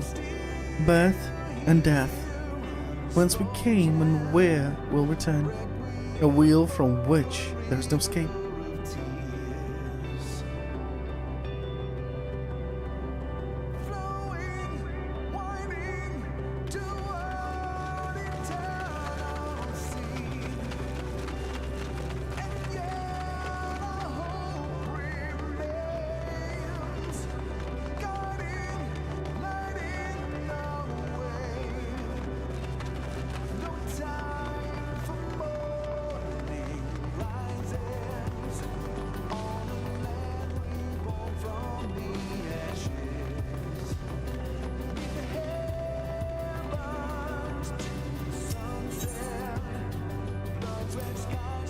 The portal is barely visible from up here. Truly, we've come far. Much farther than would have been possible if we kept chasing perfect ideals as we did in the past. It is because we have known failure and frustration that we have learned and grown from them, that Heidelin has entrusted us with this mission, with the fate of the very star. So the dream, isn't it? A long, elaborate dream. Any moment now, I'll wake up in my bed, still a student, grandfather alive. I'd go about my day, relieved as the fragments of the other life faded away.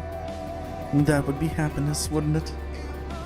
But none of it. No. No, I won't give up these experiences, good and bad. They're mine. They are me.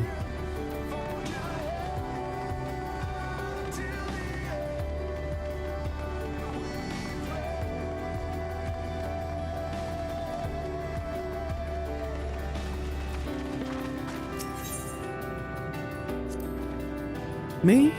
Oh, I still have plenty of legs left in me. Don't worry, it's you I'm worried about. You always push yourself so hard for us, for everyone. And while we're here, we'll make sure to hear our share of the burden. Rest assured I'm fine, but thank you for your concern. What of yourself? Though we can't afford to be too leisurely, neither need we rush unduly.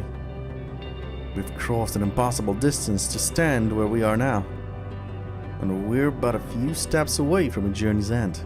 It will be old before we know it.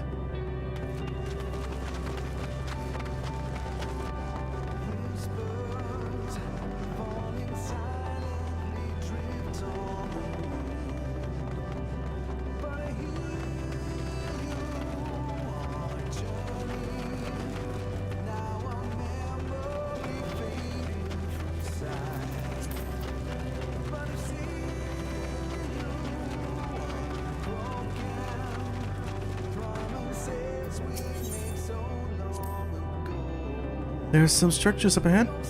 Still a way to go before we reach the dead sun. Given all this, I know how naive it must sound to hope it all works out somehow. Still, you forgive me if I wish for it all the same, and for you most of all. Not that you of all people need it. It's just, after all the help you've given me for once, I want to be the one to help you. Well, this is it. The end of the path, the beginning of whatever awaits. There will be greater hardships. We may be made to feel powerless. Yet come what may, let us have no regrets.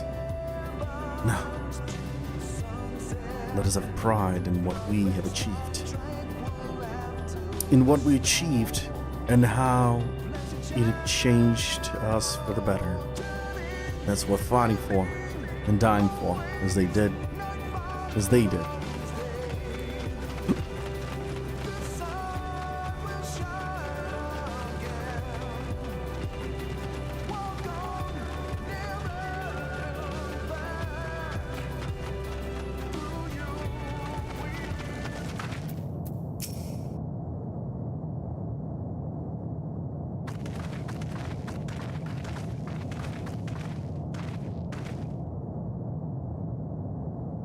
This is almost...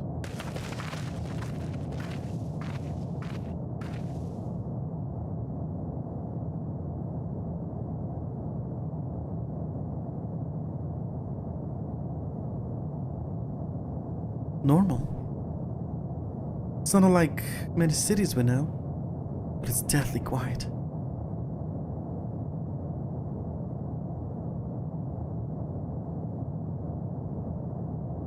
Maybe the inhabitants are within the buildings, or invisible to our senses.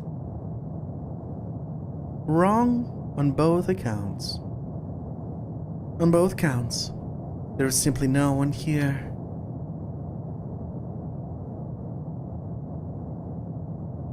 Meteon!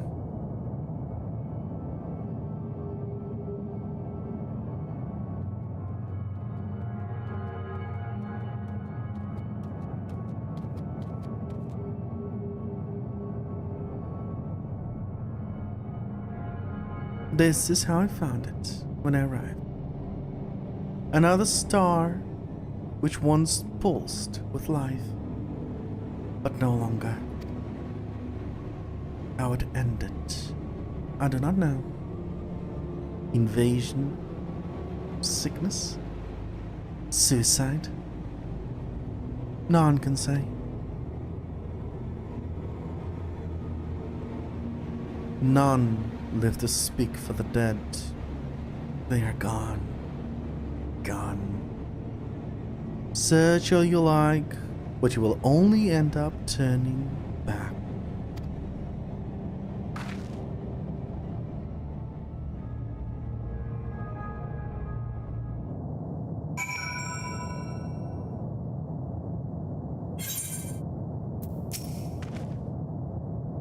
If there is no one here, then neither should there be motion to bar our way. Yet Medion seems convinced we'll turn back. What riddle is this? Oh, yeah, this is the end. I think. Well, it may be not the last quest, but this is the end. Whatever Medion may have said, we should confirm it with our own eyes. We need to have a look around. Indeed, at the very least, it doesn't appear to be a sprawling place like those before. If we split up, it shouldn't take too long to cover the area.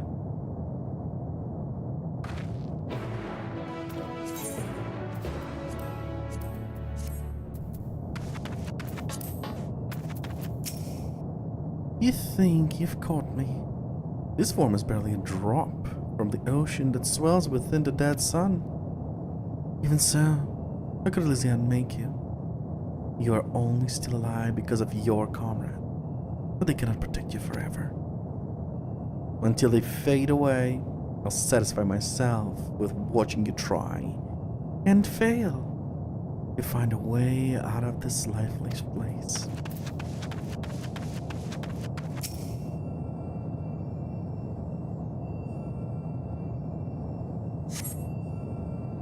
There doesn't seem to be anyone around here. Perhaps you could try calling out. Then we're here.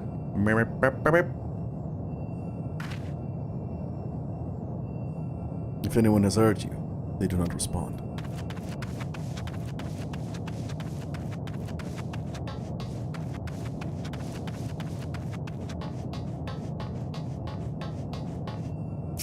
Oh, that's a tall bar.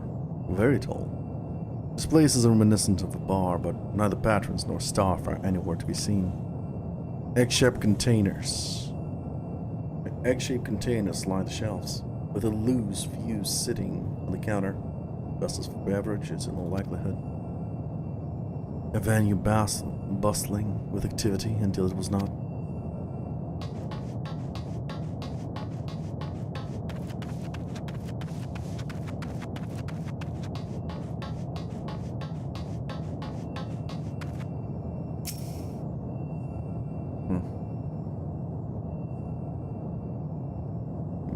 don't know if it's a tree. The object resembles a tree, but appears to have been fashioned from a stone-like material, erected in the place of an actual tree. Serves some other purpose, perhaps. Regardless, there is no one left to explain, to tell the story.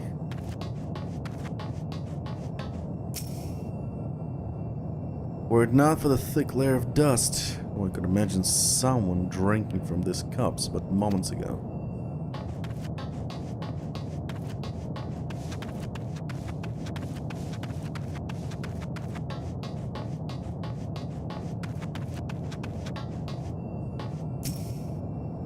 Though set slightly off the ground, this appears to be a door, while the objects to the left could be letterboxes.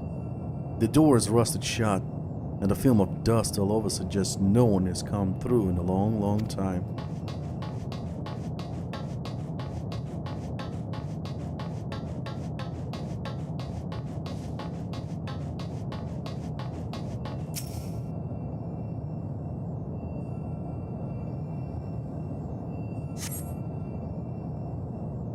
In the distance you glimpse Alize picking her way through the ruins. In the distance you glimpse Alize picking her way through the ruins, but otherwise spy no sign of life.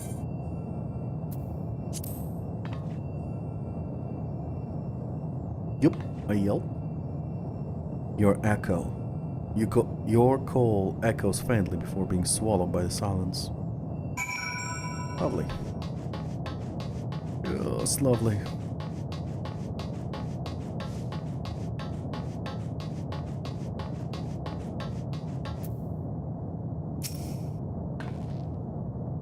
Al, take a look at this. If the road was a little longer, we could make it to just beneath the dead sun.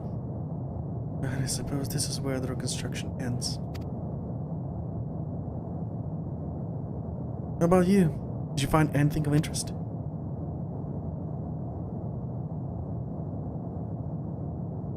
You see, I noticed the same things. Carved slabs upon table, chairs out of place. I do not know what happened here, but I do know I don't want to be alone anymore. We've searched enough for now. Let's find Alpha and compare what we've learned.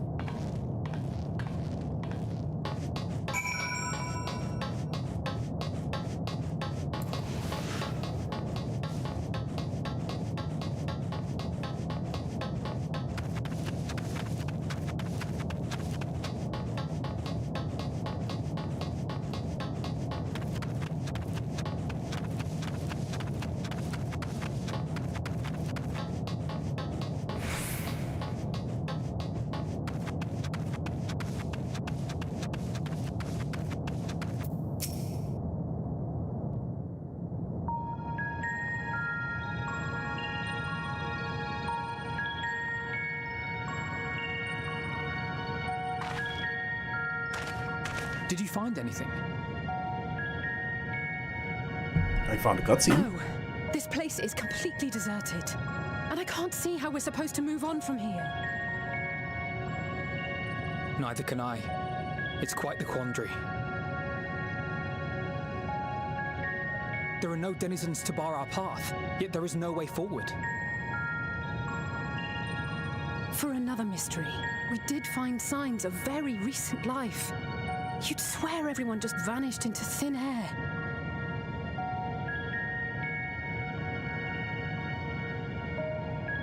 I wonder how many ruined worlds like this has Meteion seen. Ah. Could it be? Yes. Yes, I believe I may have puzzled this out. Despite how it appears, it's no different this time. There is someone here who has wished for this ruin.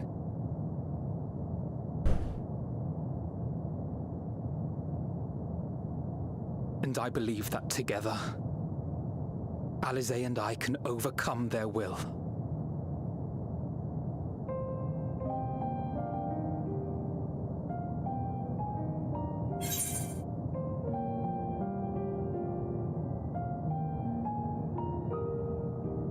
I promised your parents I'd keep you safe.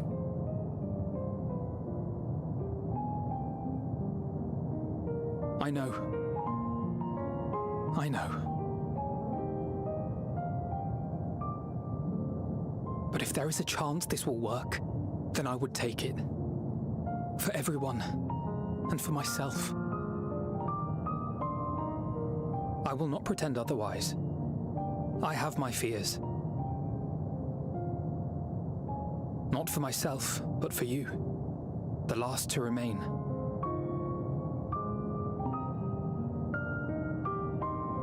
You are no stranger to carrying the burden of others. But I can only imagine how heavy the weight would be this time.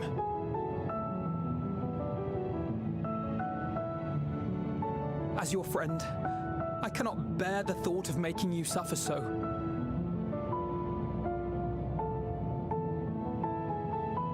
Then why suggest such a thing? It's too much to ask of anyone, even her. Why must she be the one? Why must she fight alone? More than a hero, she's a dear friend.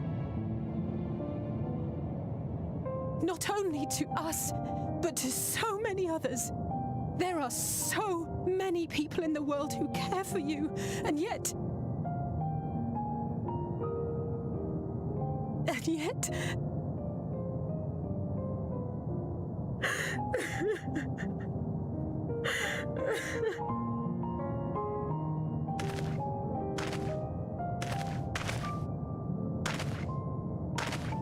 Alize, I have an idea. Given the nature of this realm, it may be possible to do more than unbar our friend's path. We might also pave her a new one.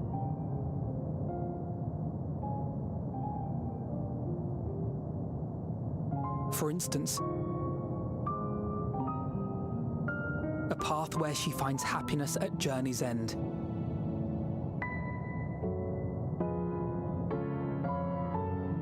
This much, I think we can believe with the utmost conviction, no matter how deep our despair.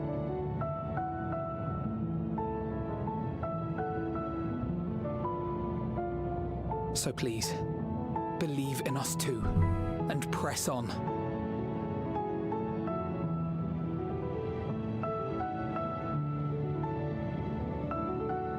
Thank you. What are you... If the plan's decided, then let's not dally.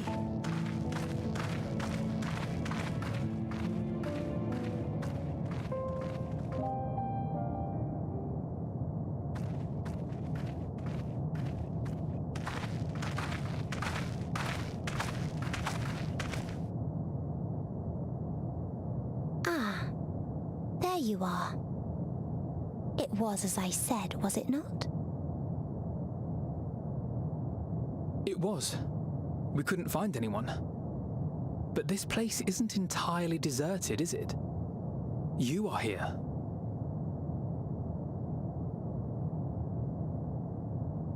You sought out a star of promise and found a ruined husk. Like us, you explored the devastation. Like us, you were stricken. Horrified by the thought that so many lives could be snuffed out as if they were worth nothing.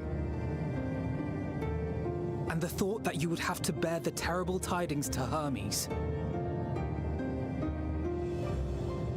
That which you saw and felt, you shared with your sisters, as did they share their own grim findings with you. Overcome by the pervasive despair of these stars, some of you inadvertently ushered their peoples to their ends. Knowing the horrors you know, anyone would feel the same. They would fear what lies ahead and struggle to move forward.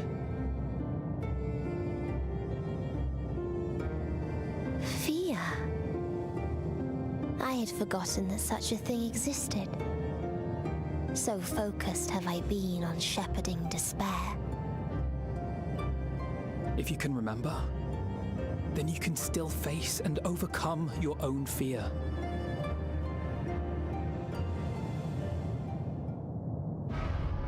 Why would I bother with such an insignificant emotion? If the despair I command is as a raging river, then fear is but a trickling stream. It can do nothing to alter my flow. You spoke with the Aya, yes? Heard their tale of what awaits the universe.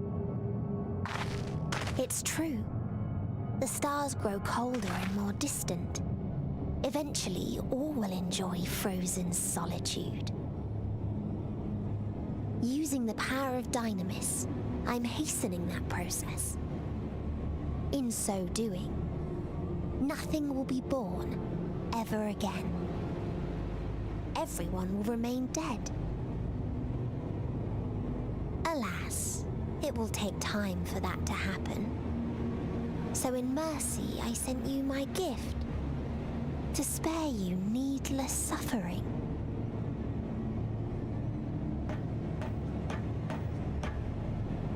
Don't worry. Even if no living witnesses remain to mark the event, I'll make certain that Aetheris has a proper end.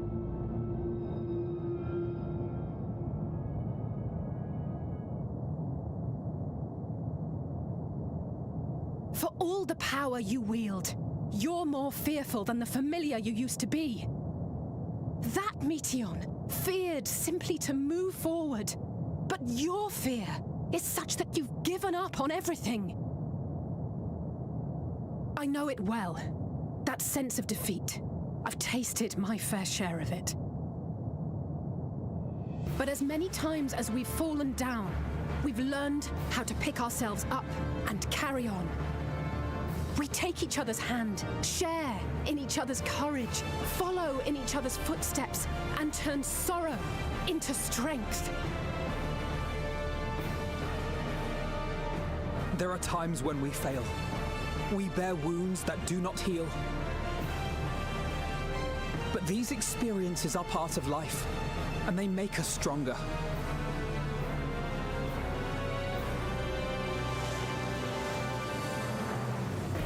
We rise, fall, and rise again.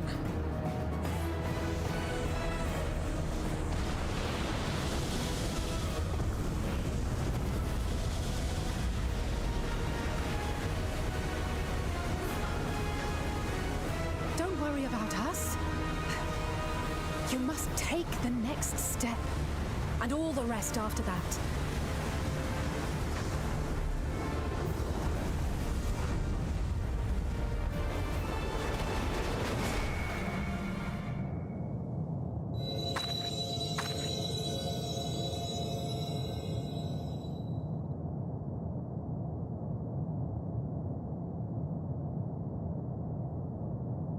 And then there was one.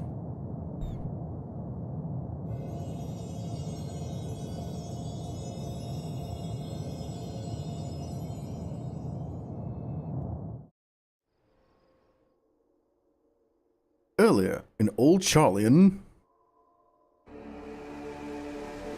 probably some cup gonna break.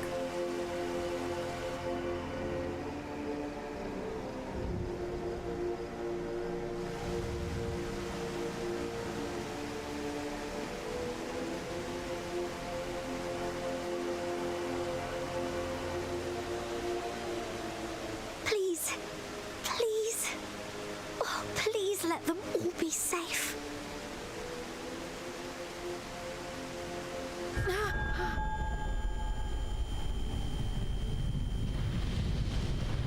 Oh, great.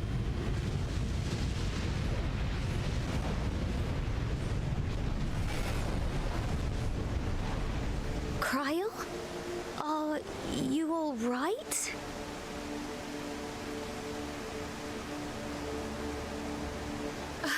It's nothing. Just a headache. They'll be fine. I know they will.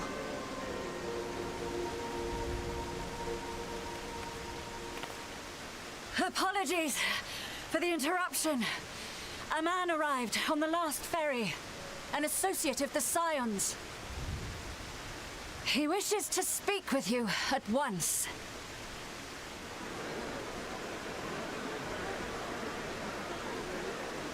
Another sign. Everyone got confused.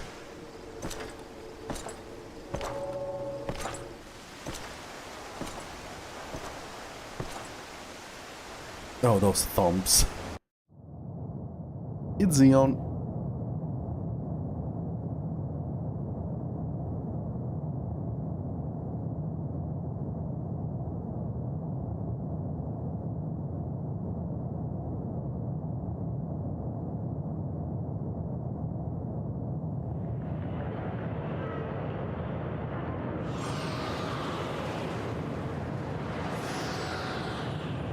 The city, devoid of life, sense the presence of another.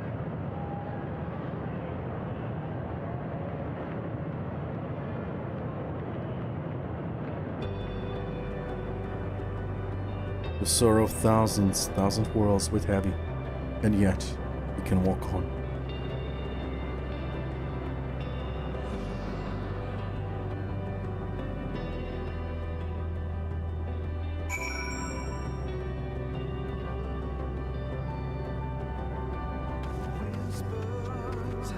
If you need a push, I'll be right there behind you.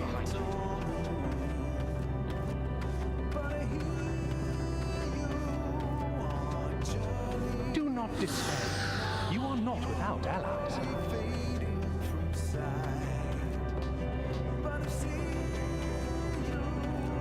What we have sown in blood, we have reaped in suffering, and it cannot go on.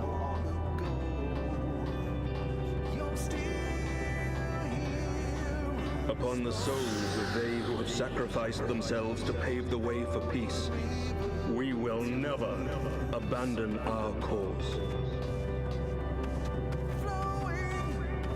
While it is true that man succumbs all too often to anger and avarice, he may yet overcome his baser instincts through the forming of bonds with others.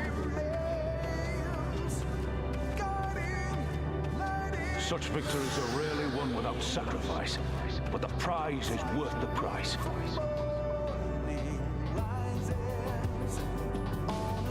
And we, for our part, are glad indeed to be able to welcome friends both old and new.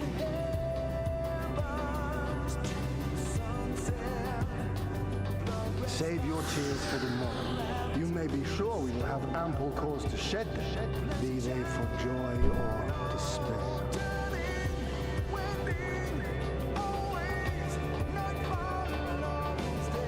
From tragedy and sacrifice, we rise to greet a new dawn.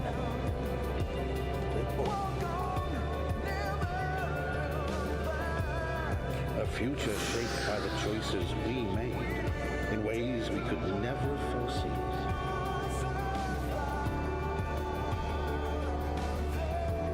Yet miracles do happen, so let us pray and will our friends home.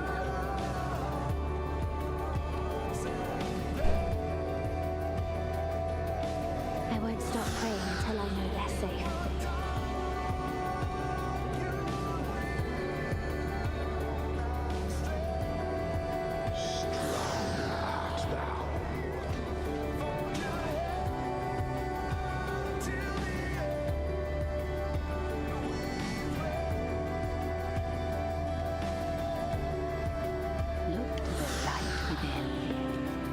That you may continue to serve as a beacon to others.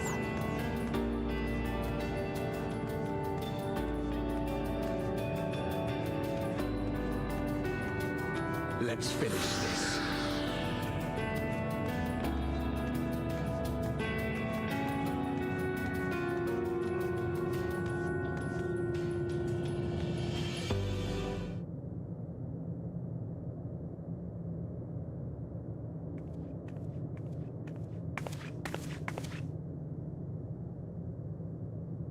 Here the path ends.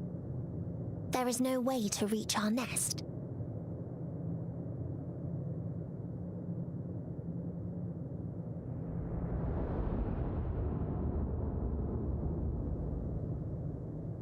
I told you. Resignation and acceptance reign in this place. The rejection of life by those who came to curse it. Those whose dreams were unfulfilled, whose prayers were unheard, whose labors were unrewarded. Hope cannot deliver you unto hopelessness. Our refuge is beyond you. Always has it been. Such is the nature of this place.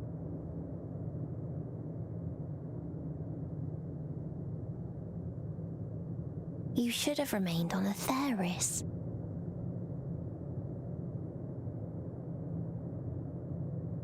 Struggle will avail you not, nor will it grant your comrades peace. Come, let me relieve you of your burden. You have suffered enough.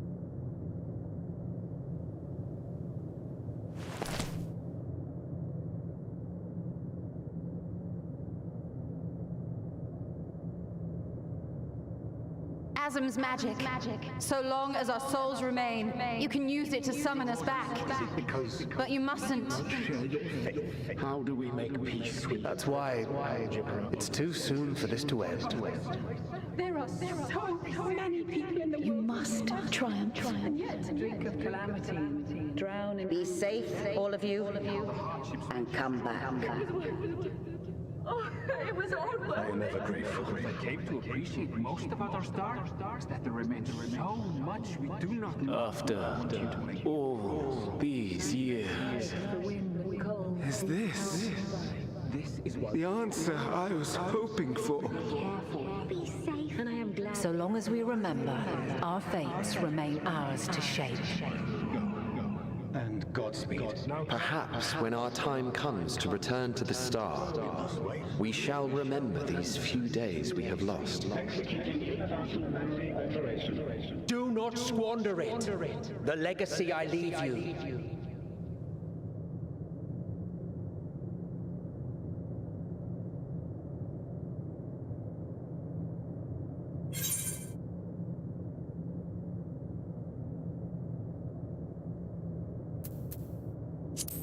I'll reach you. I'll find a way. 'Cause I always fucking do.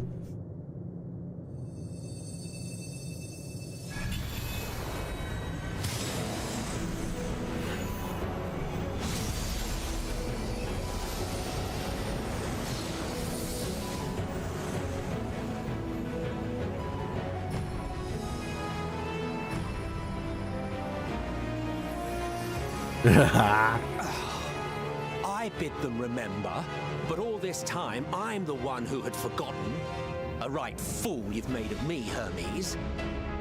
And to add insult to injury, I've been denied a sound rest, forced to watch this clamorous show. Oh, come now. It's been a gripping tale. Unbreakable bonds and noble sacrifice, sprinkled with moments of levity to counterbalance the pathos. It's got it all. I, for one, would have been perfectly content to watch enraptured from the stalls. Yeah, you don't have a choice on that.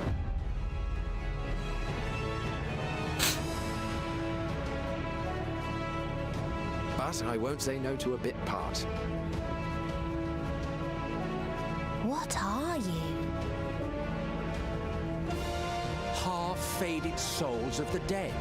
Isn't it painfully obvious? Worry not. We haven't the power to defeat you, nor is it our duty to do so. Not anymore.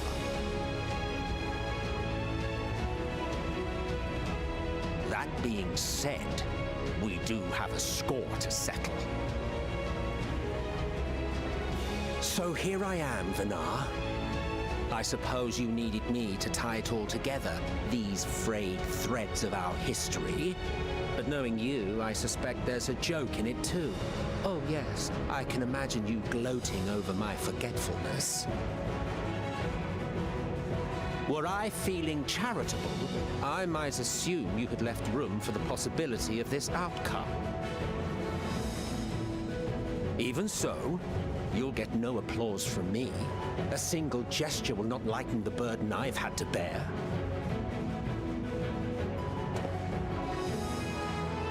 Still, you must be commended. Our methods would not have brought mankind this far.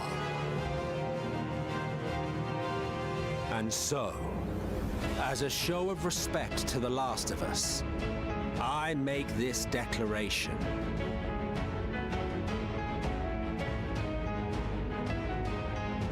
You will not end our journey. That is our answer. The answer of all lives of Aetheris, past and present.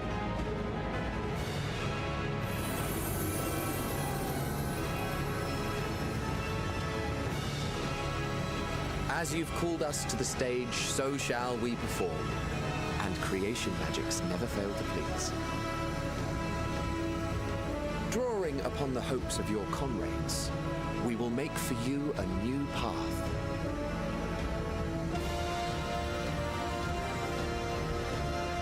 What form said path takes depends on you. So focus.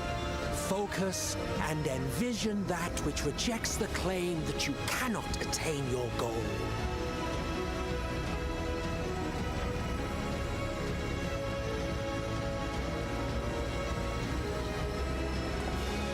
Ours is the wisdom to weave the fabric of reality. Ours is the power to create.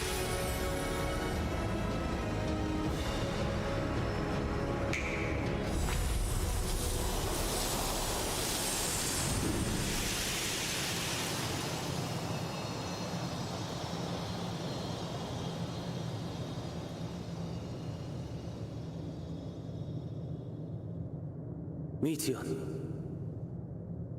though I gave you these wings to soar the heavens, I did not teach you how to walk the earth. So loath was I to bind another living being.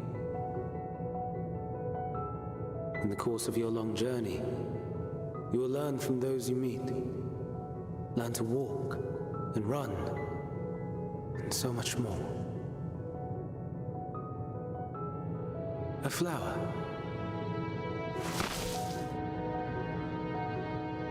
Yes. Upon your return, I will gift you a beautiful flower.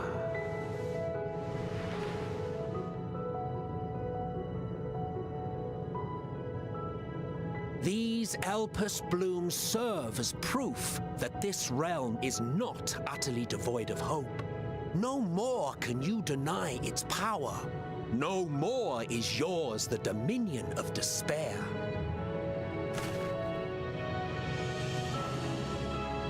In case the practical implications were lost on you, your comrades no longer need fight their fight.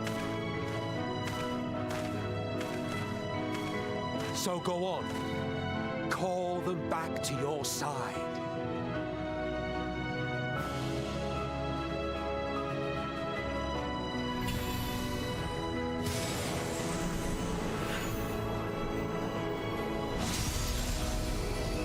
Yeah, that was predictable.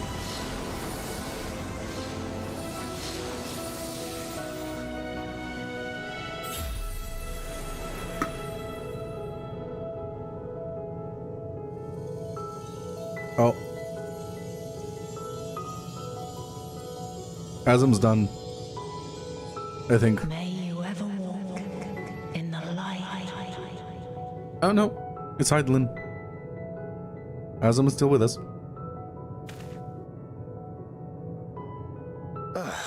How disappointing. Not even a single scar in the making to brag about. You'll find a way regardless. True. Honestly, this is far more than any of us could have hoped for. Let us be thankful. Indeed. That we thus stand reunited is a gift. Let us not squander it, and see that we all return to Aetheris. Aye. As soon as we've averted the final days. Good to see you again. Our heroic sacrifice paid off, I take it. Yeah, literally 10 minutes. Come, my friends. Let us carry on and finish it. Together.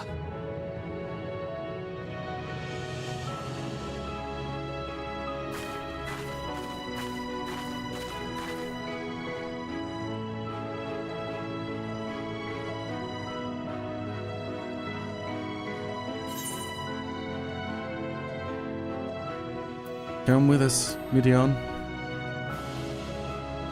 Time to go home.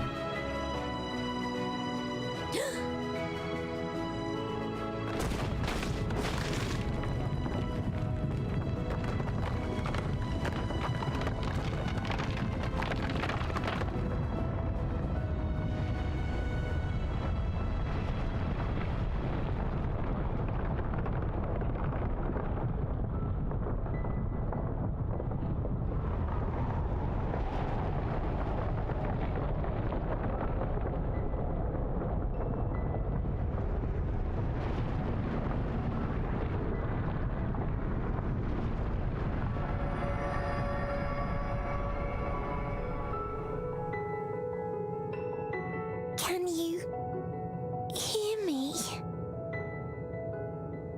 The voice is within, crying in pain, wailing in sorrow, hurting, hurting. End it. Silence it.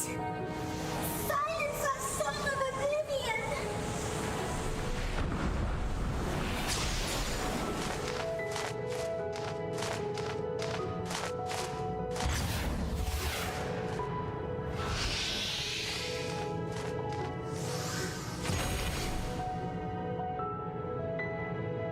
The way is open. They can proceed. So it seems.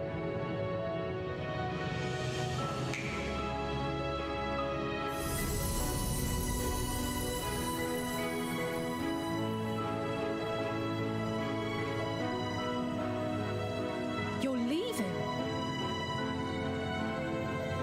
Of course.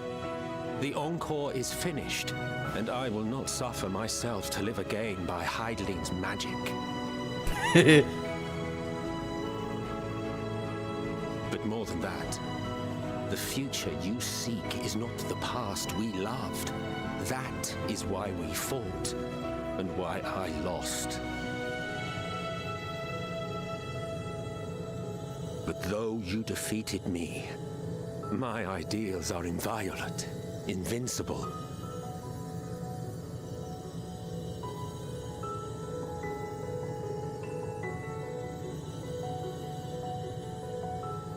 Spare me your pity. I have no use for it.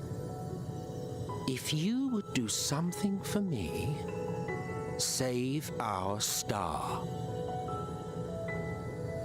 See this tale to a triumphant conclusion, and with elation in your hearts, bid the final curtain fall.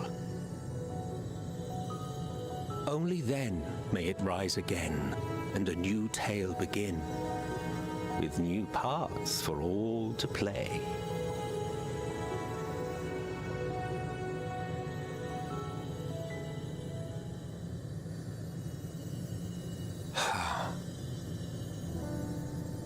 Tell me, have you been to the ruins beneath the waters of the Bounty?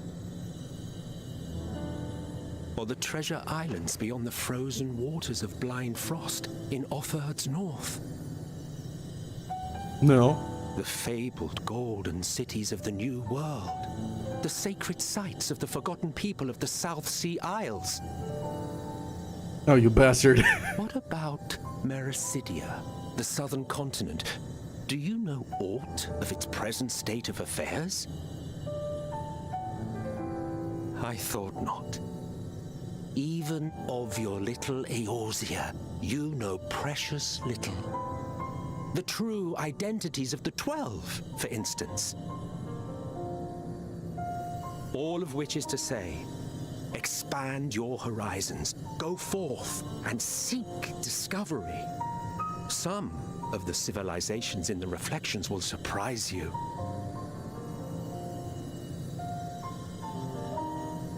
As the bearer of Azem's crystal, you may consider your duty to see at least that much.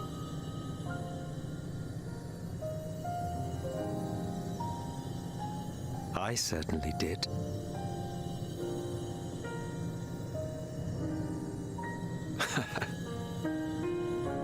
I pray we meet again. If not in this life, then perhaps another. Whensoever it should be, I trust it will be a most joyous reunion. For you, maybe. I want nothing to do with it. Oh, don't be that way.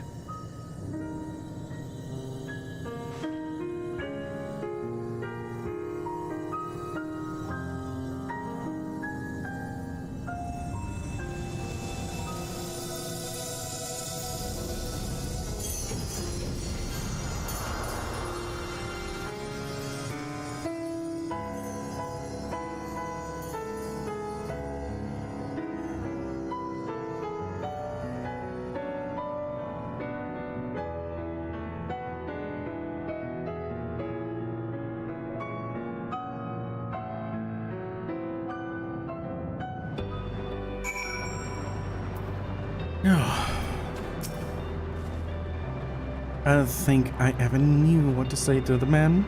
In retrospect, it always felt like the wrong thing. But the past notwithstanding, he came to your aid in your moment of need. We are here, and we will not squander this chance he has given us. We will see this tale to a triumphant conclusion, and with the final curtains fall.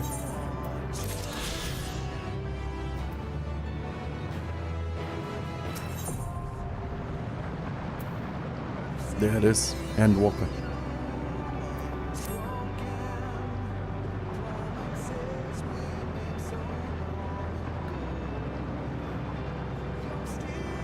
Are you ready, Al?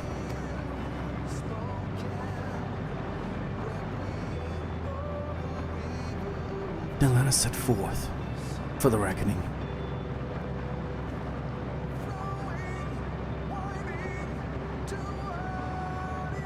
Have you come this far? I know everyone's resolve is beyond doubt. So we'll say only this. With that dead sun swirls the emotion that Minion has hoarded. The emotions of innumerable souls who strove for happiness but failed. As it was with the denizens of Ultima Thule, that barred our way. It is not for us to rebuke and admonish. It was not by passing judgment on the tragic legacies of others that we arrive at this moment. Rather, it was by opening our hearts to their despair, by understanding and acknowledging their fates, whilst to refusing to share in them ourselves. We hold fast to hope, not in ignorance but by choice. Should you struggle to do so, I am here to help, as you have all helped me.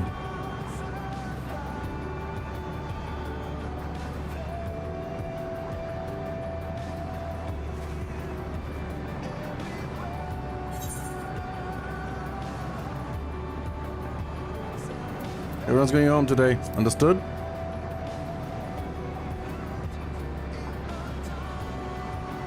Aye.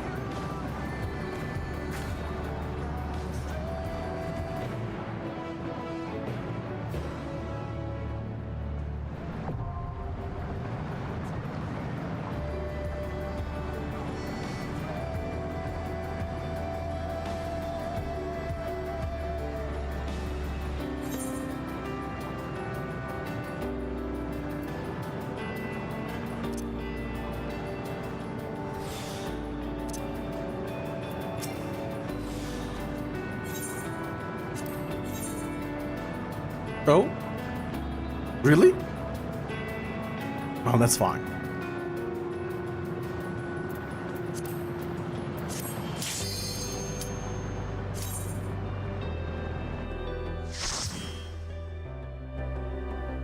Final Fight is gonna be NPCs as well, right? So you are finally here, in this place between death and rebirth, where life knows no dawn. Come then. Follow me down into the darkest depths of despair.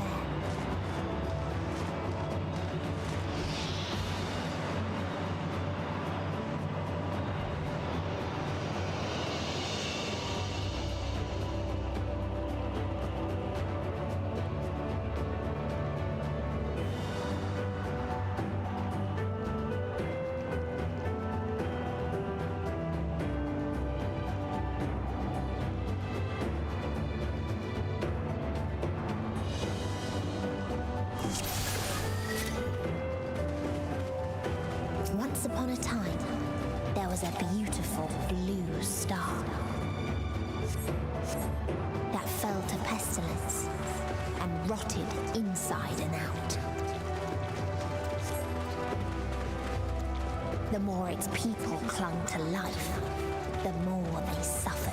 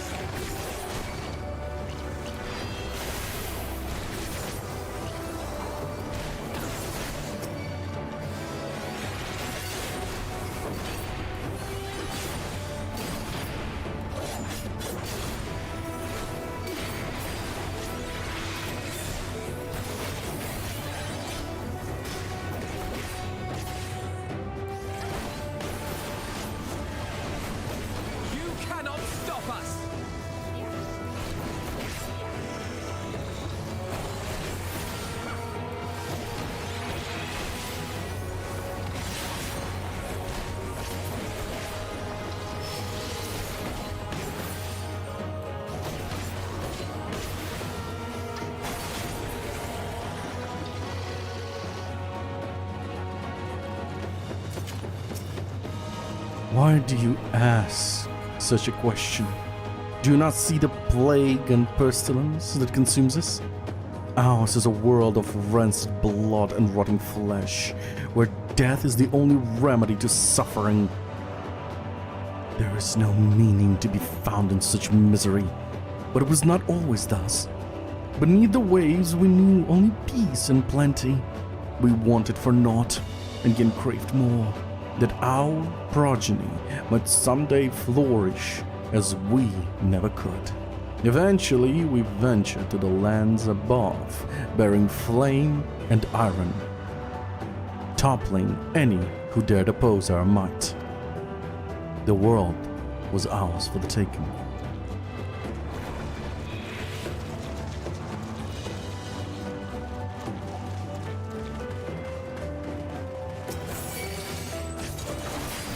Oh shit.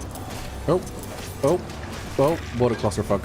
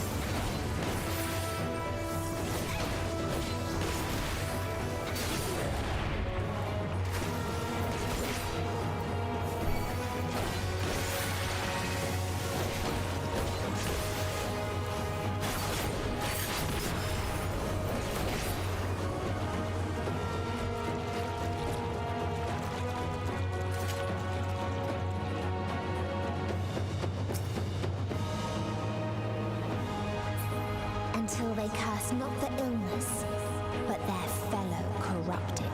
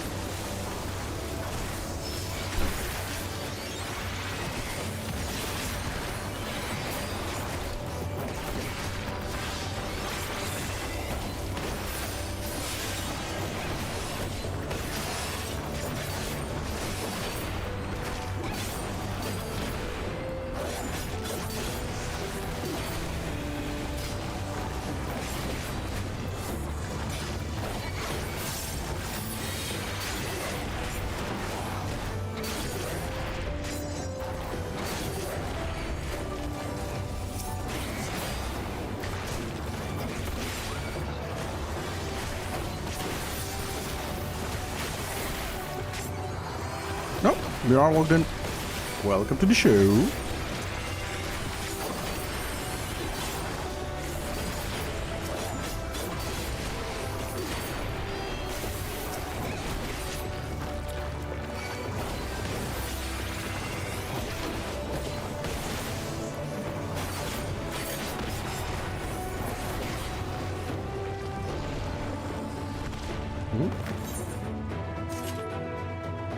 Wait. Yeah, that's a dead end.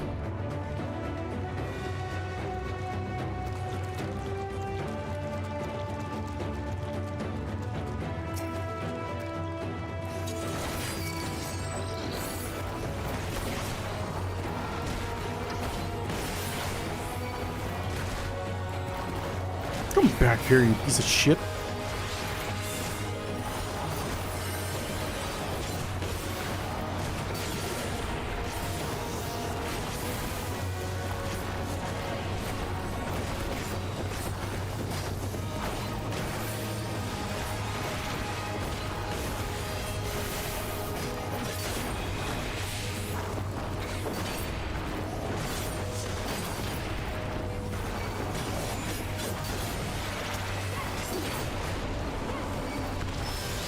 Oh, it wasn't a toxic slush. No wonder I was losing HP.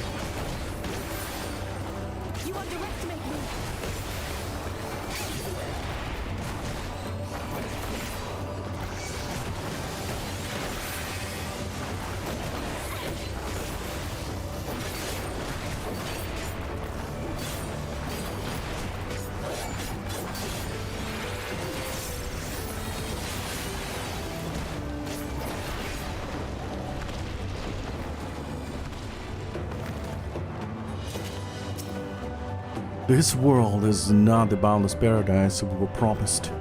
Our population quickly outstripped the habitat land, while seas, where we thought would shine forever blue, ran dry, spoiled, forged into tools of conquest. Cramped homes turned to squalor, and then came the sickness, our undoing, and the final blessing this star has to offer. We are no longer the fools we once were. Wheresoever life goes, death will follow. Indeed, existence is but the most painful path unto nothingness, and the wise embrace their obliteration wholeheartedly.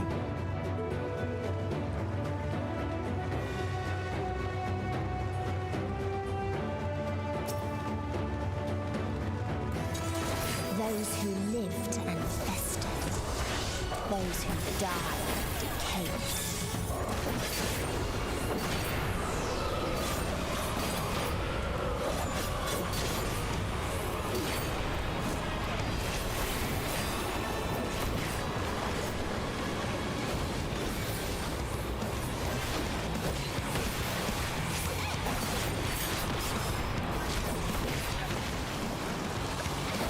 Oh. Oh. I see the problem. Yeah. You chopped me good.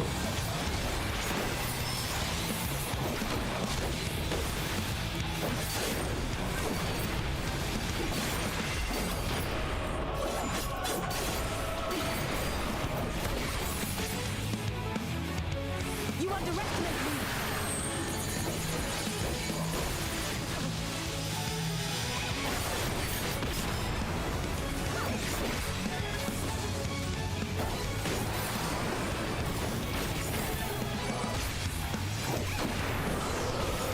You underestimate me.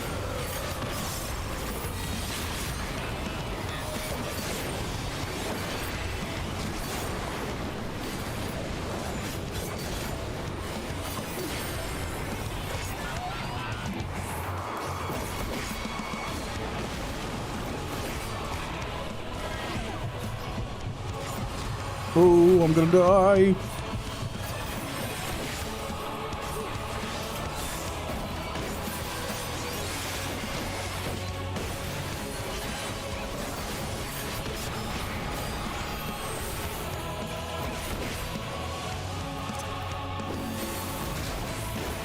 Ah, it was physical. Okay.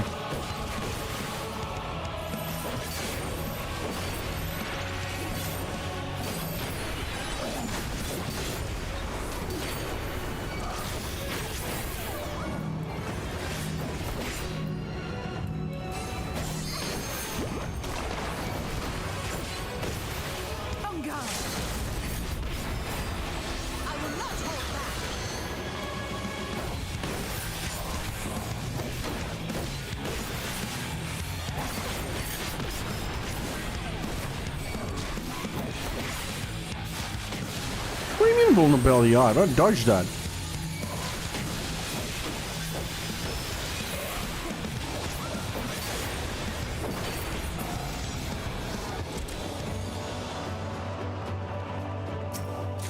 And the very last of them wished they had never been born at all.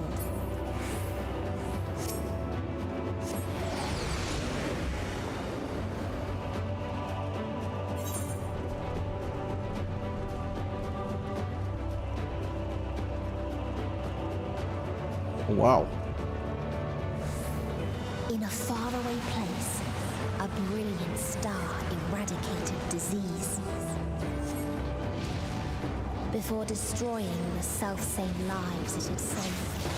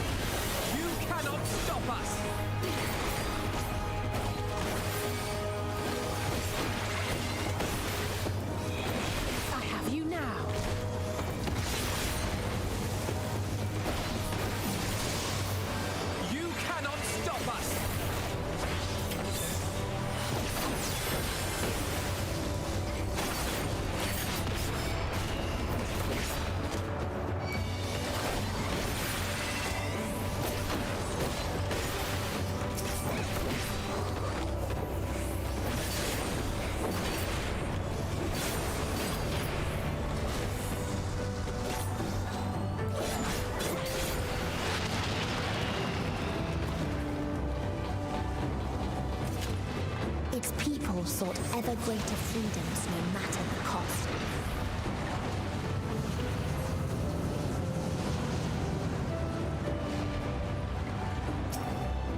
The otherworldly beings should first grace us with their presence and a sign.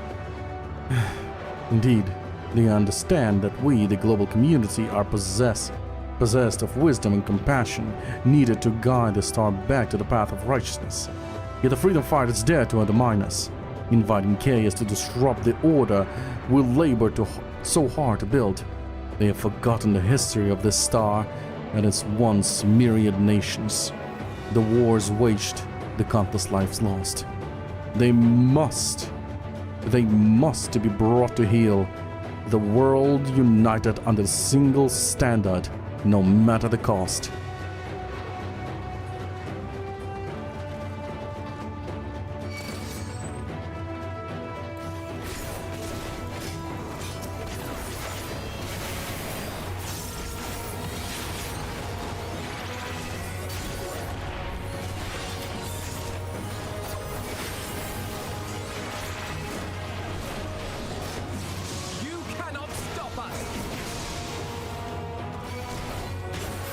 I will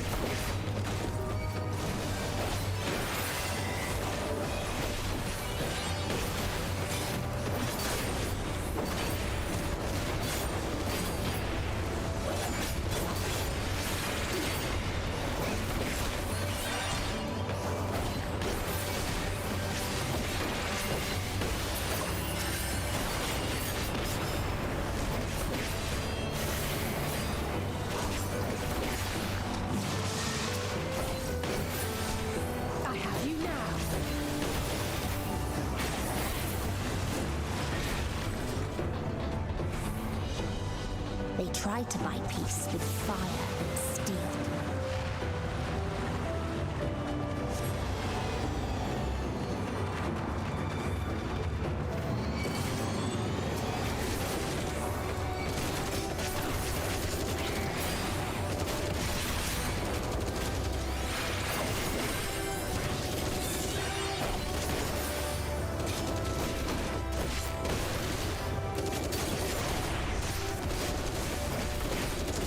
Nope.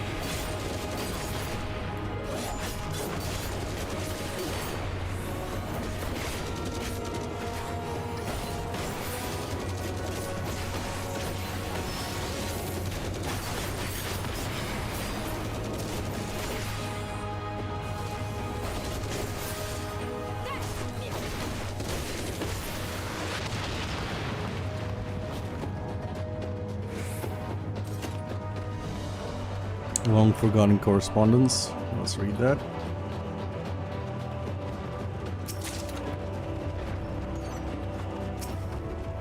We constructed the Peacekeeper, the pinnacle of engineering and technology. This mighty war machine was designed to rid us of the freedom fighters, as well as any other potential threats to the peace we have so long pined for. The artificial intelligence ensures that this singular function is carried out with cold and calculating precision. Indeed, the 10,000 Peacekeeper units we created have now routed every threat to peace, including us. All that remains is to stand and fight. Wow, their own creation destroyed them.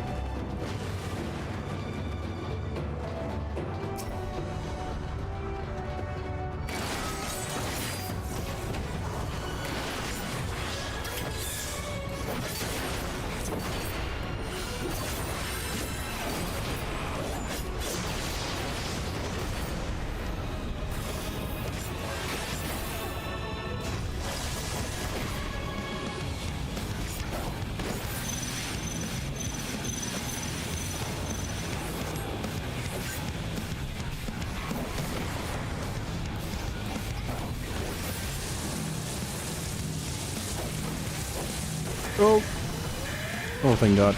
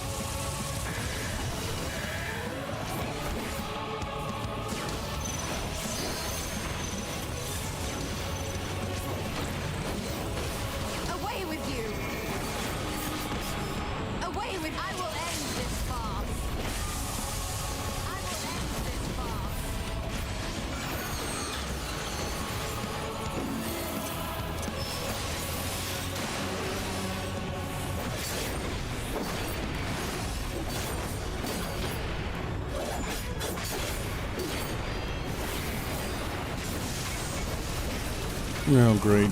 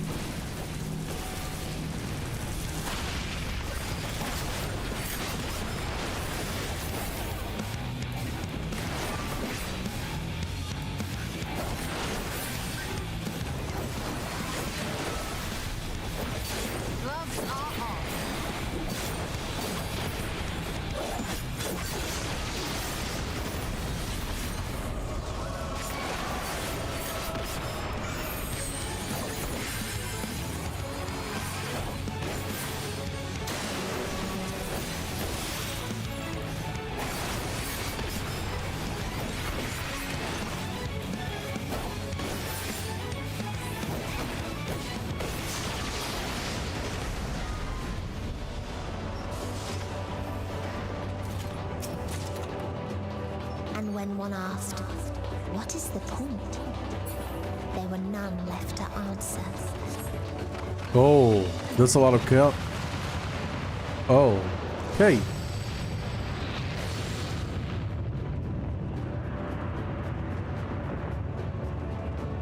Okay.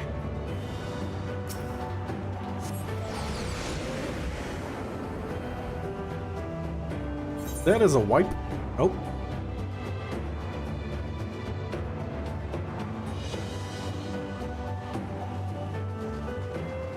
Father still existed a star without strife.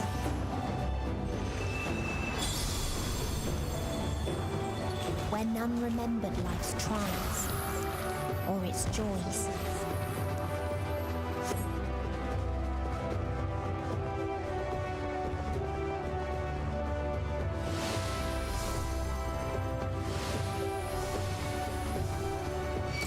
Oh, shit.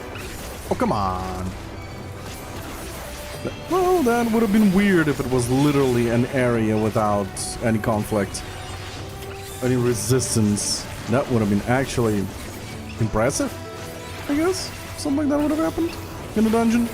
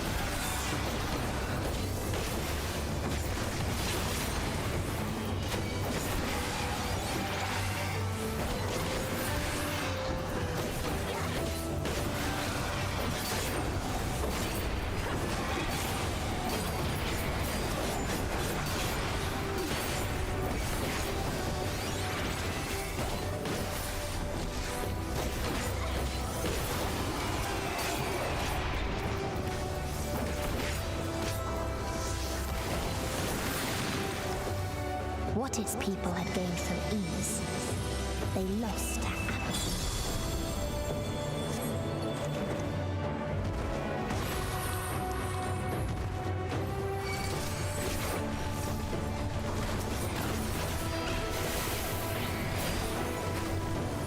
Skill speed would have been good over here now. Alas, I don't have that.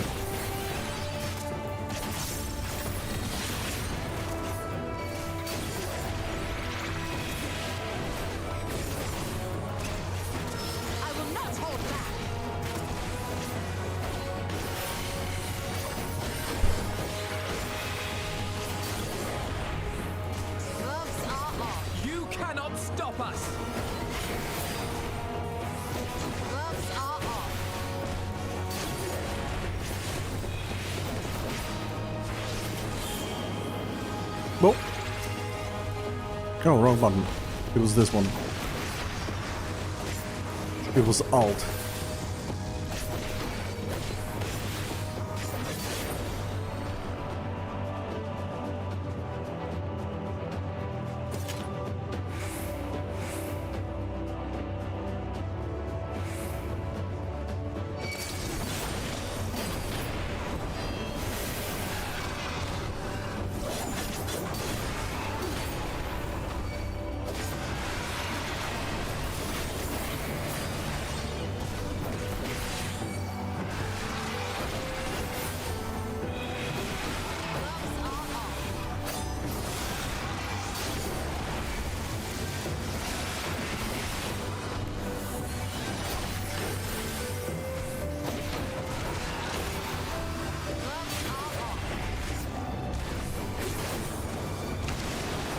Where the hell did that come from?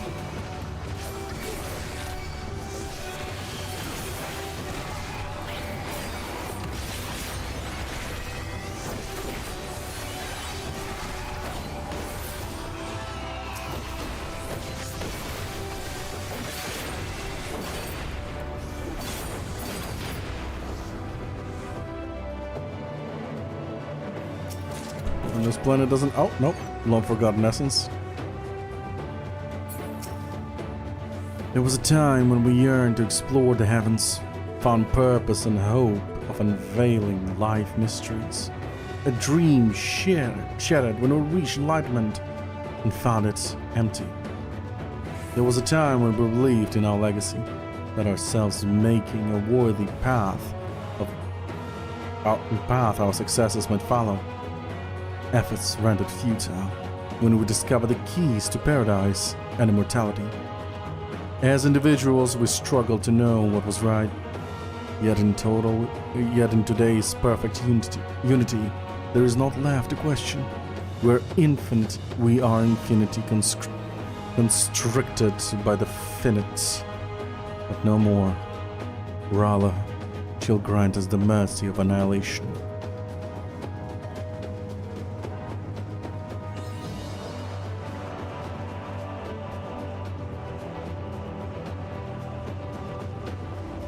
That is a beautiful tree.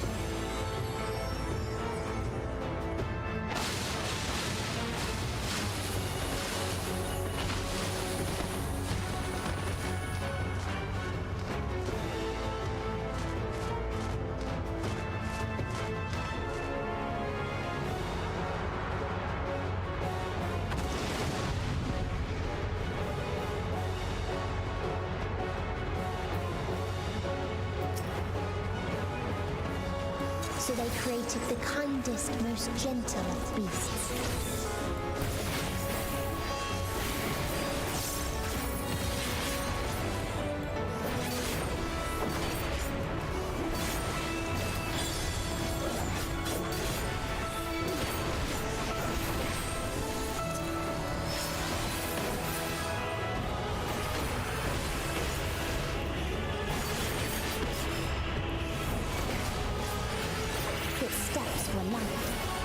And its gift was as painless as it was beautiful. Nope. Okay.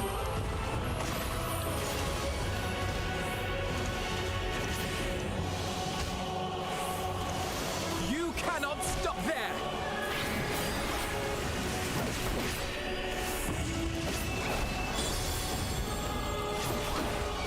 Was that magic? Yeah, that was magic. Okay. Bathed in its golden glow, they all slept happily ever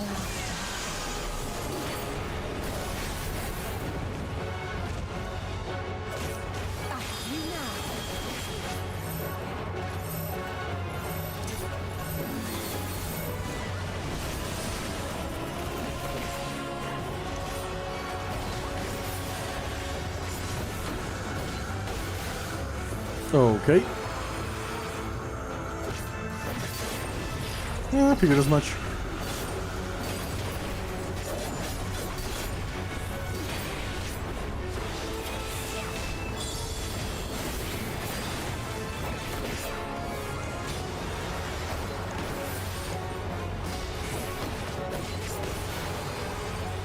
Friends? Oh, is it jumpy one? Yeah, it's jumpy one.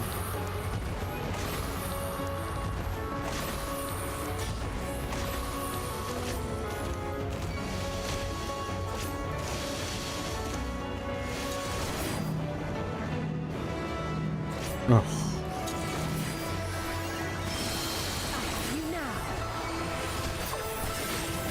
Away with you!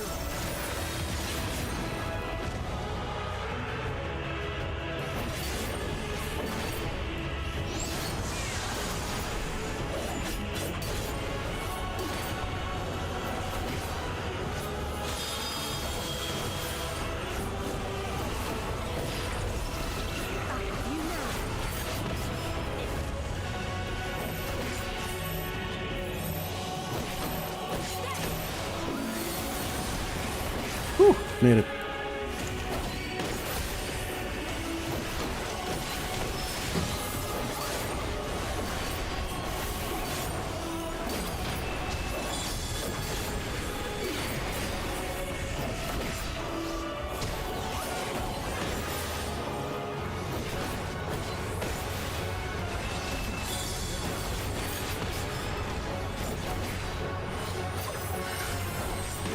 Oh, Alfino fell? What the fuck?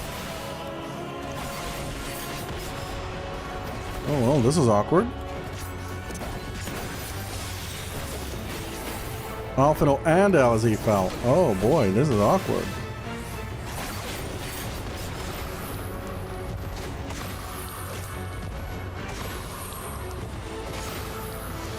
Okay.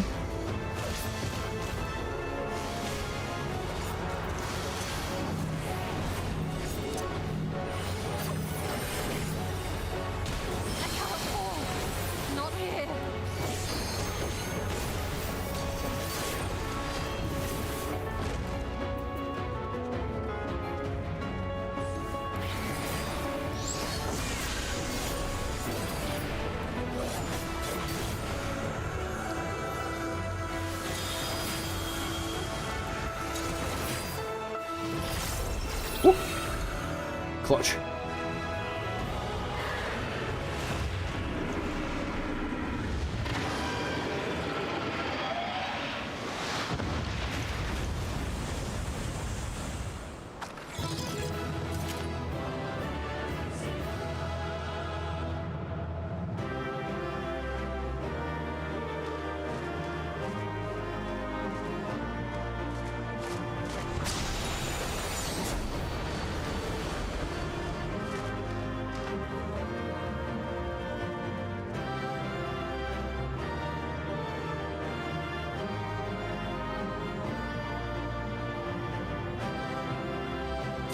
And now the final encounter.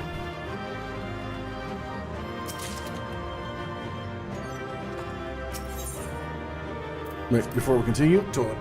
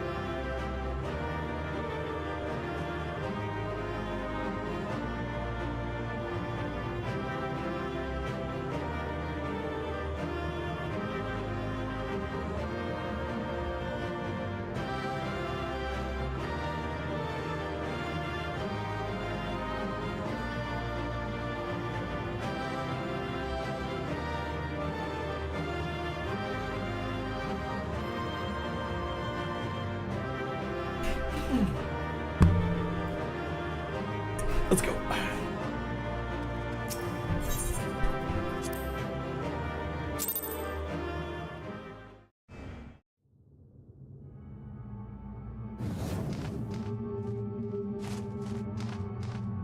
That you still stand. Your determination defies all reason. The souls within me writhe and recoil in your presence. What must I do? What pain must I visit upon you to make you surrender to despair? No one is unbreakable. What pains one may weather may bring another to tears. But therein lies our strength. For when we fall, our brothers and sisters are there to raise us up again and again without end. I see.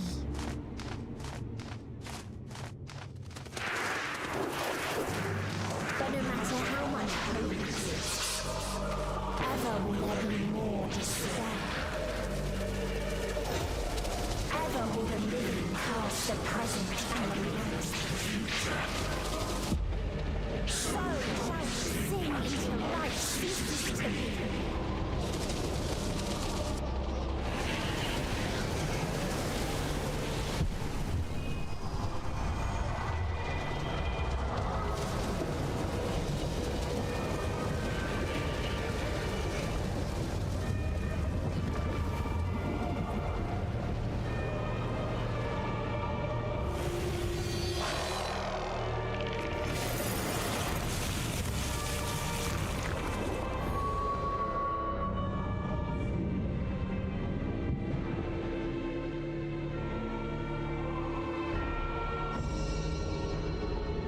seven hells.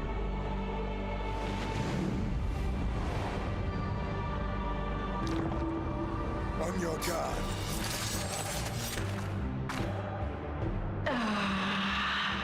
The rage. It rises. Rises.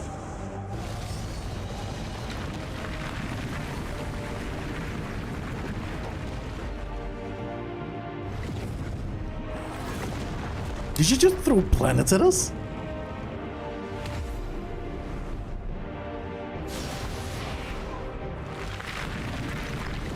Yep. Stop! Calm yourself, please.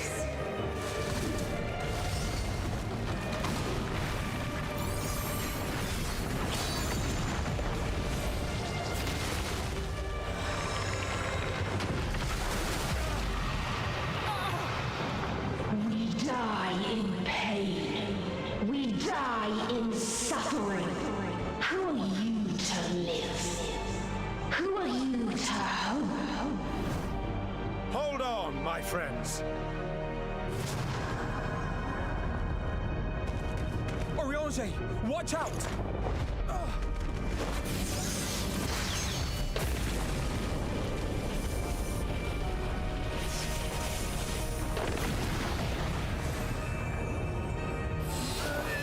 Alphino! We cannot comprehend. We cannot know. We cannot know.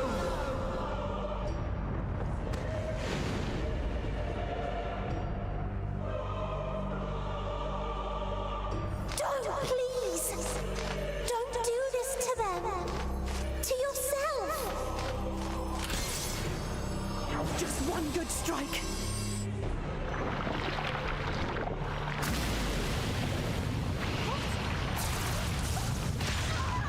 Stop! Please stop! We will not suffer alone. All will know our pain. No, you don't!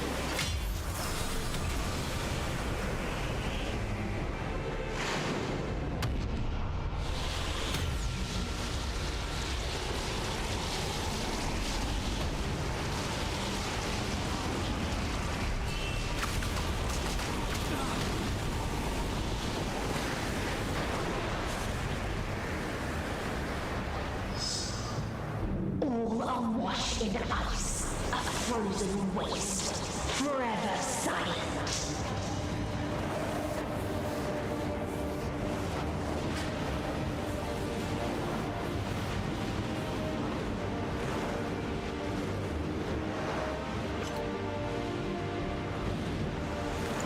Wait!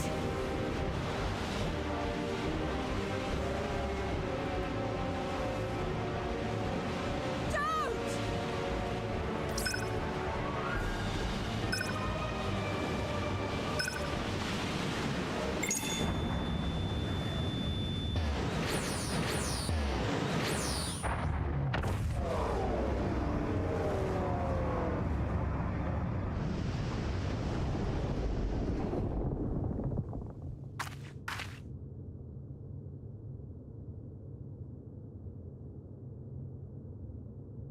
You gifted them escape and rendered yourself powerless. Bereft of the synergy you claim is your strength, unless you need to call upon the dead once more.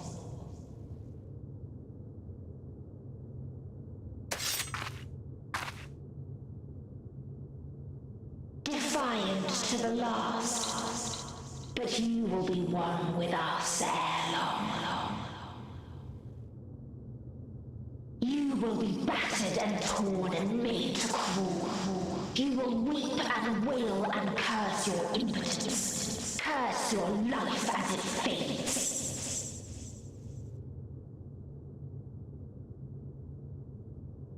As we did, as we died.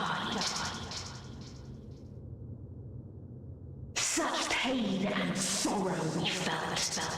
Such anguish and rage. We tried. But it was no use. Only when we surrendered did we find release. Only when we embraced death.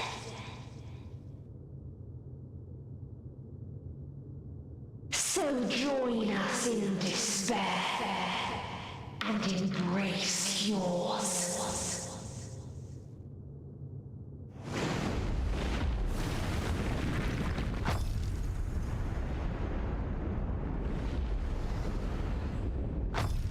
My ultimatum. What is happening?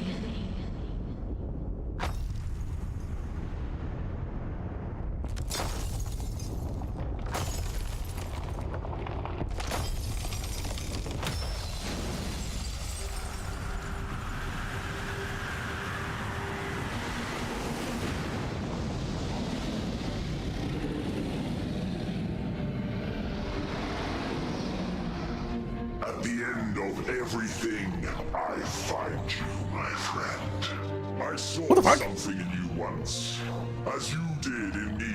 This is Xenos? Oh yeah, he did turn into that once, didn't he? At last I understood what it was. I journeyed to Sharlian to seek you out. Struck a bargain with the woman who shares your gift. In exchange for lending the Scions my aid, I was given the means to come hither.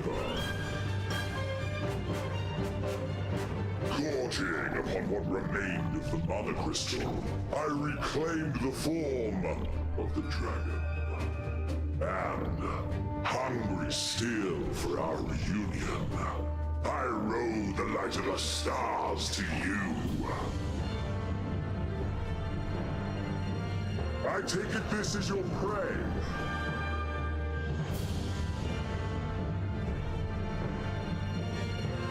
But why does it still live? Surely it is no match for you.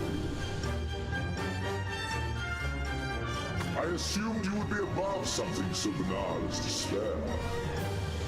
Am I mistaken?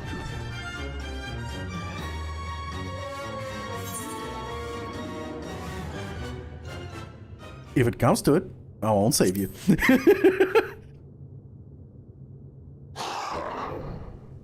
I care not. What I desire of you isn't succor.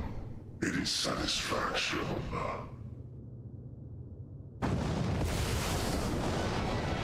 So come, let us dispense with this distraction, you and I.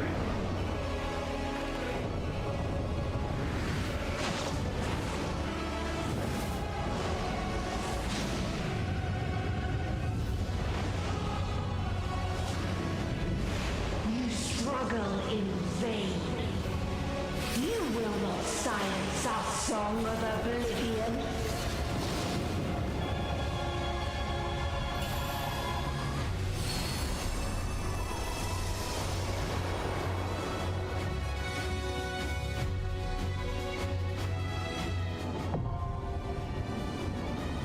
Okay. I actually expected a fight like with Hydaelyn. Shame.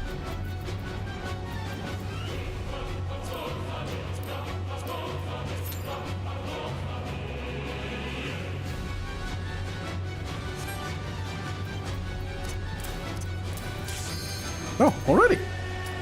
Well, that was fast.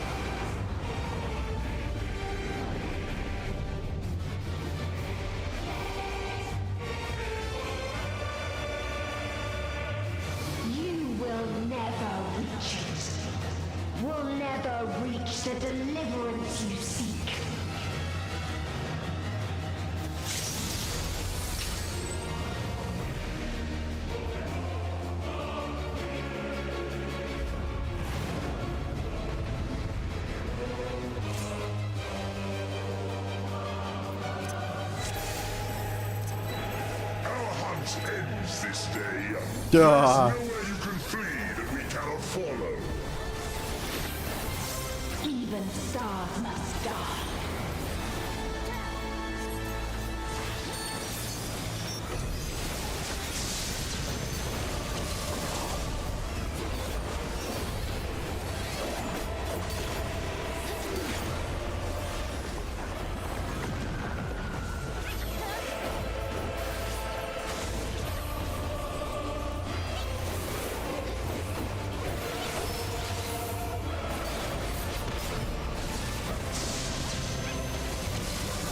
Oof.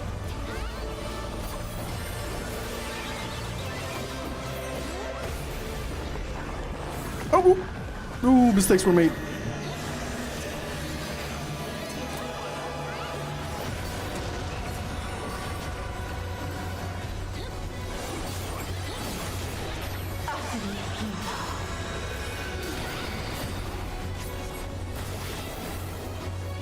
Oh, I didn't dodge. Oh no, I did. No surprise.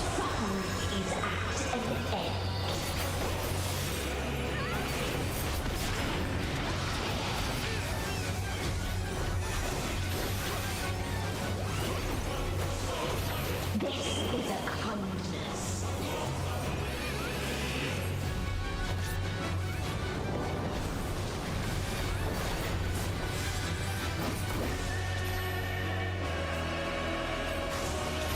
All of us have known despair.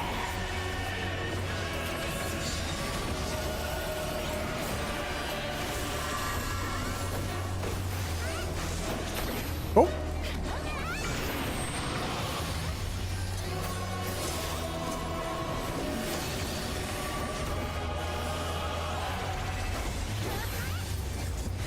We have seen the end.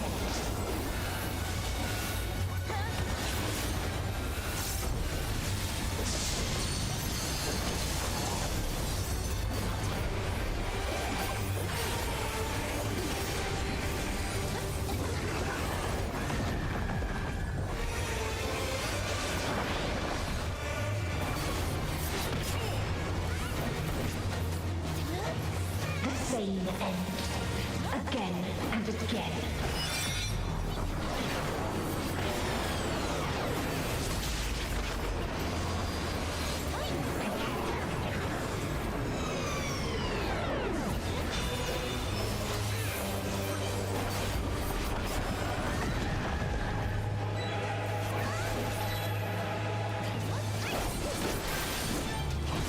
No, Lucas lagging like son of a bitch.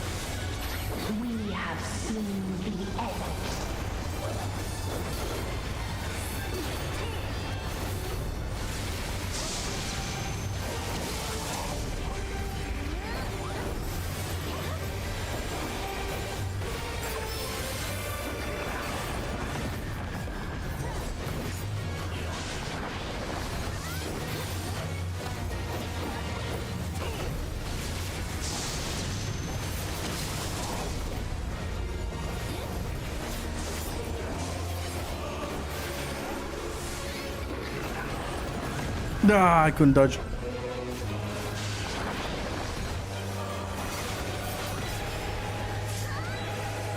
The same end. Again and again.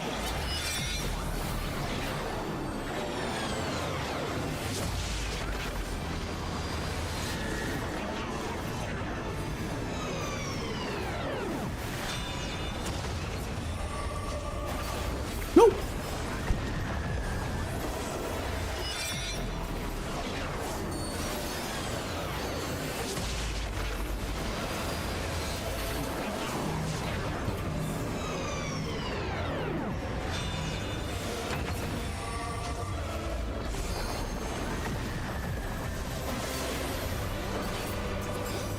If there is no happiness in life,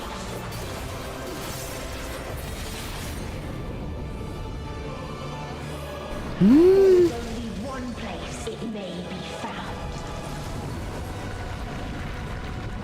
This is a closer fuck.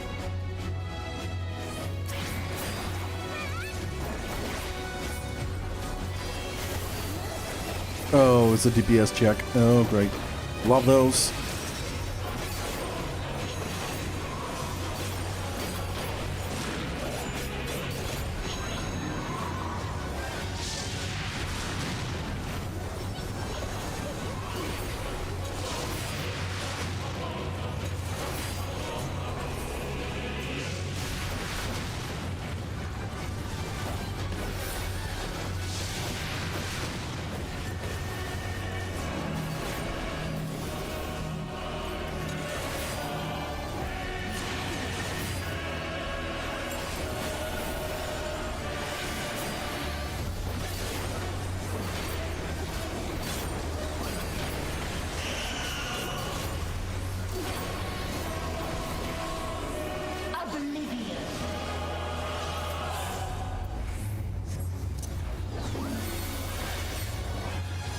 Oh, 10 seconds?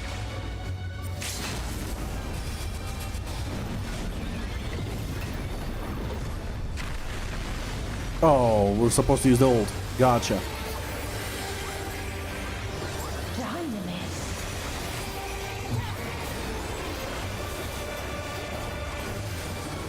No matter.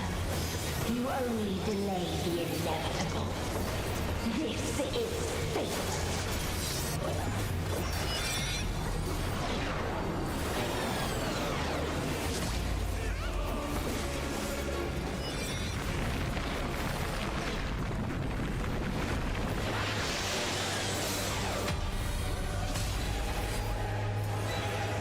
Your time has come.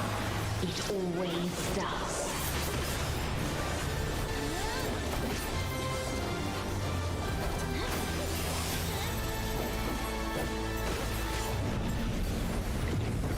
And how do we block that?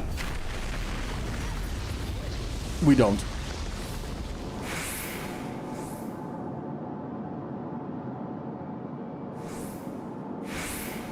Okay.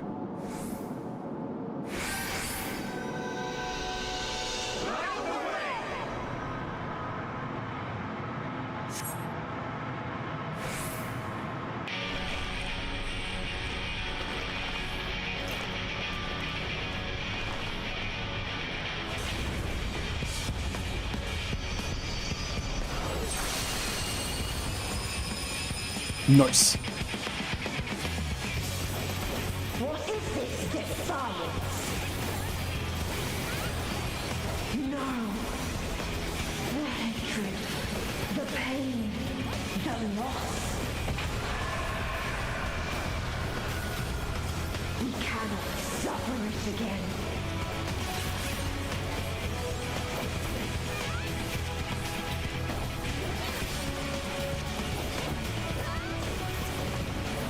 We will stand against fate. No matter the cost. We've been here before. Many a time. Thus do we know. To never give up. The hope will shine again.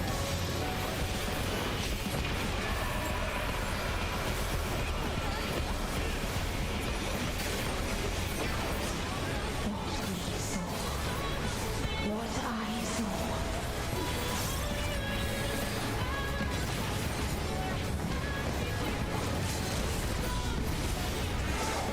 It can only end in misery and desolation.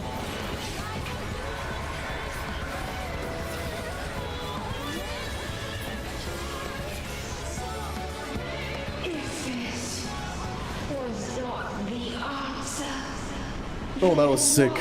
is it? Where lies happiness?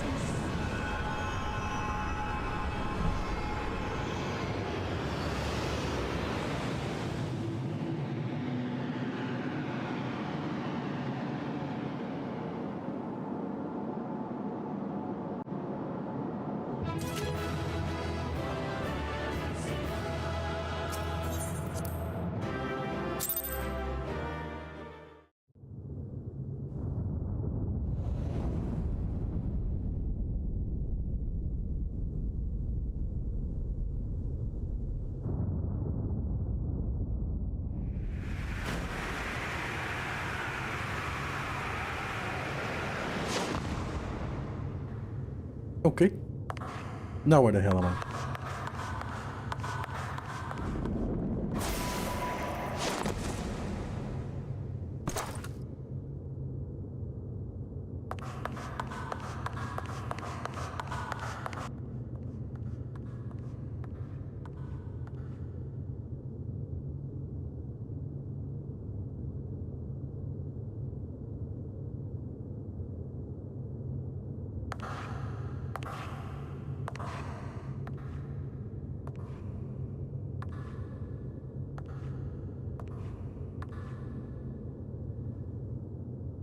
No matter where we flew, there was only darkness and loneliness and pain.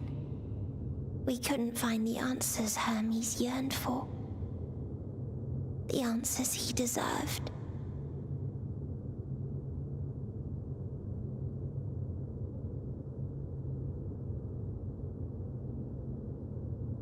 Greetings, you who are my final encounter. I wish to hear your words, share your feelings, know your thoughts. May we please be friends?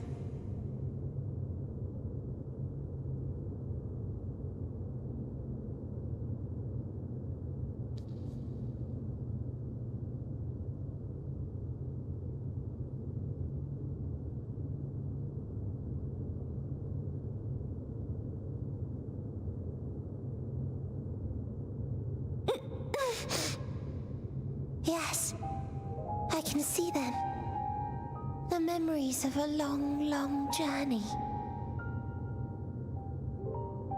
So many people. The thoughts of them overflowing in your heart.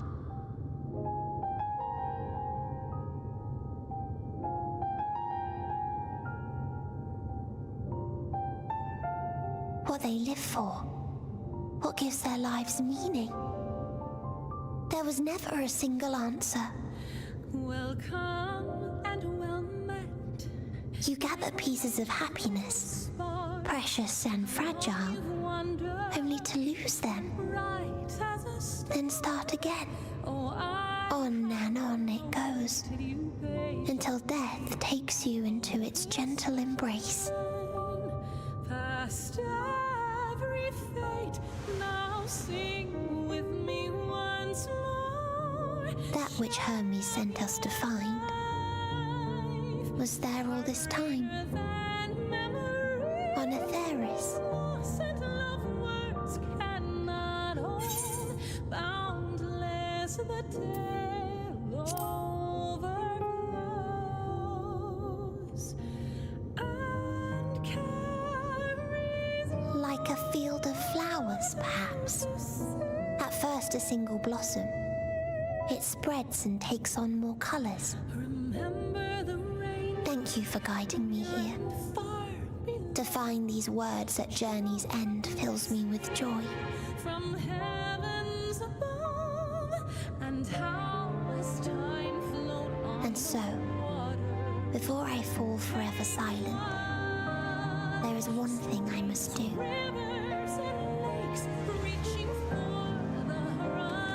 No expression of regret will undo what my sisters and I have done, or restore what we have stolen. But if you would allow it, I would sing one last song. A song of the newfound joy that swells in my heart. Of the beauty of light when it shines across a dark and starless sea.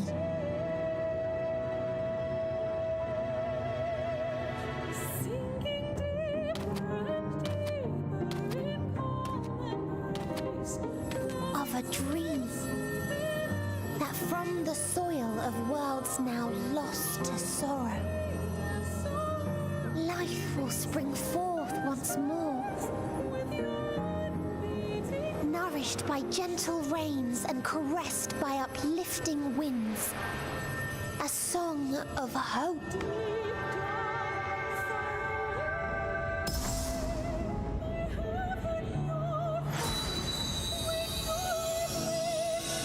Oh god, she flashbanged me in the dark room. Ow.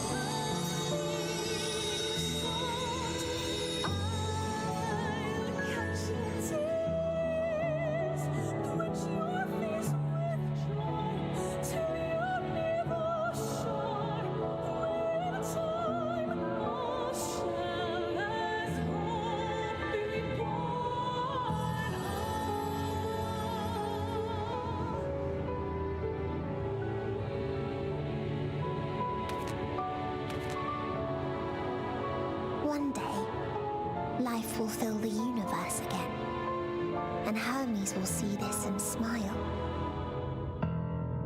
How, I do not know, but I do know that where there is a will, there is a way. After all, miracles happen every day, do they not?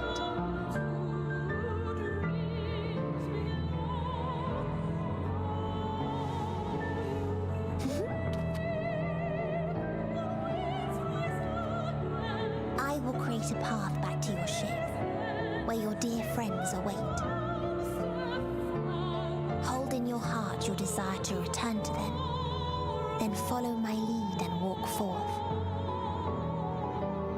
That hope will surely guide you true.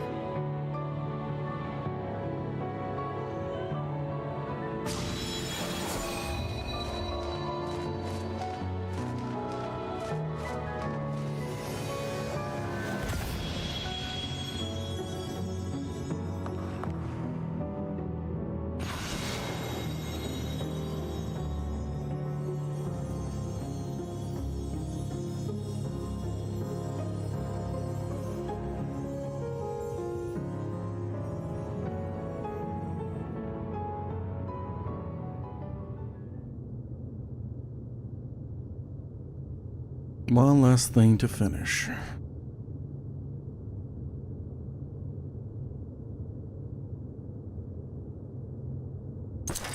You mean to return to the world where you are hailed as a hero?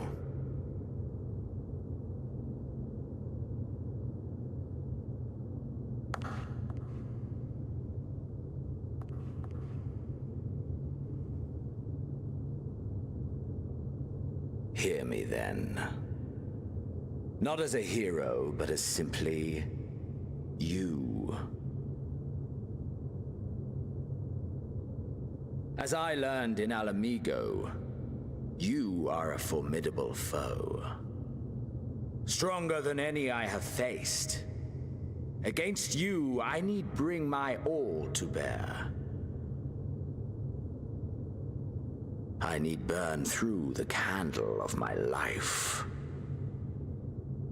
This is the sole pleasure I know, and it is the sole pleasure I have to share.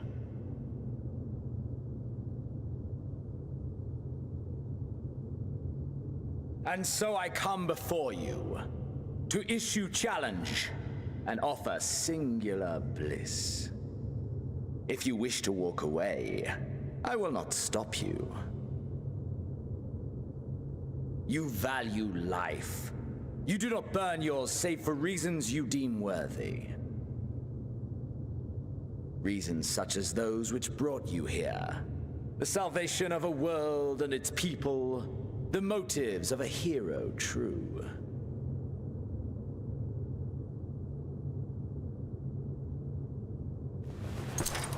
But there is more to you than that. You know this to be true. As surely as you know the thrill of pushing your body and soul to their limits. Of confronting ever mightier foes, dancing ever closer to the precipice, wondering if this will be the one to finally fill the void. Such pleasures you seek for their own sake, and no other reason. Is this not so, adventurer?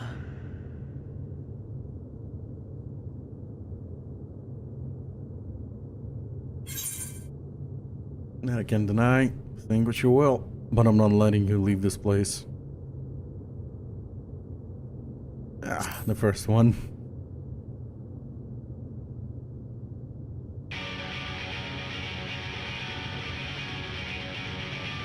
Ha! Acceptance! At long last! The conflagration of our clash will scorch even the stars!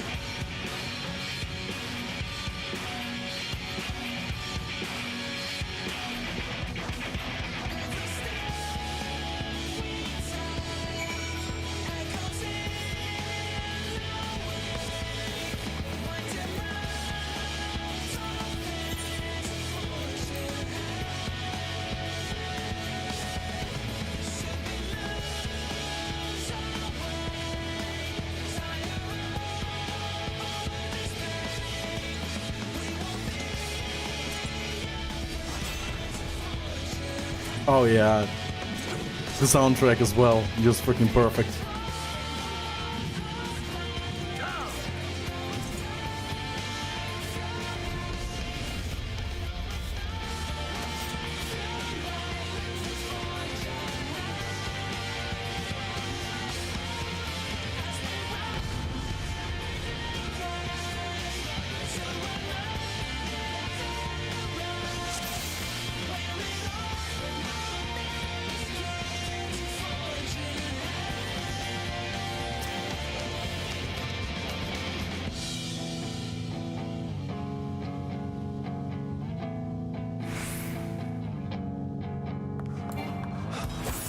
Nothing back!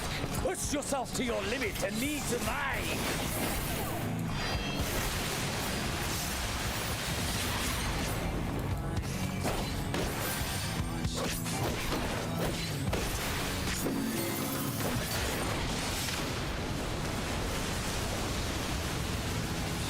Is this truly the best Heidelland's chosen can master?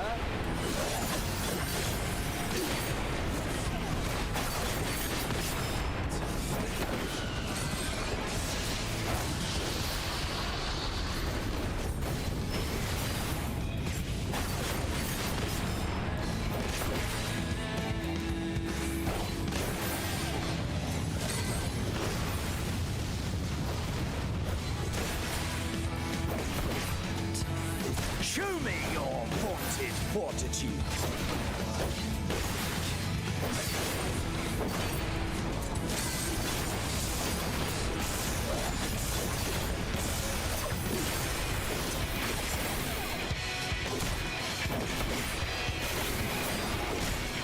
Soon you will know the full extent of my power.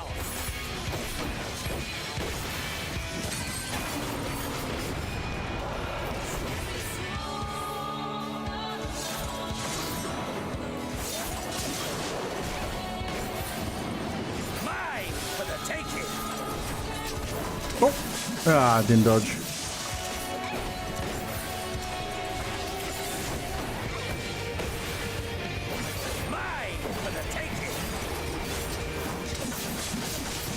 Ah, bitch.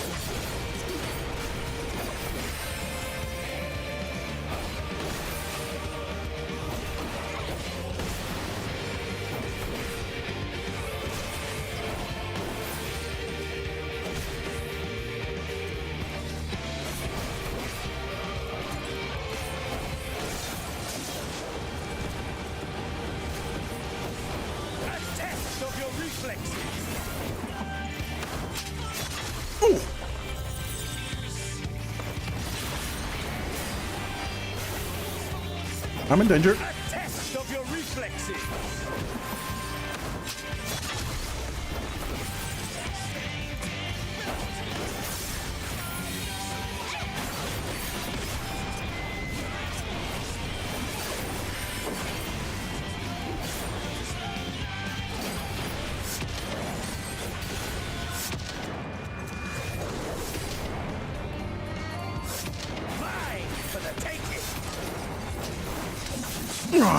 Damn it. I'm making mistakes.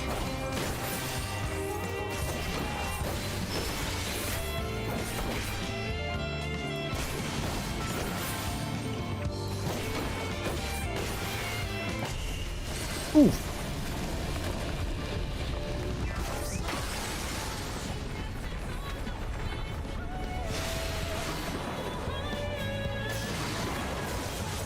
A test of your reflexes.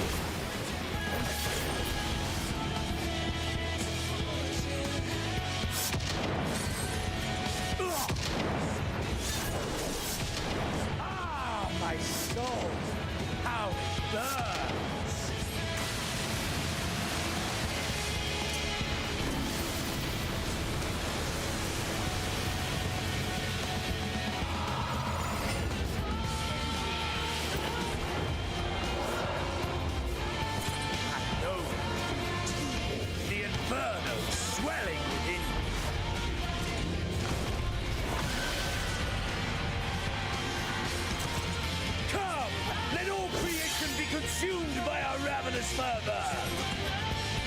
I have you.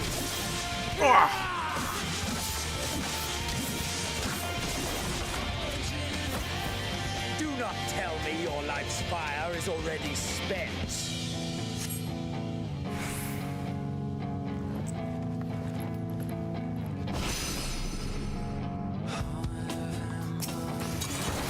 Yes, yes! Rise once more! It mustn't end yet!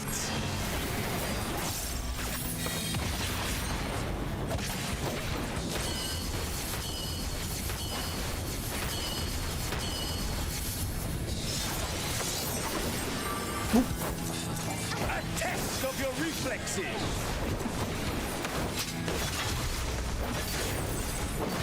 I have you!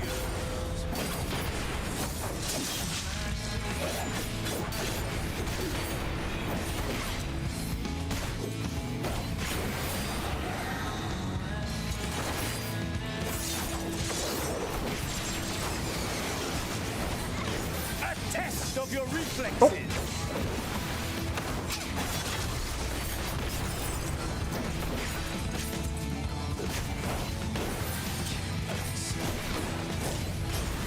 Show me your vaunted fortitude.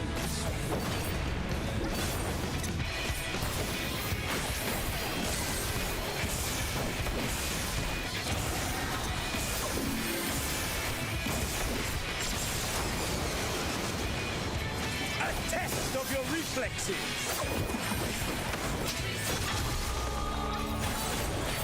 I have you!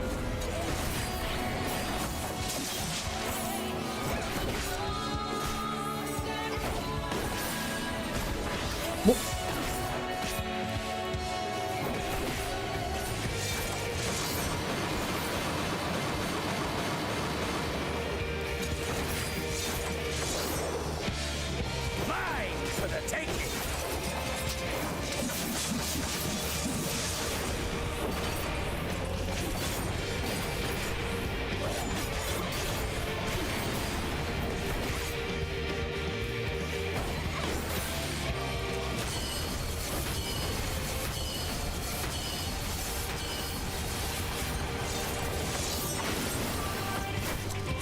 A test of your reflexes!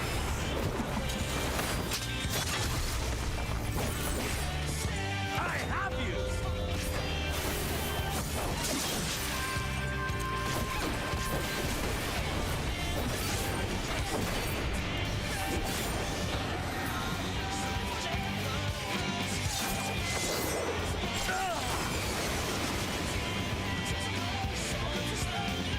No, not yet.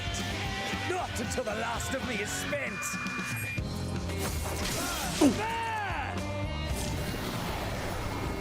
Now fall!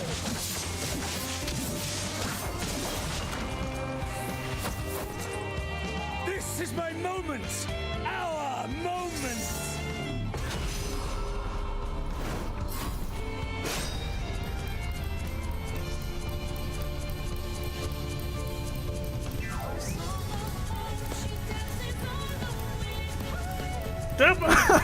My thingy!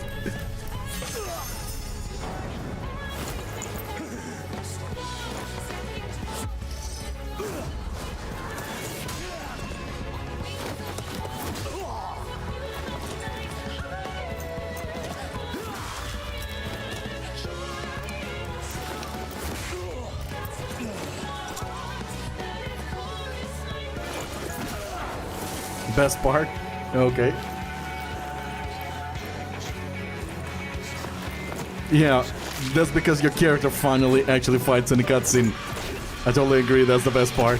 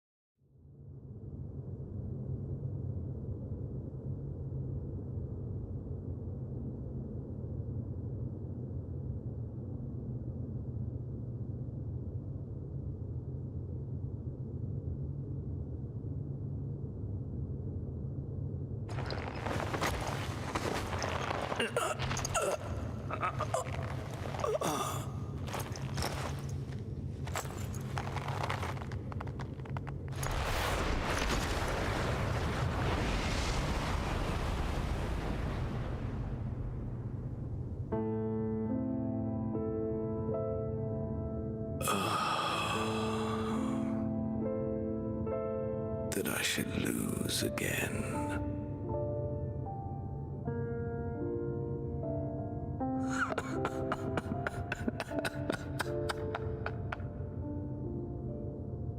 How disappointing.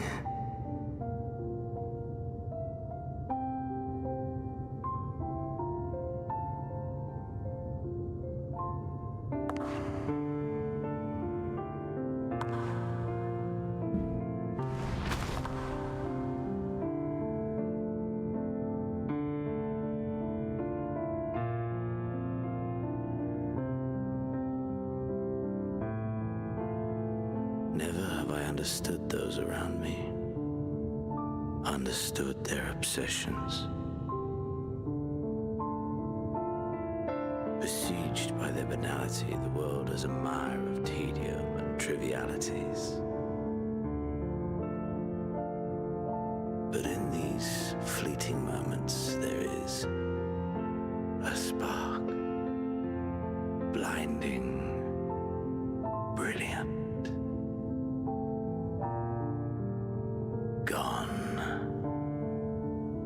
too soon.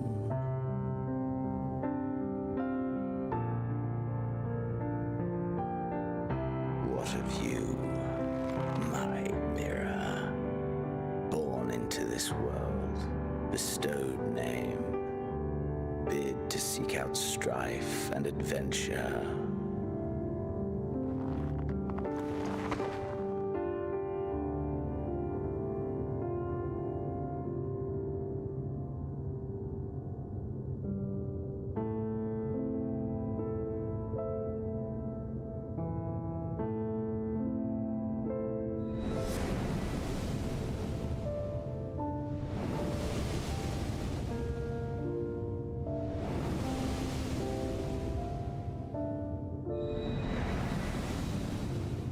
Was this life a gift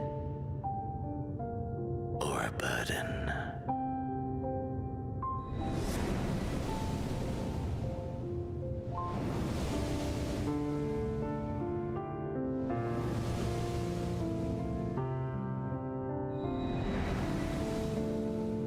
Did you find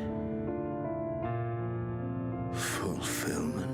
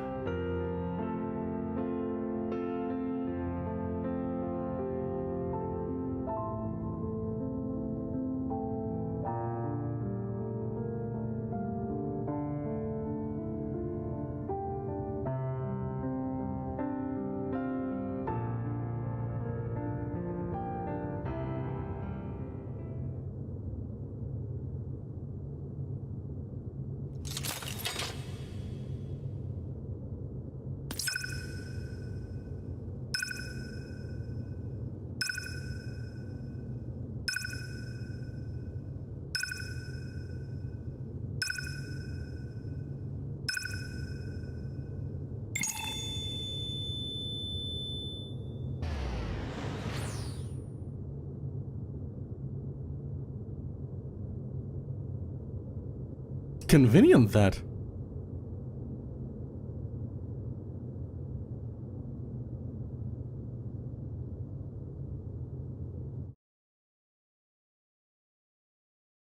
It fell out of nowhere very conveniently. Must tend to.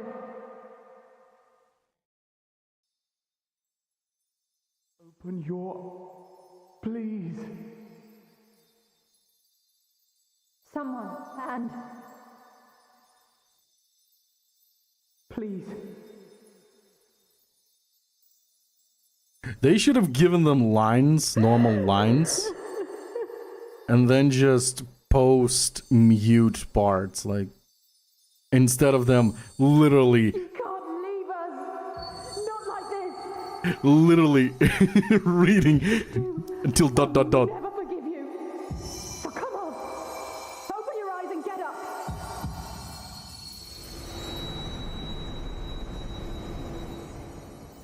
Instead of an emotional moment, they made it very comical.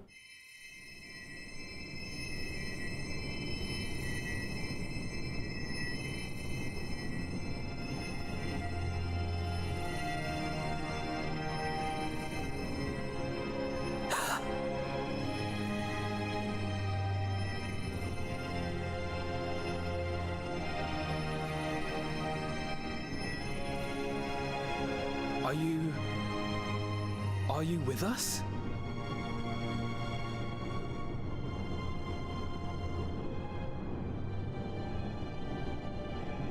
Oh, thank the heavens. For a moment we thought... Am I really alive? Yes, you're alive. You're alive.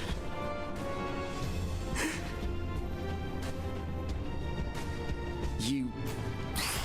How can you keep your promise if you're not here?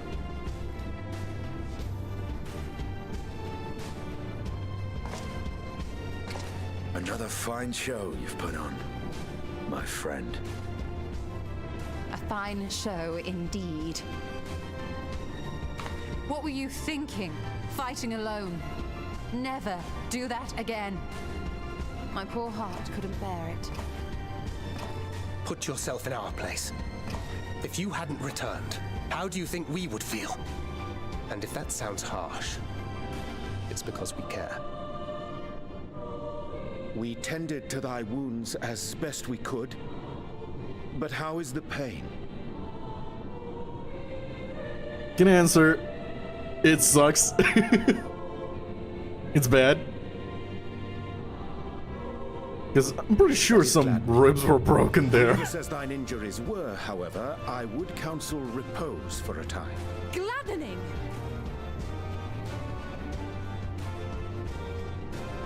There's nothing gladdening about this.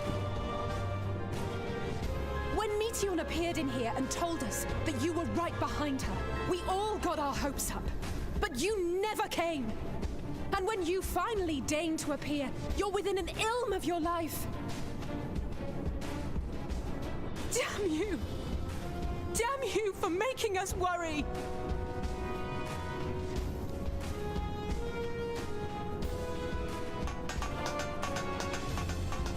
Oh, those were cries of celebration! Anyway, well, the important thing is that you're all alive and in reasonably good health, and we mean to get you back that way. As for your earlier request, I'm quite certain we're in range to make contact now. Ah, excellent. Let us announce our return at once.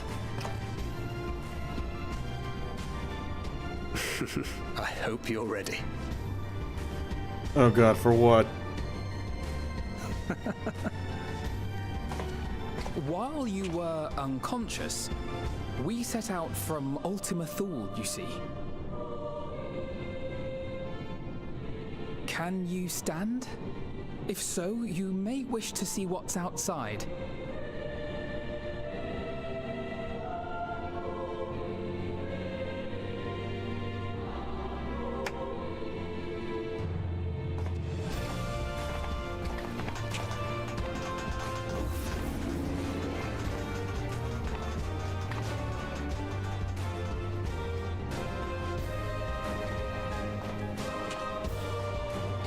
We're home, my friend. We're home.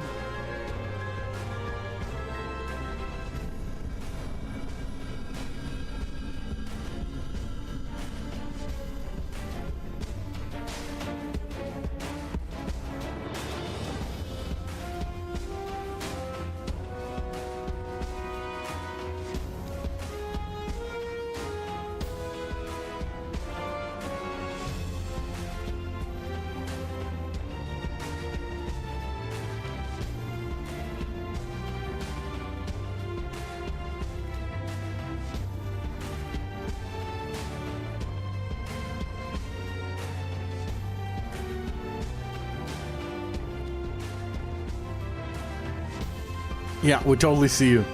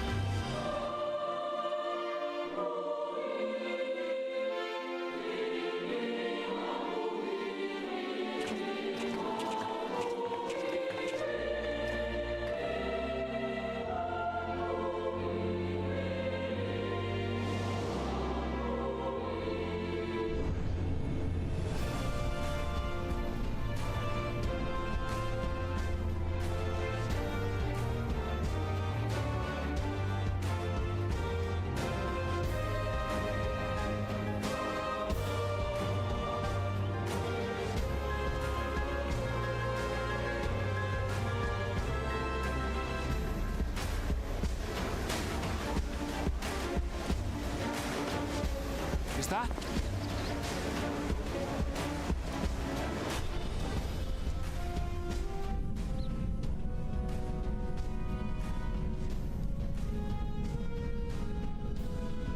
It is! It's the Ragnarok! They're back!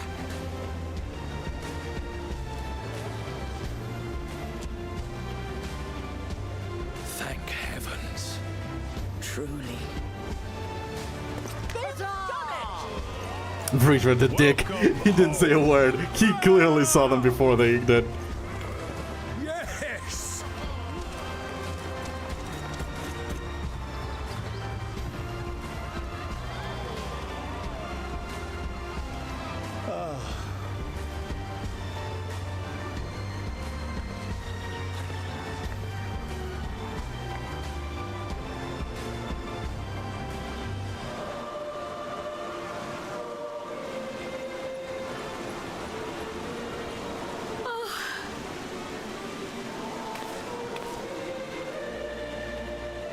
Welcome home, everyone!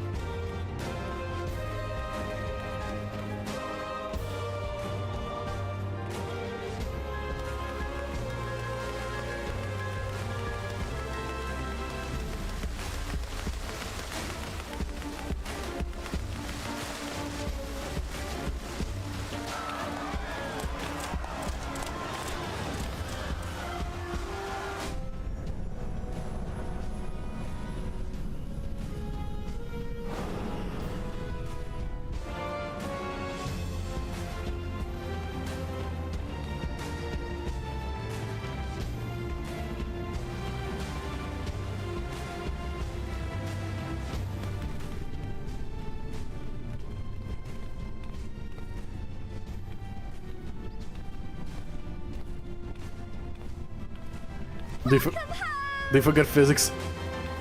They forgot to do physics. Water splashing everywhere.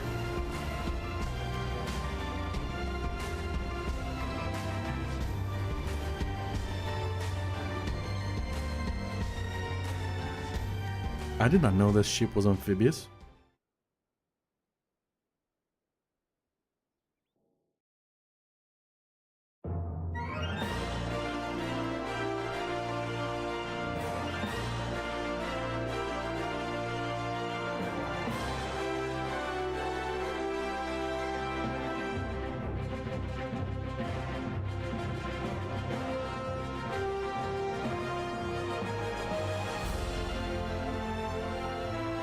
The very first soundtrack.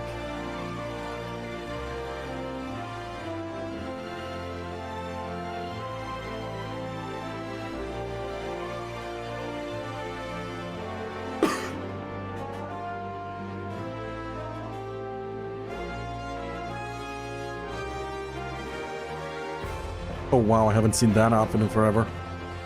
On Totoro.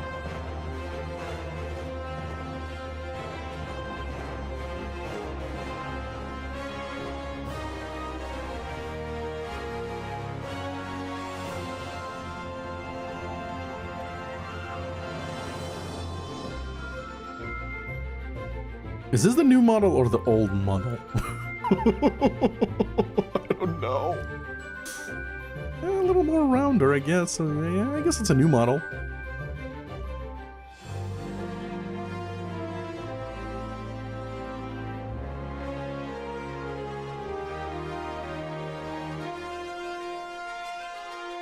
There's still a little loophole that I never got an answer for in the story. It's when Seed sees the main character, the MC, as a light, and then the MC gives Sid his goggles. We still never got the answers for that, unless I missed it. No, I didn't miss it. We never got the answers for it.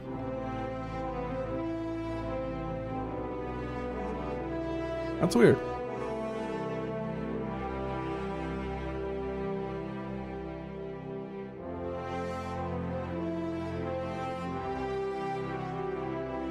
That is very, very weird.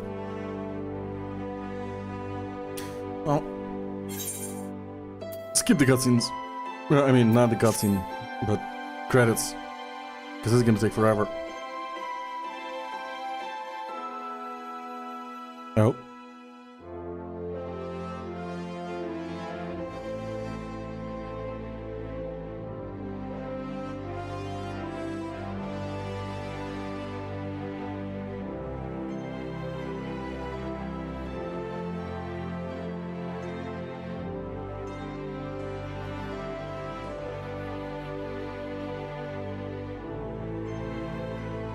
Yosuke Matsuda, Mr. Headshot? What? Oh.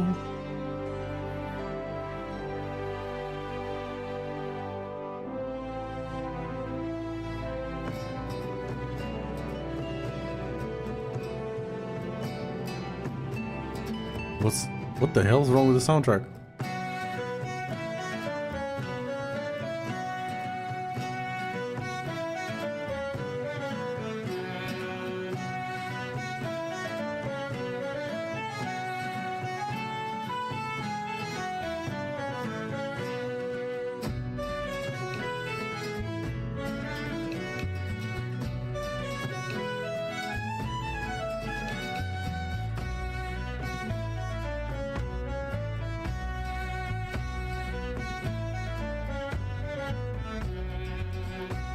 Dearest mother, dearest father, this letter will be the very last that I write to you from the rising stones. The fuck?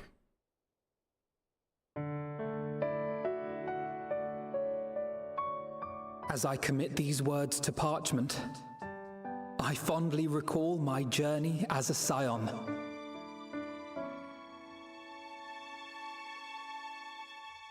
From the time I first walked into the Order's former halls, to the time I set forth to forestall the final days.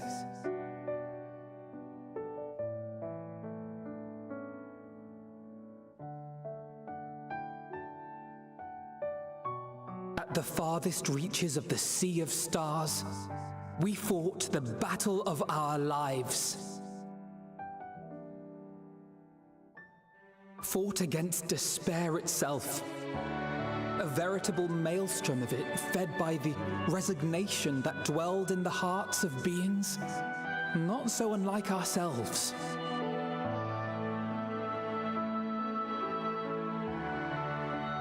Full oft have I harbored the same malaise. Have I been brought to my knees, crushed by the weight of sorrow and defeat, convinced that I will never rise again.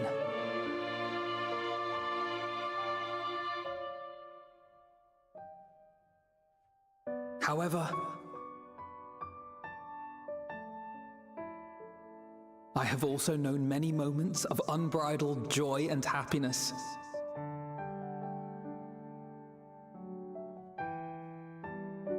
By this truth do I find hope within, blooming resplendent, like the Elpis flower.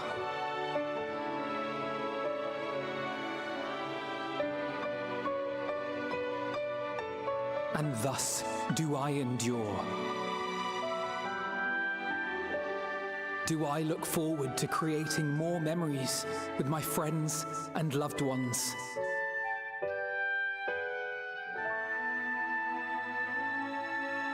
For from these fertile seeds, yet more hope shall spring forth. And they will grow to become shining lights that illuminate the dark.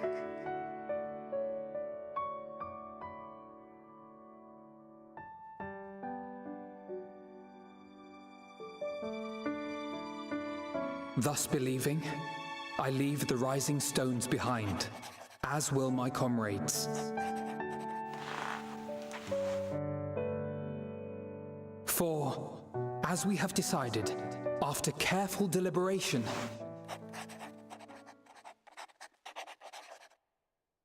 we are disbanding the Scions of the Seventh Dawn.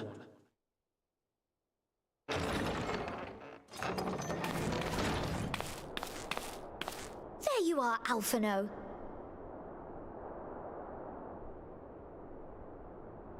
Everyone is already gathered in the foyer.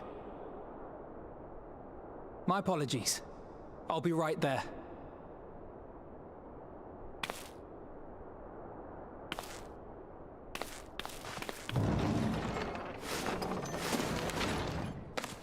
At least, that is what the story will be.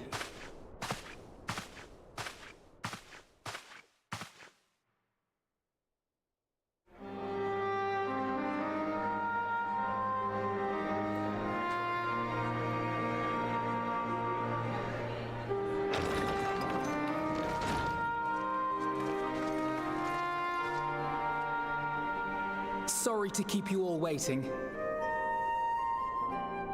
What could you possibly have left to do now?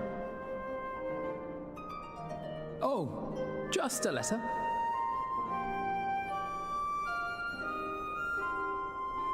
I imagine it will be a while before we can gather like this again. So it must be, if we're to keep up appearances.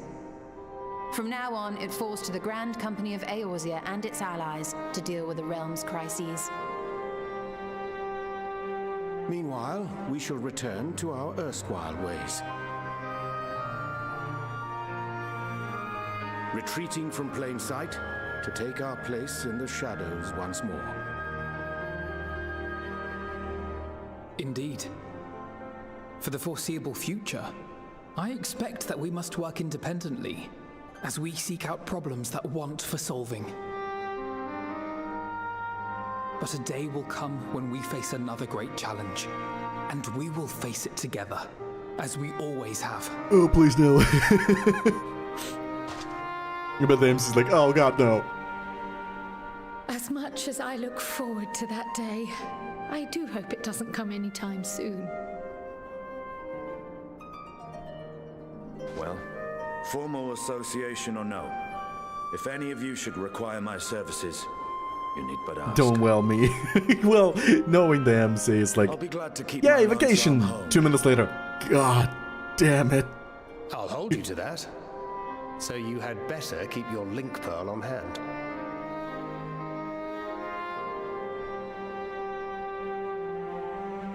So you really mean to stay, Tataru? Oh, someone has to keep the Rising Stones in proper order. And even a super-secret organization requires a super-secret base of operations. That everyone knows where it is. Oh god, no. To the rest of the world, it will be naught more than a workshop for Eorzea's foremost up-and-coming artisan. If you thought our coffers were full to bursting before, just wait till I can devote myself wholly to the crafts.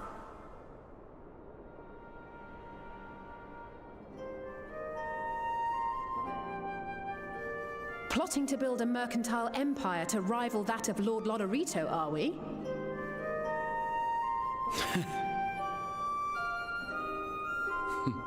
I, for one, look forward to your future successes, Tataru, as do I our next meeting.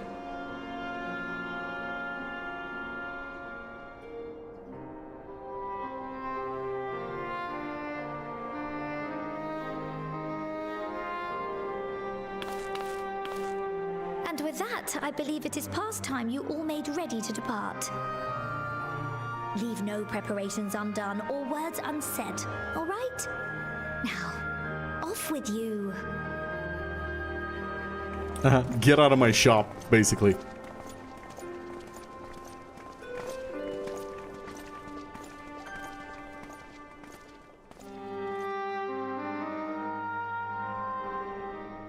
Okay. Oh god. I just wanted to yawn and then I see so many sprachtens. Is it at least voiced? Please be voiced. It's not voiced. Of course it's not. Oh, thou hast spoken with our comrades? Though this parting be not for forevermore, 'tis not the last occasion for Sauron. Akin to Pixie's path, the navigation of such farewells is a perilous endeavor indeed.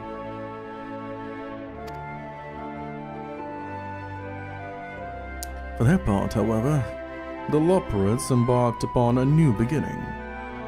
Though bereft of its purpose as a vassal, the moon yet remains hospitable for the creatures of Aetheris.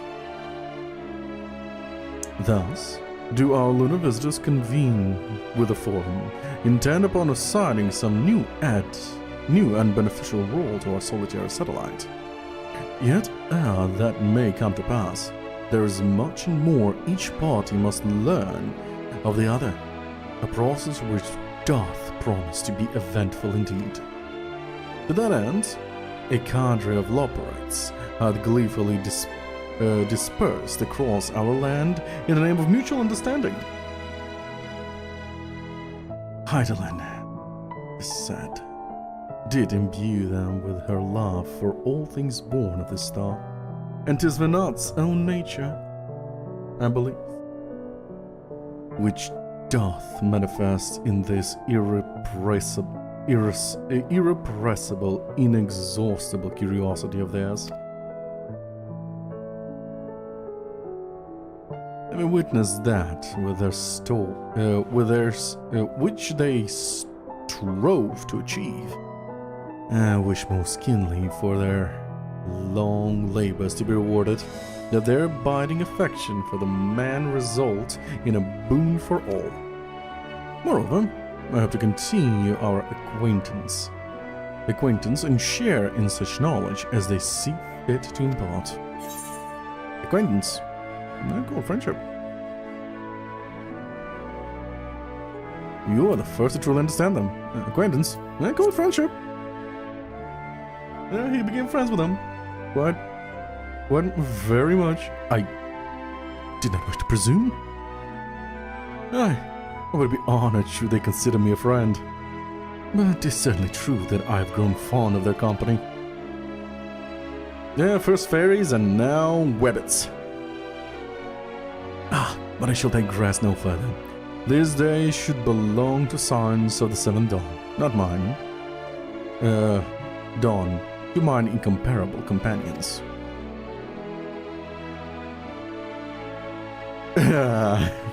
And how do we do that? Oft times of mine residence caused thee grief, and mine actions spurred allies to suspect betrayal. Oh god. Oh, you mean it's a money shop? You mean in a Moog store? Moog store? Moog station? I don't fucking remember. I haven't been there in a while because it's automatically payment now for Steam. Yet here among you I still stand. Oh. I shall stand. No amount of words could express my gratitude for thine acceptance and forgiveness. That instead, I'd proffer my humble support. Be it onto the deepest abyss or the highest heavens, even if I must needs thunder cross stormy seas, ever will I answer thy summons.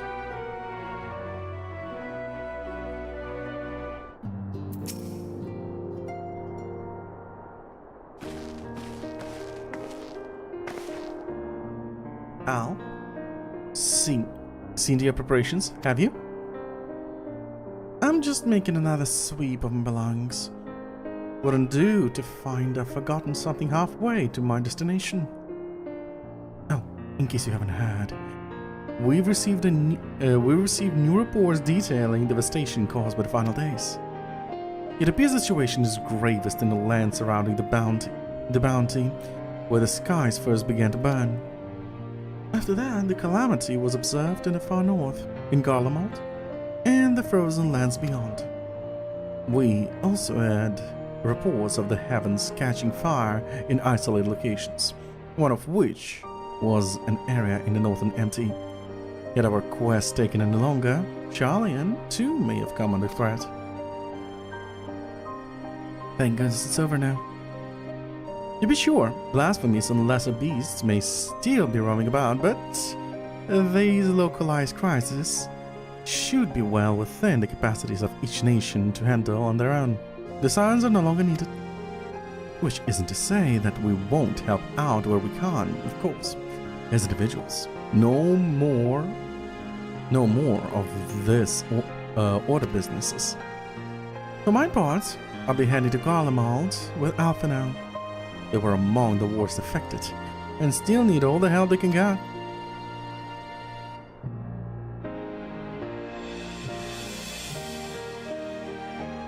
It won't be easy. An inevitable part of aiding those in need is coming face to face with tragedy. No, it doesn't make it any easier though. That I'll curse my weakness, my inability to fix every problem and save every lost soul. But no matter how much it hurts, I won't give up.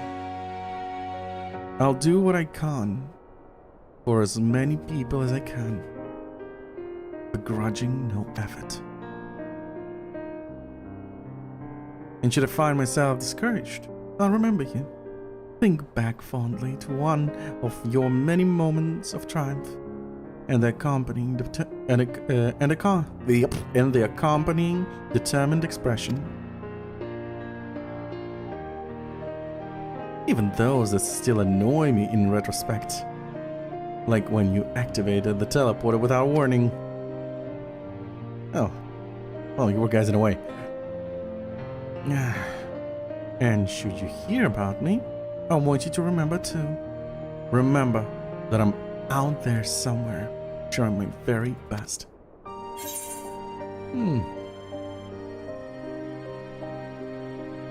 I look forward to hearing all about the legendary Alizé Levelou.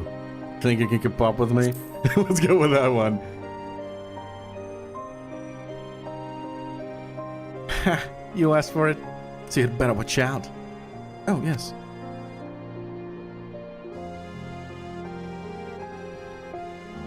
Next time we meet, I'll be vastly improved, so don't be surprised when you find yourself marveling at me.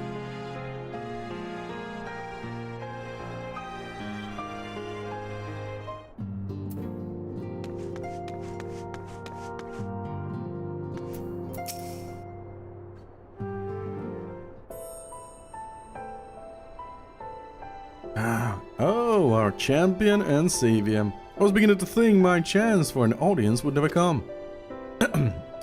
That sounded more amusing in my head.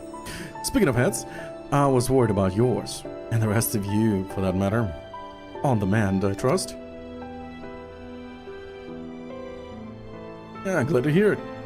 You went a bad way, and healing magics or no, I'm impressed by how swiftly you recovered. And again, it is hardly the first time you've cheated death. Your strength of will has never failed to astonish me. Look at what you've accomplished. Meteon defeated, her Song of Oblivion cut short, the source and all her reflections still delivered from the final days. If you had faltered at the last, then all hope would have been lost, but you held fast. Now, Reen has a tomorrow to look forward to, and I could ask for no greater gift than that. As for a lesser gift, however, the next time you see her, I would appreciate you not describing my travel plans with Oriange as aimless wandering. With a purpose in our roaming, after all. Keep an eye on things in absence of the signs of the world stage. There'll never be an end to the little problems that go unattended by nations. We will do our best to help out where and when we can. Which, I suppose, is an approach not far removed from aimless wandering when you get down to it. Perhaps you could tell her I'm faring well. I'll leave it at that, eh? No need to mention this feeling of being uprooted. I've never been one to stand still for long, but when I think of home, it's the rising stones which comes to mind. How many times have we set out from this base? Thence to return when our work was done. On the day the signs came together, I only hoped for Minfilia to find a place where she belonged. But never did I expect to find one here for myself. indulge me, Al. I have a question for you. And I imagine Philly herself is asking, are you glad you joined the Science? Best decision I've ever made. No, I don't agree with that one. Yeah, but the second one is better. Kind of an answer, but not an answer. There's never been a dull moment, that's for certain.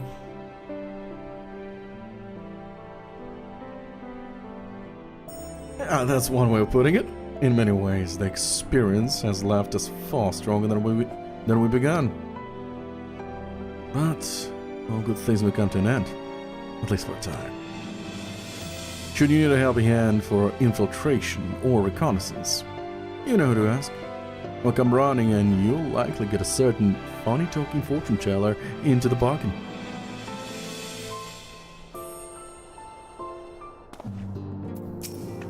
The salvation Mephilean dreamed for Eorzea comes closer to reality with every step the Suns take.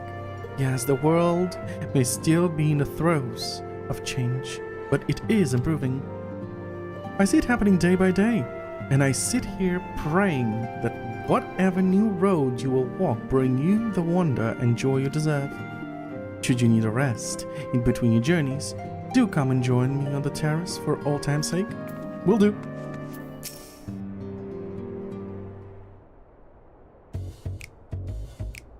Okay, what's with the soundtrack?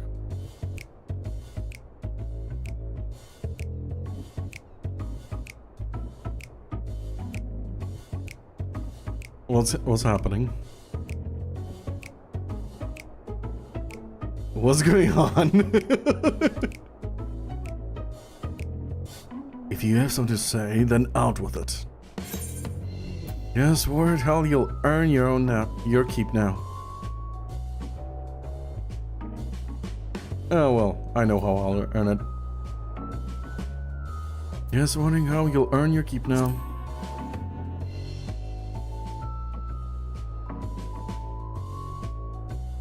You talk as if the Sun's dissolution was more than a mere pretense. There may be fewer calls to action, but we should be compensated as before. Why are you so concerned for me anyway? In any case, I do not want for options, even if some are worse than others.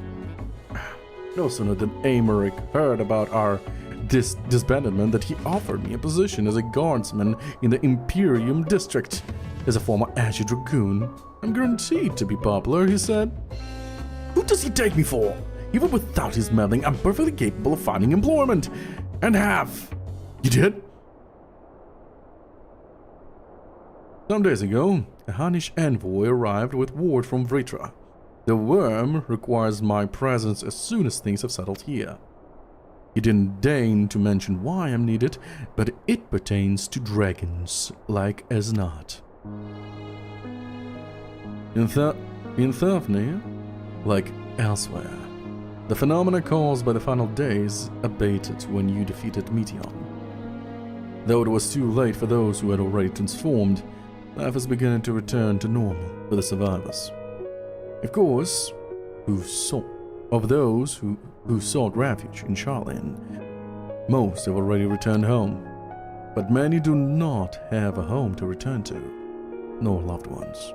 By an arrangement between Vritra and the Forum, such souls may remain in Sharlayan if they wish to work and study. Vritra was always the satrap in truth. It's gratifying to see him become one in name as well. One who has the complete confidence in his people. If the envoy's tone was any indication. I have to find myself speaking favorably of dragons of late. Not so long ago, I would have assumed his benevolence had ulterior motives, but it's clear he cares for his people. And they in turn revere him.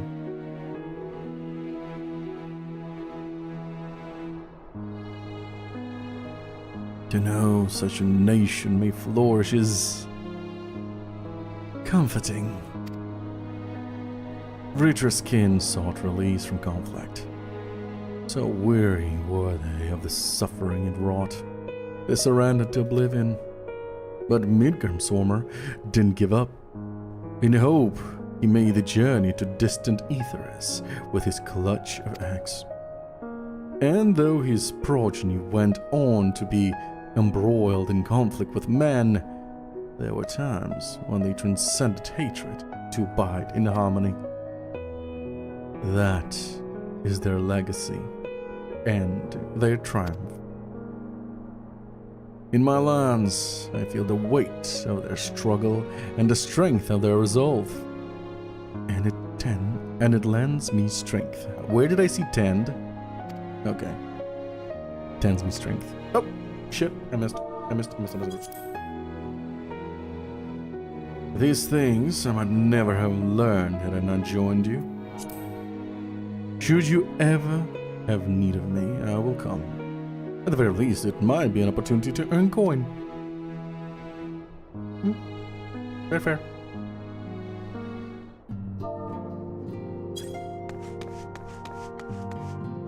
Wait. Oh, okay. That was weird. I thought it was only on 6 or something like that. But no, I did half conversations. Oh. Are we saying our farewells too? Then I hadn't at present planned on journeying to any great lengths. Not that I'm averse to a moment or two of quiet reminiscence. In fact, there was something I've been meaning to ask you. Something that has been in my thoughts since the last flames of the final day subsided. What's up? During our travels, we have witnessed more than a lifetime worth of oddities and spectacles. More that can be easily recalled or remembered. And nestled among those memories are certain essential facts. The history of Aetheris and the ancients, glimpses of air, of their culture and philosophy. Rather than simply hoard such treasures in my mind, I wonder if I should not be disseminating them in formal records for wider consumption. I need it. I have penned reports and prepared briefings. But ever have I balked at the idea of binding the subjects of my studies in a book or tablet? Truth is given shape in interpretation. When we seek to capture it with our words, it is invariably molded to fit a narrative, no matter how well intentioned the reader, the rendering. An event is described as sad, a summation which falls to express the emotion complexity, yet the word on a page is what endures, a pale shadow of reality.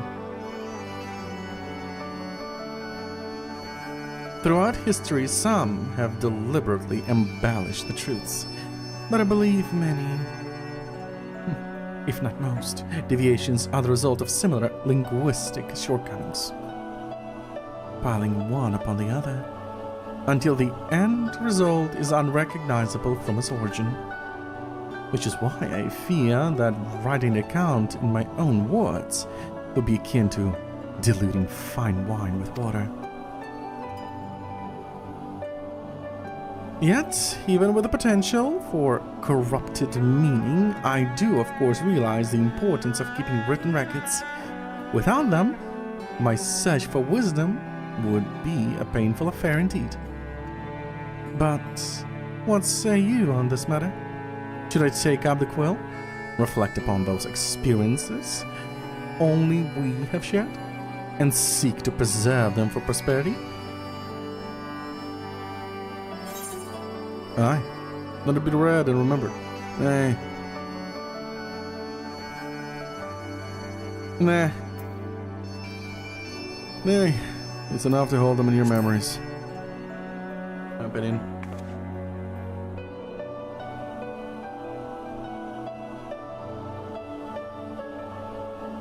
Very well then. I will refrain from publishing any formal work on the air, or the ancients, or any of the wonders we encountered.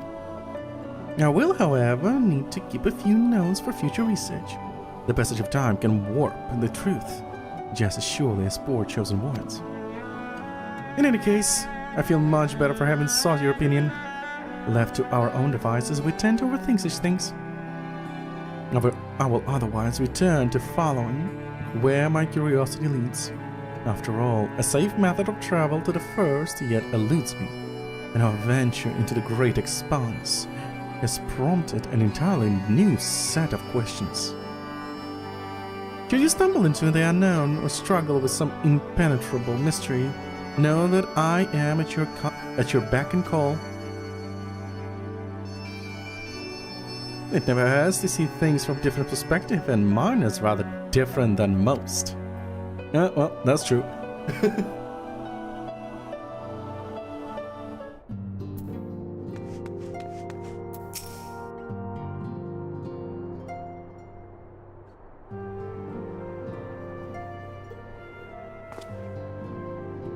Oh well. Much you ever want to talk about?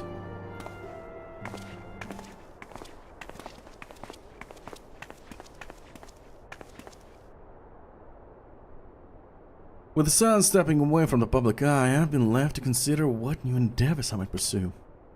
And after speaking with Kryle, I've decided I will be assisting her in rebuilding the students of Baldessian. Not only am I indebted to Master Gallo for giving me a new home, but had our order never existed, I would have never set foot within the Crystal Tower. How different my life might have been. I would have never met you, never become caretaker of the tower, never become a scion. You gave me the chance to do so much good, and I hope to continue to do so with the students. For an added benefit, new mysteries often find their way to our doorsteps. Mysteries that could prove ideal for fulfilling our promise to embark to a new adventure together, unlike any we've experienced before.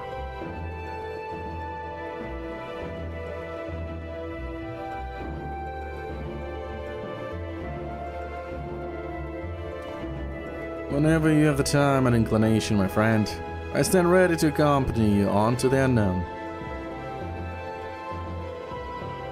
Do you recall the realm of the Omnicrons? When I asked if you thought I may someday be mentioned in your epic? Well, it is true that to earn a place at your side would be the stuff of dreams. In the end, nothing would give me greater joy than stand with you in here and now. It needn't be some grand endeavor. There needn't be a promise. Whenever adventure calls, I won't hesitate to invite you, and I hope that you will do the same for me.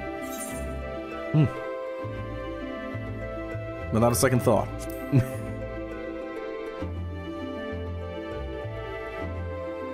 He's a good boy. I'll hold you to that.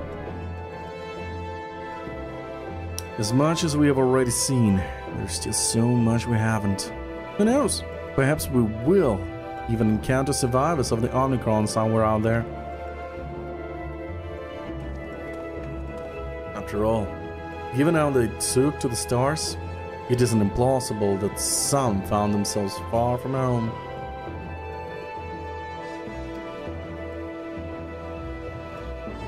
Should we encounter a wayward traveler awaiting command that will never come? I would bid them seek adventure with someone, and with that partner, find new purpose, a new dream. For if crystals can hold fast to dreams, why not Omnicrons? Wherever your plans may lead, do not hesitate to send word. And should a commission of interest come my way, you'll be the first to know.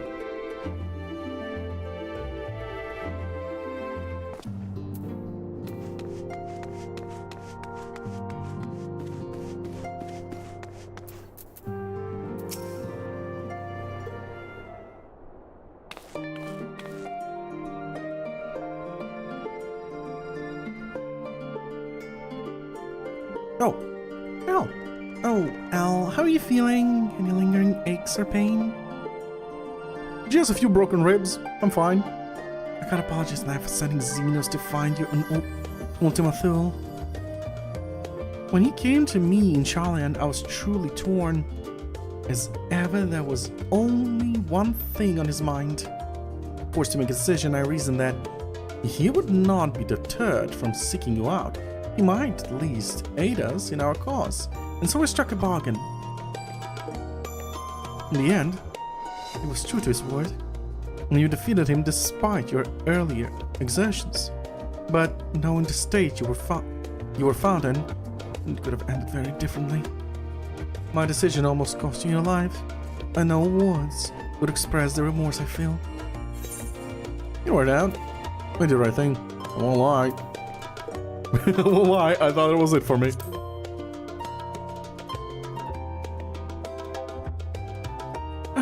So did everyone. I'm so sorry, Al.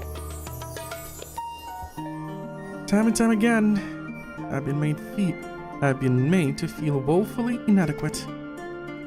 I wasn't much use in battle, nor could I face the forum without my nerves getting the better of me. It always fell to you and the others.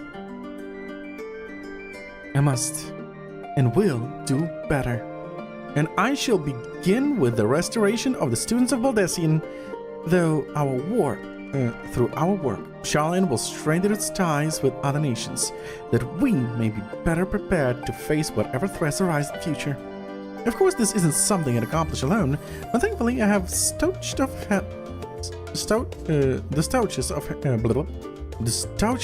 help in Raha and Ojka, and our other remaining members. Together we'll continue Grandfather's work.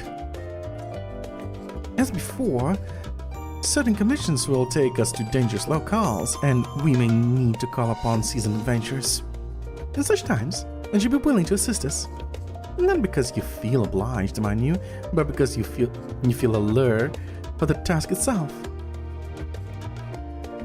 Just point me to the bastard, I'll kick his ass, basically. Marvelous. Should something of interest arise, I shan't hesitate to reach out to you. Until that day, I shall endeavor to become a more dependable comrade.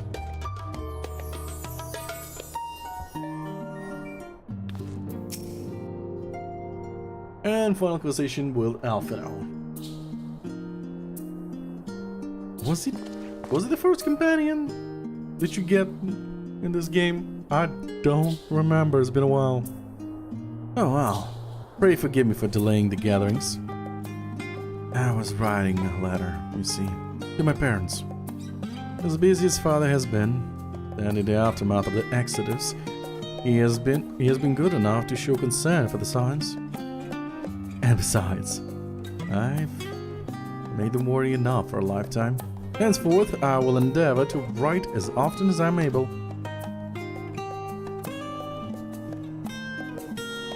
A little effort to set their minds at ease while we continue to be away from Charland. Both Aliza and I are off to assist with Golemond's recovery, you see.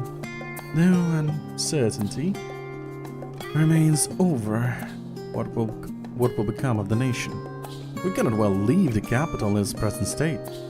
We will rejoin those members of the Ilzabad contingent still stationed there. Lucia and Maxima helm the relief effort, with support from our allies, the people of Golemond among them. They will gradually be joined by those who have finished treating the temperate across the lands. Lest you misunderstand, we do not seek redemption for failing Lucinia and her sister. That is a burden we must always bear. Nay, we go because of the truth in Lord Quintus's words. The truth that whatever ideals individuals may espouse, nations are not moved to action unless they stand to benefit. For the foreseeable future, the Fallen Empire will be at the mercy of both internal and external forces. And though I do not doubt the intentions of the contingent, with greater powers involved in the relief effort, our allies may well find themselves drawn into a political agenda. In going, we seek to ensure that the needs of the people come first, to understand their hearts, that we might better help them to begin anew. I'll visit when I can. Double the writing. You'll never find me. The letters never find me. By all means, full glad would I be for your visit, and I believe I speak for Alice as well. For fairly as long as I've been in Eorzea, you've been at my side, watching over me, in good times and in bad. How many times have we gathered to share tidings? None could possibly keep count. The world is changing, and will continue to do so. Yet no matter what the future brings, I hope that I can ever look to you. In good times and in bad, as dependable comrades and dear friend both.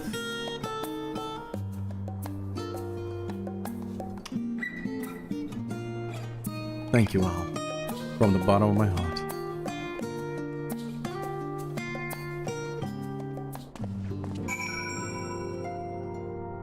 I wonder how many people were like, oh fuck, that's the end of the game. It's over. It's not gonna continue. That's it. Spoken your fill, have you? If so, I'm thinking to send everyone off. Yeah. Send everyone away. With your permission then. Your attention please. At risk of spoiling the mood, the time of departure is upon us. In my capacity as your receptionist, I bid you all safe journeys. Till next we meet. Be well. Wind up. Argos. And Walker. Okay.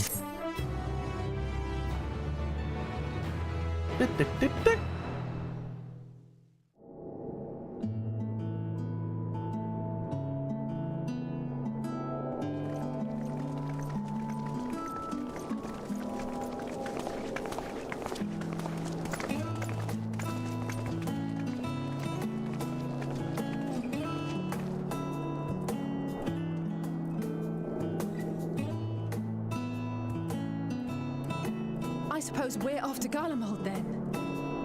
Though we ought to speak with Lord Emmerich first. If he's received word of any recent developments, we need to know. 'Twould be prudent to purchase some warmer clothes at least. Mayhap we can pick up a few souvenirs for Euless and the others while we're at it. Why not ask Where will Tataru? you all be heading next? Wait, what happened to the codes Tataru gave you? There is a book I've been meaning to borrow from the Great Google Library. And I can think of at least one person who would be most displeased should I fail to visit before leaving. We've no particular destination in mind, but we do intend to stop in Sharlayan before we set off. We had thought to ask after the Loporrits. I am curious as to how well those who chose to remain are adapting to their changed circumstances.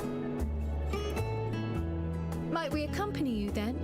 Raha and I were planning to return to the Baldessian Annex. Commissions have been piling up in our absence, and they must be dealt with ere we begin our work in earnest. Estinian, you will return to Rads at Han, will you not? Aye. For Vritra's benefit, though I've yet to hear the details. I may not stay long. I see.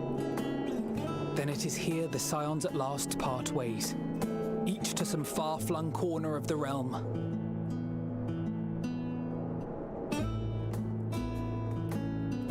And nobody gonna ask me what I'm gonna do.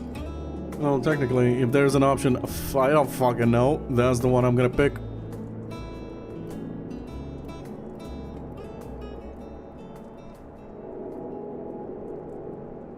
Perhaps. But I believe one of our number, a rather important one at that, has yet to divulge her plans. Oh, yeah, there it is.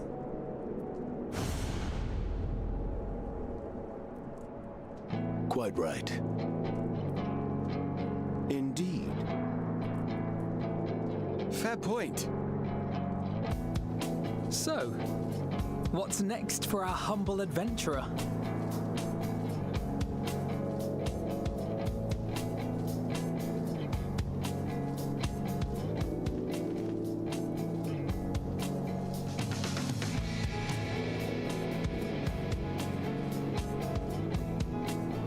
Probably to cause trouble.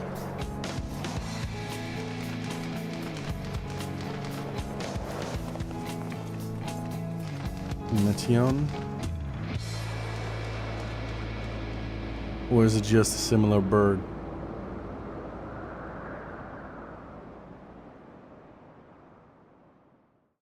Finn. Yeah, I bet many people were like, oh no! Yet stand tall, my friend. Our journey will never end. Well, yeah, that's what MMO is. Usually they don't end unless they go bankrupt.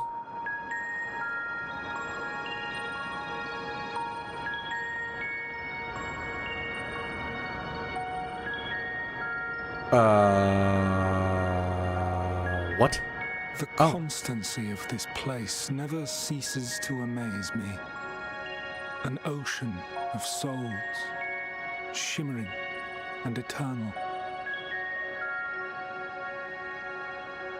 Who's this? Who the fuck is that? And yet, something stirs. Yes. Steeped in darkness, deep as starless night. The beast hungers. Alas, I dare not investigate in earnest before the coming of my guiding star, as she foretold.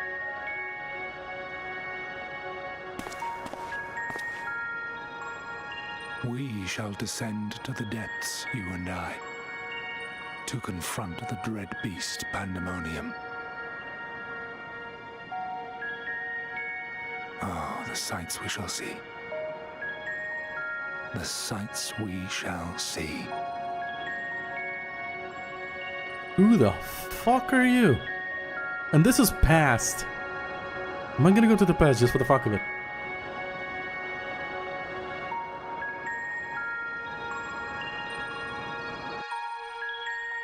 Or is Elpis now in our world as well? You have completed the main scenario of Endwalker. Quests to unlock new content have now become available in Old Sharlayan.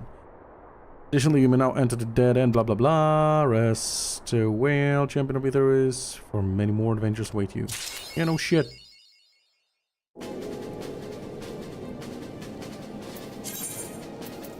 Oh, fuck yeah! Mission complete! Oh!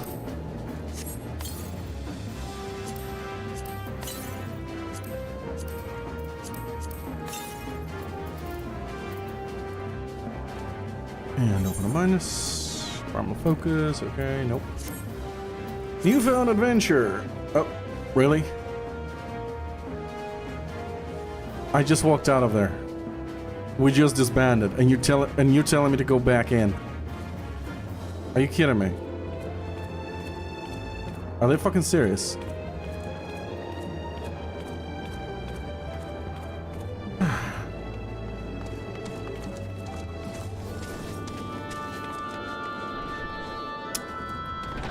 Actually, I'm gonna end it here. I'm gonna end it here for today. Tomorrow I might stream if I wake up. But otherwise, I'm done for today.